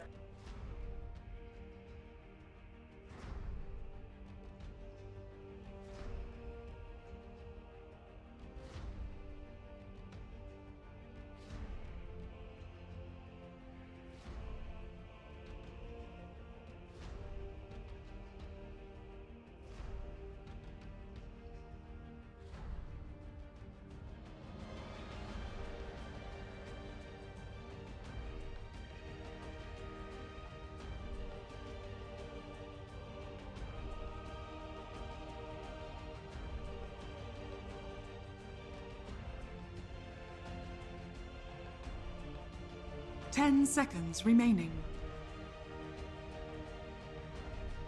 5 seconds remaining.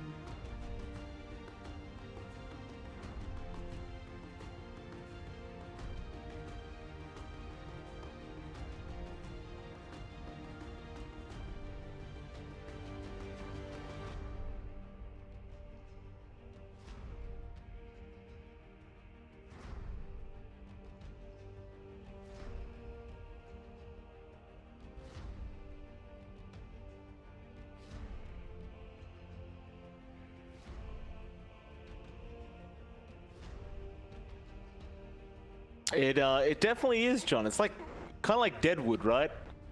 Just a dead tree. Very, very upsetting stuff.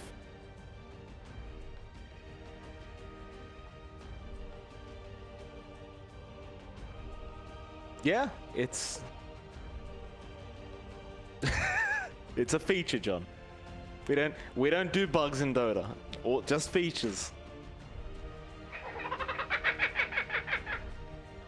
True. That is very true. That is something people forget. That is something actually people forget, that you weren't meant to be able to stack jungle creeps. It was a bug, and they were like, you know what? It's a cool feature. Let's just keep it. Sounds good.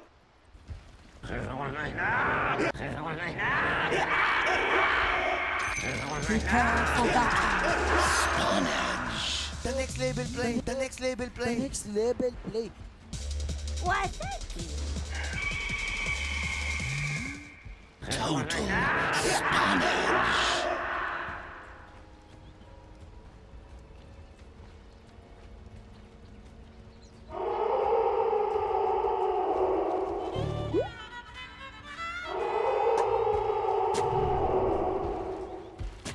We saw how it worked out in game one, John. They did pull off the victory, and Whitemon is definitely playing with fire by not hitting this Roshan.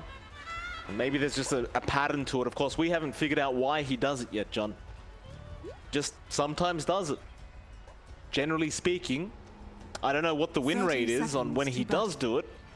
A wild guess and say that he wins more than he loses once he's done it. So it just sounds better for the story if I say that, John. It doesn't sound very good if he doesn't win when he hits the Roshan.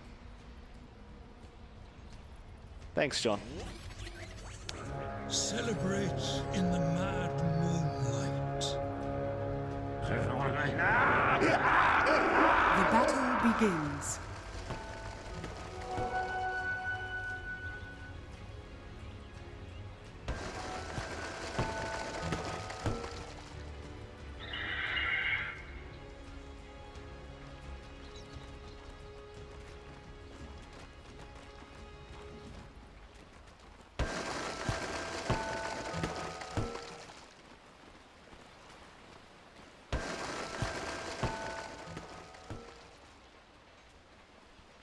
I gambled, you lost.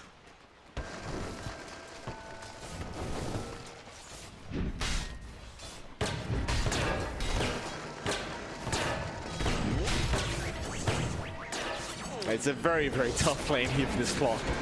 I mean, once you put the cogs up, it can be a bit easier, right? Because you have the cogs, you can kind of push the enemy away a little bit, and that might allow you to save Raven if he does get disrupted. But overall, it's a very ugly laning situation here for DJ. I'm very curious to see how he does deal with it. Of course, over to the mid lane, we do see Moon up against Karl. The Moon last time around did dominate the lane, but ended up losing the game. This time around, up against the Doom, it can be argued that it is much harder to win the lane outright, as the Doom doesn't really lose lanes because of Devour. So there should be a much more even kind of matchup between these two. I'm curious to see what kind of itemization Moon goes for, but I assume he will probably opt for the Axe Rush, as we are used to seeing, even with the nerfs that did come out recently. Only time will tell, though, I suppose.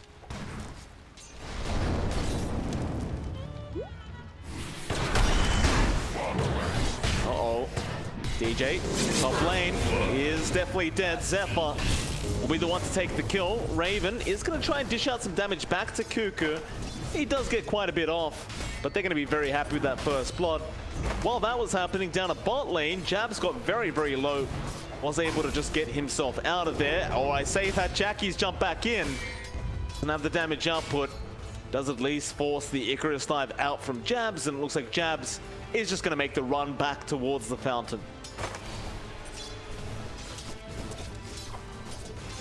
I can't let you have that.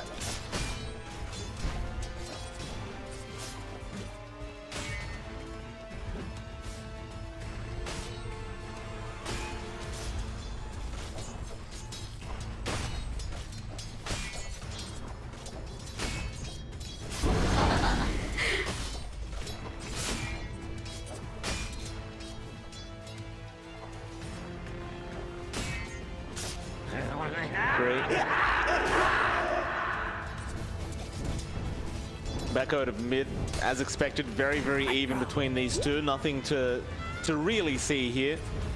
I mean, props to Moon though. He's getting a lot of denies off on this Snapfire. Gotta be careful though. He's taking a fair bit of damage out from Karl, and of course Karl with that ice armor now is not gonna feel too threatened here by Moon. As you can just see, he's taking literally no damage. He's able to just walk away, and Moon can't really auto attack this Doom up. We'll go back in for the range creep as well.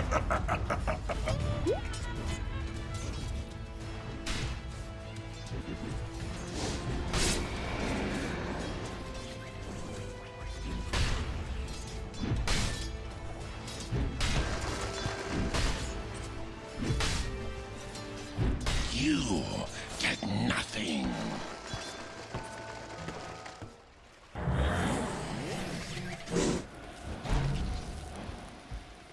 Jabz and Whitemon trading, and so was Xepter and DJ, but DJ blocks the path there with the cogs. Unfortunately for Fnatic though, Karl is still going to get very lucky, and he's going to get the bot power rune for himself on the Doom. Even after all that kind of setting up for the power rune, it just doesn't work out Fnatic's way. It's luck of the draw, I suppose. It's Moon. A lot of damage out on Karl, but he just won't die with this Devour passive regen on top. I suppose it's a very quiet game though between these two.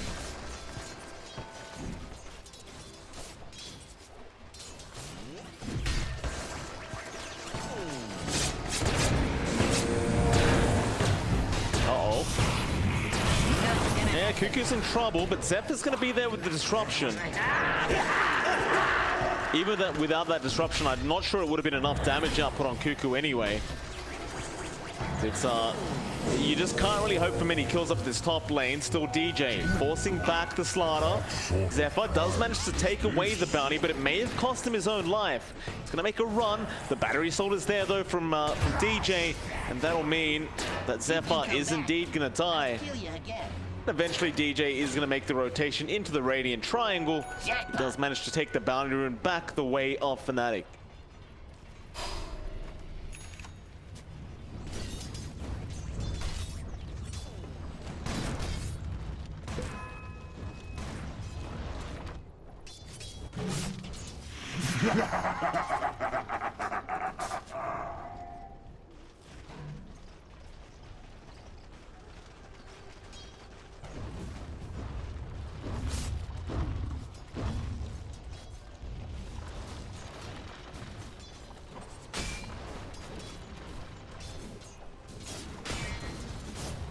That he does. He's going to find that one, but Karl is going to commit a Doom straight off the bat. Whitemon is going to be there as well with the vines out. Jabz, however, nice body blocks to make sure they can't keep up, but they are still dishing out some damage. That Scorched Earth out won't be quite enough now. Moon, after that initial Doom, will look to turn back around. They're looking down Whitemon on that Treant. Body him out, but it doesn't look like they're going to be able to keep up. And nothing comes out of it. I suppose for Fnatic you did get Doom wasted, so it's going to feel nice. But that's pretty much it.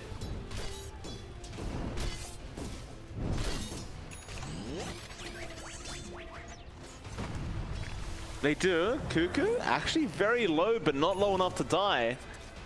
Survives on about 40 HP through those kisses, and Well, he has some tangos. He has a double braces up, so he could really just wait for the passive regen, but he's not going to bother. He will just make the way back down towards the fountain, and of course, it wouldn't be KuKu if he didn't give the tip over to the Snapfire, who did miss out on the kill.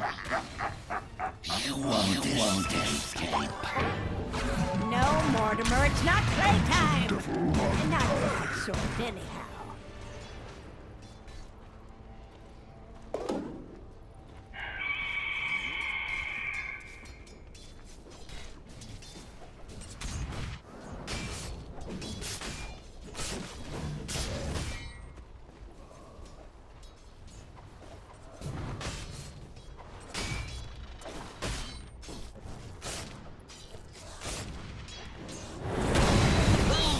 Karl, he's getting low. Disruption is going to be out onto Jabz, and Zephyr is doing a great job thus far. They just aren't able to get kills on anyone because Zephyr is always getting disruptions off.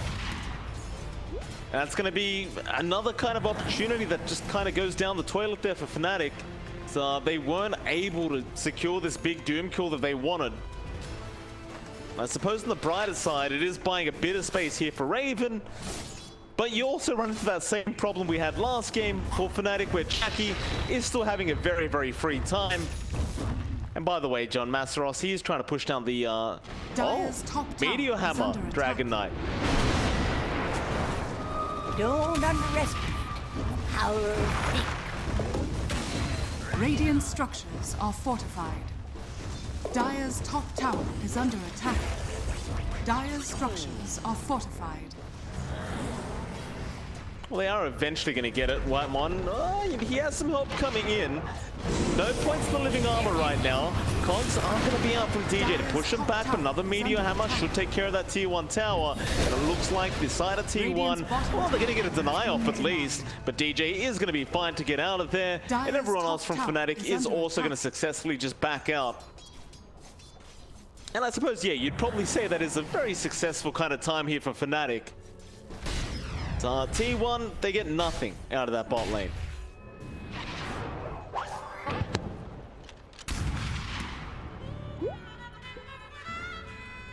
Dire are scanning.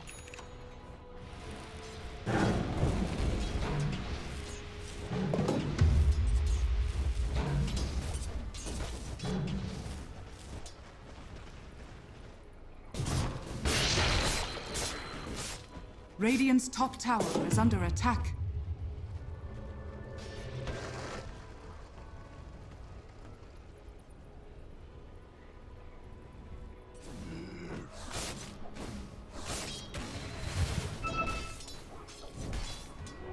I soldier's fortune.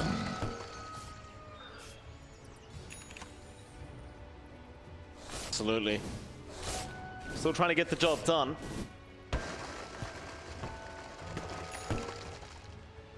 So they are slowly starting to set up here, tier 1, to go after this top tier 1 tower. Dire's top tower is under attack. Jabz is going to be there to try and defend this as the Phoenix. Well, Fnatic, they've smoked up. They're going to rotate through their own jungle, back up towards the top lane. But yeah, the scan does come out. T1 going to successfully back off. In fact, they'll go for a counter smoke now. Radiant's middle tower is under attack. I don't think JaCkky should really come along though, right? Like he's got a lane to farm. He's getting very close to that Battle Fury timing. So he doesn't really need to try and join his team to fight right now. And quite frankly, they don't really need him. But now DJ, smoke will break. DJ, the rocket flare out, and Karl is not going to be able to keep up with the clockwork. Both going to be fine. The hook shot is back in from DJ onto Whitemon. Gets the Nature's Grasp out into the Leech Seed, but Whitemon is taking a fair bit of damage and he will go down. Now Jabz in with the Icarus Dive and the Egg. Mortimer's kisses to fly in and the Haunt being committed. They want so much out of this. They are going to be able to stun up KuKu and they will get the Slaughter into Xepter now on the Shadow Demon. He was on the side of the Roshan pit and he will be the third to die.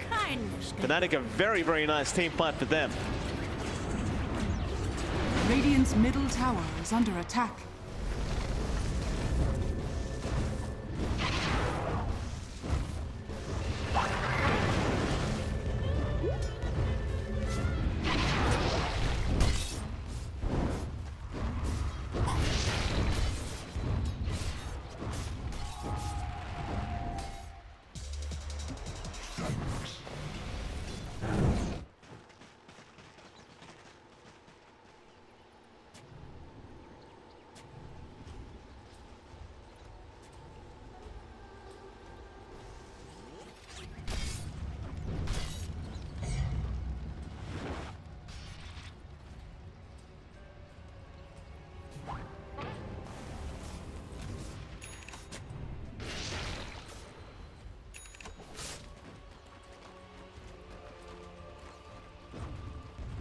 Dire's top tower is under attack.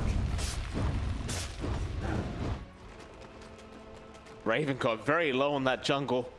Thought we might miss a kill there, but not quite. Everything's fine. Top tier 1 eventually going to be taken out. Jabz still around to try and defend. He's going to go for an Icarus dive away, and of course you can just sunray off the map. Dire's top No tower problem. has fallen. Radiant's bottom tower As far as is Phoenix under goes, attack. that's probably never going to be fixed. It's a feature now. We'll just leave it at that.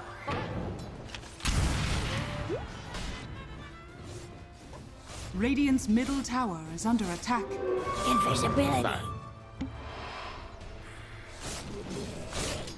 That's a bug for some reason. Oh, JaCky could be in big trouble, but no, what a backstep! No, it wasn't. That was just dumb luck from JaCky. Complete luck out, and poor DJ, he just walks off like, I can't believe this guy just had to click backwards one time when I went for a hook.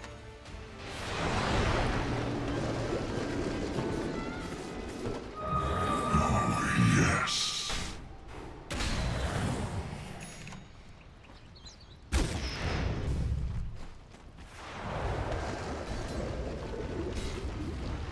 Well, you'd imagine he does it ASAP.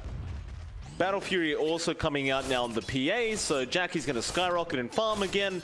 Raven, of course, is very dead set on just making sure that he keeps the farm up.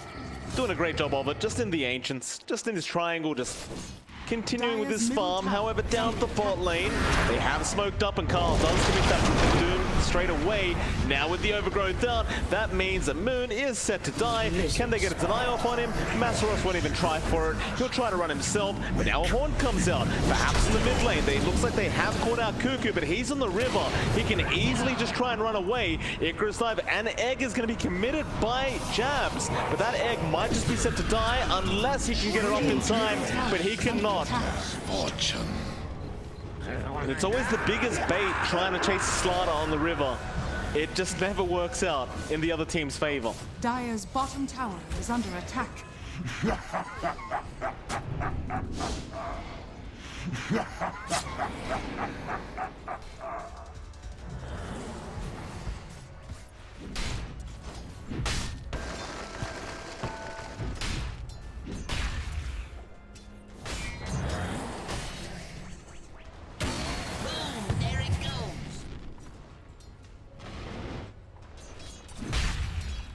Radiant's middle tower is under attack.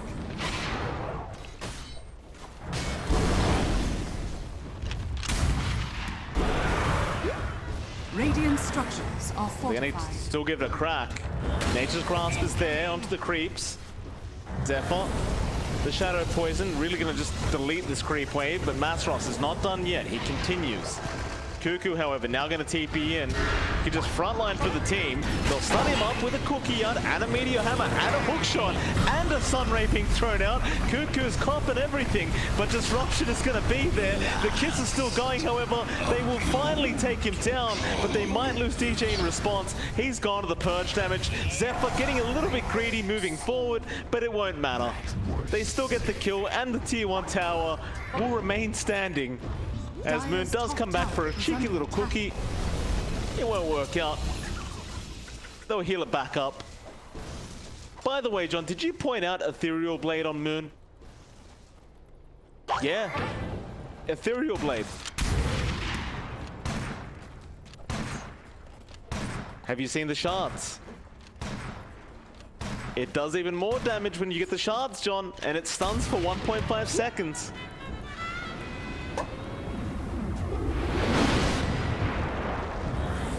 Of course.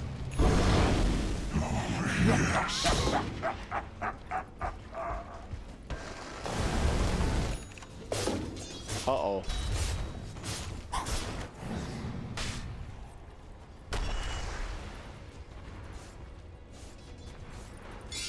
Dire are scanning.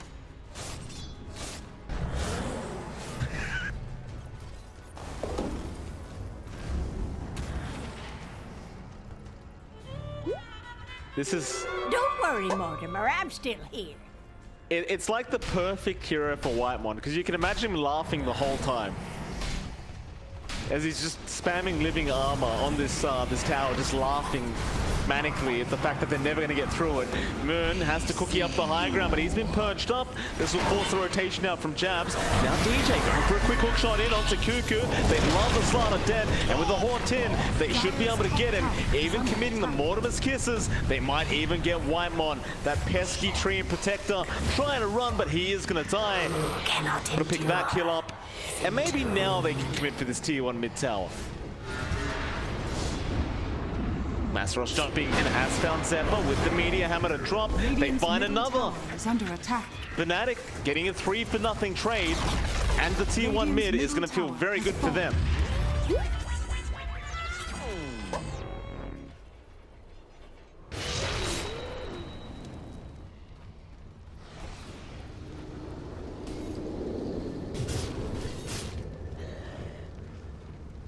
It is. Oh, he gets it at the right time, but Masaros is going to be there with the stun out. They've got so much damage there. JaCky's still going to be able to just pounce away. Moon did not have the damage output. DJ's going to hook shot in, but JaCky just won't die. He'll jump back in. They take down Moon. Now the stun out. Who have they found there? It's going to be Masaros on the DK, and JaCky will take the kill. And usually a very quiet JaCky makes the nightmare noises, John. Are fortified.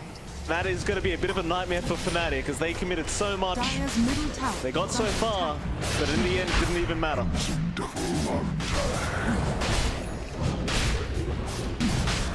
Well, we can't play the songs on Twitch right now, John. I've got to do something to entertain the viewers.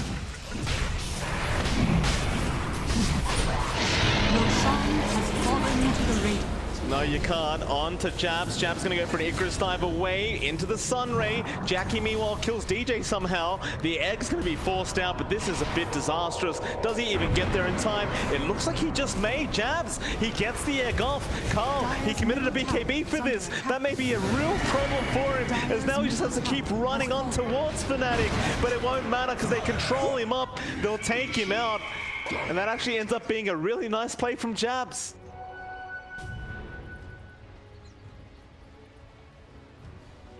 A soldier's fortune. Radiant's top tower is under attack. KuKu. Yeah, they're going after Moon. They got the main target there. Still, Overgrowth's going to come out as well. Here comes JaCky on the PA, but Moon has gone. In fact, goes for more. Has he? JaCky just jumps in and takes him out. On to Masaros. This DK, he looks tanky, but he really is not that tanky. Not when you have that much minus armor there from JaCky and KuKu. Those are two core pickoffs. A 9k net worth lead now for T1. And the Ethereal Blade from Moon, I mean, it's a good concept, but so far it's not really working out in his favor.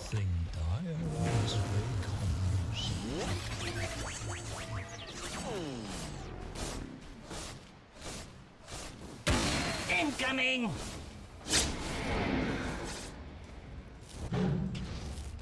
Dire are scanning.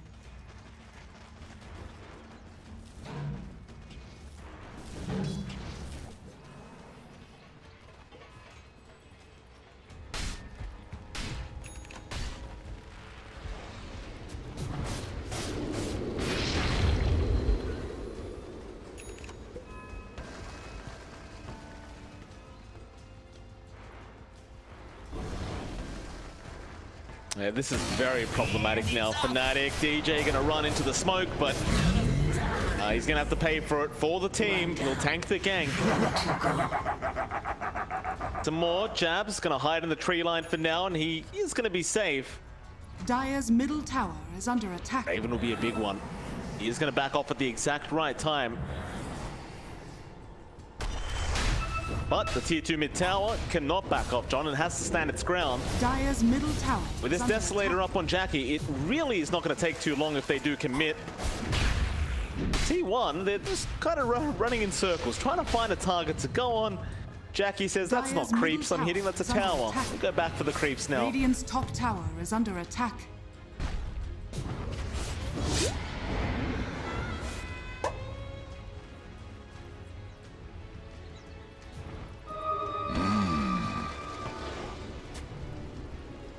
Radiant's top tower is under attack. They jumped in, Masaros in with the stun. Meteor Hammer is going to be cancelled. No, it's not. It's going to drop. JaCkky, however, going after Moon, is by himself right now. His BKB is set to wear off soon. DJ, meanwhile, going to hook shot in onto KuKu on that slider. He's a bit of a sitting duck. They'll just surround him and take him out. The abyss. Meanwhile, Masaros, he was trying to go for a bit more, but he could not find a target.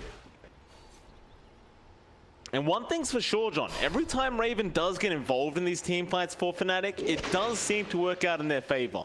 So perhaps that's kind of the idea here, is just waiting out the Spectre until Raven is ready to go.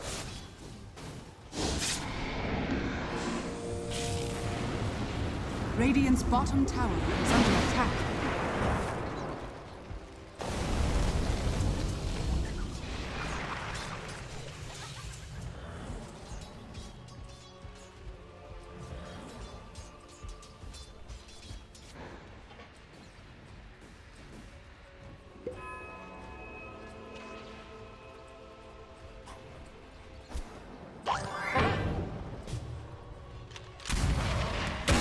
Boom! There it goes!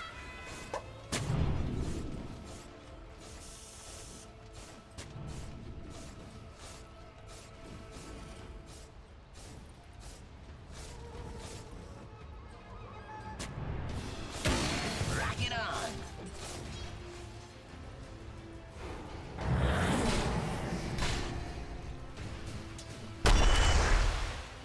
That it is.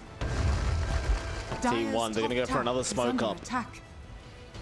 JaCkky's not with them this time around. It's only a 4-man Radiant smoke, and they're going to run into scanning. Moon. Scan out, they know exactly where they are. Maybe they're going to the back lines here. KuKu just on the river. Fnatic just holding the high ground, knowing they could come from any moment or any way. The bounty will be taken. KuKu is going to back out straight afterwards. Seems like that's all they wanted, to get the bounty rune advantage. Karl will be able to get the other ones up at the top lane. Speaking of Karl as well, John, once he has that Ags up, it's going to be a lot harder for Masaros and Raven to survive. The damage output is kind of insane once you have that that Aghanim Xepter Infernal Blade.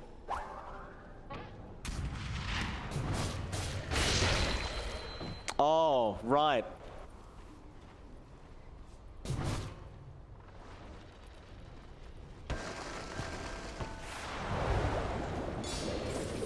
Oh. Oh, good.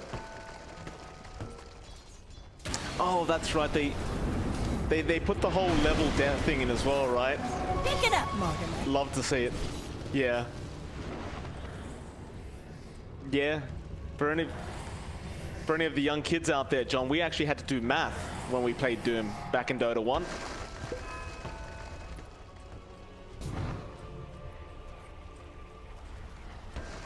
I was very good with my times tables, John. Very, very good.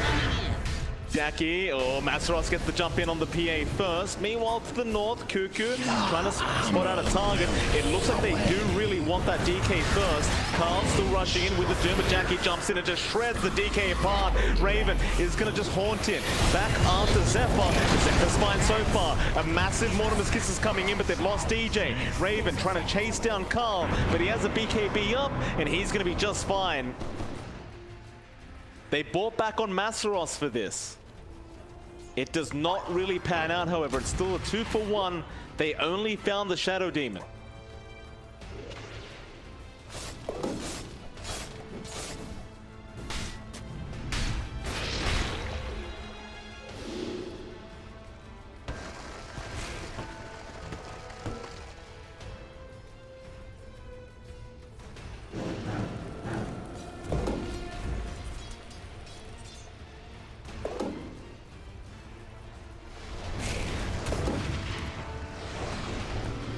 Masaros doesn't want to die back like this, but the Corrosive Haze is going to come out.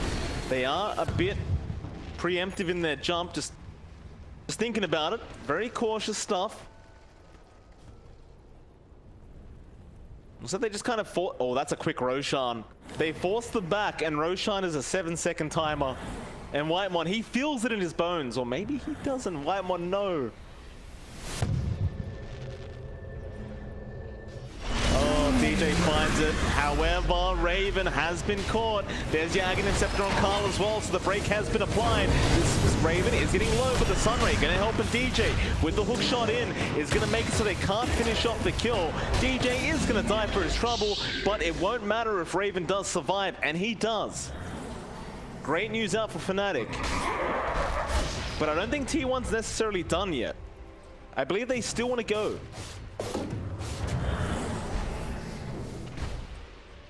Radiant's middle tower is under attack.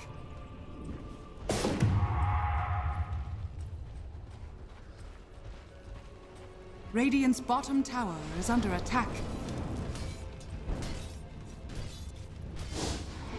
Illusion.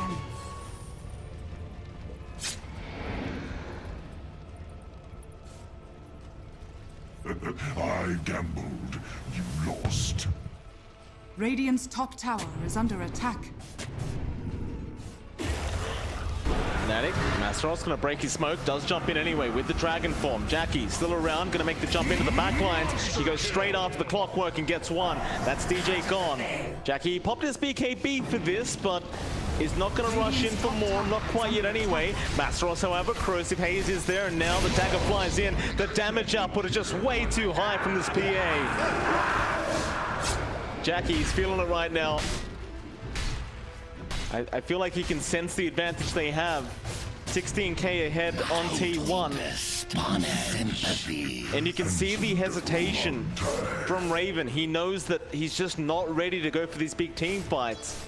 I mean, he's literally 7k behind the PA. It is a very, very tough time for Fnatic.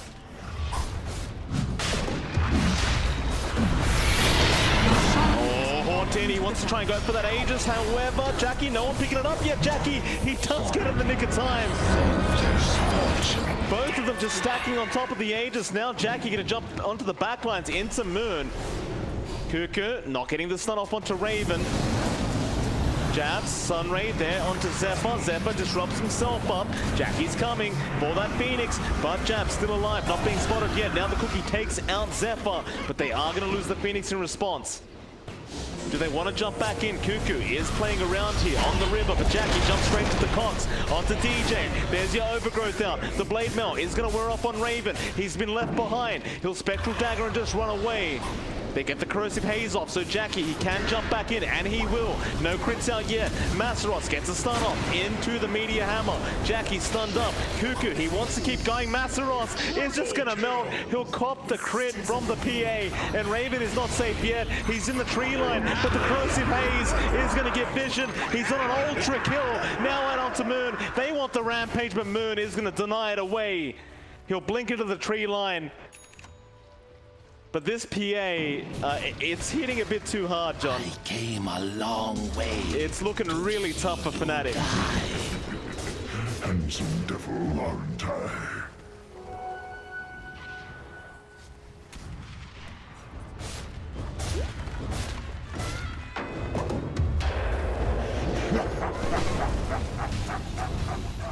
Dire's middle tower is under attack. Spanish. Dire's middle tower has fallen.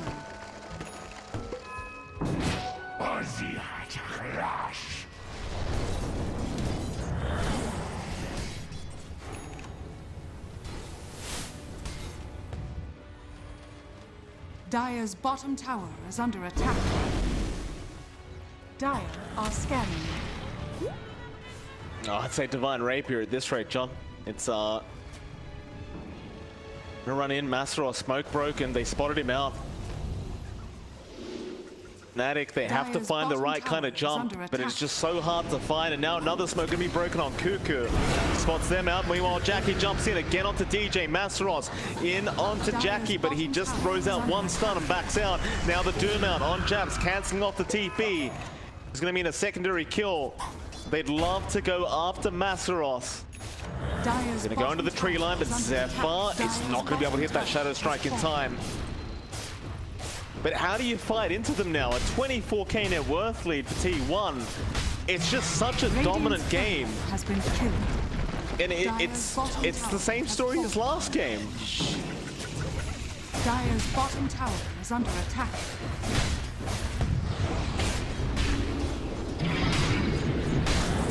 Dire's structures are fortified. Radiant structures are fortified. Oh boy, that ethereal blade just does nothing. JaCkky now just jumps back in and clears out Moon. My god. DJ gonna hook shot in. Moon's gonna buy back, but Raven, he's gone. Triple kill out for JaCkky. He's unstoppable. On to Masaros they go.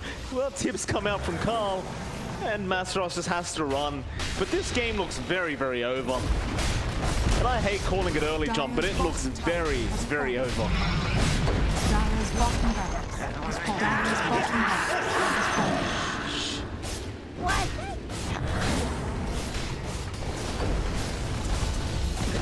How much? Dire's middle tower has fallen.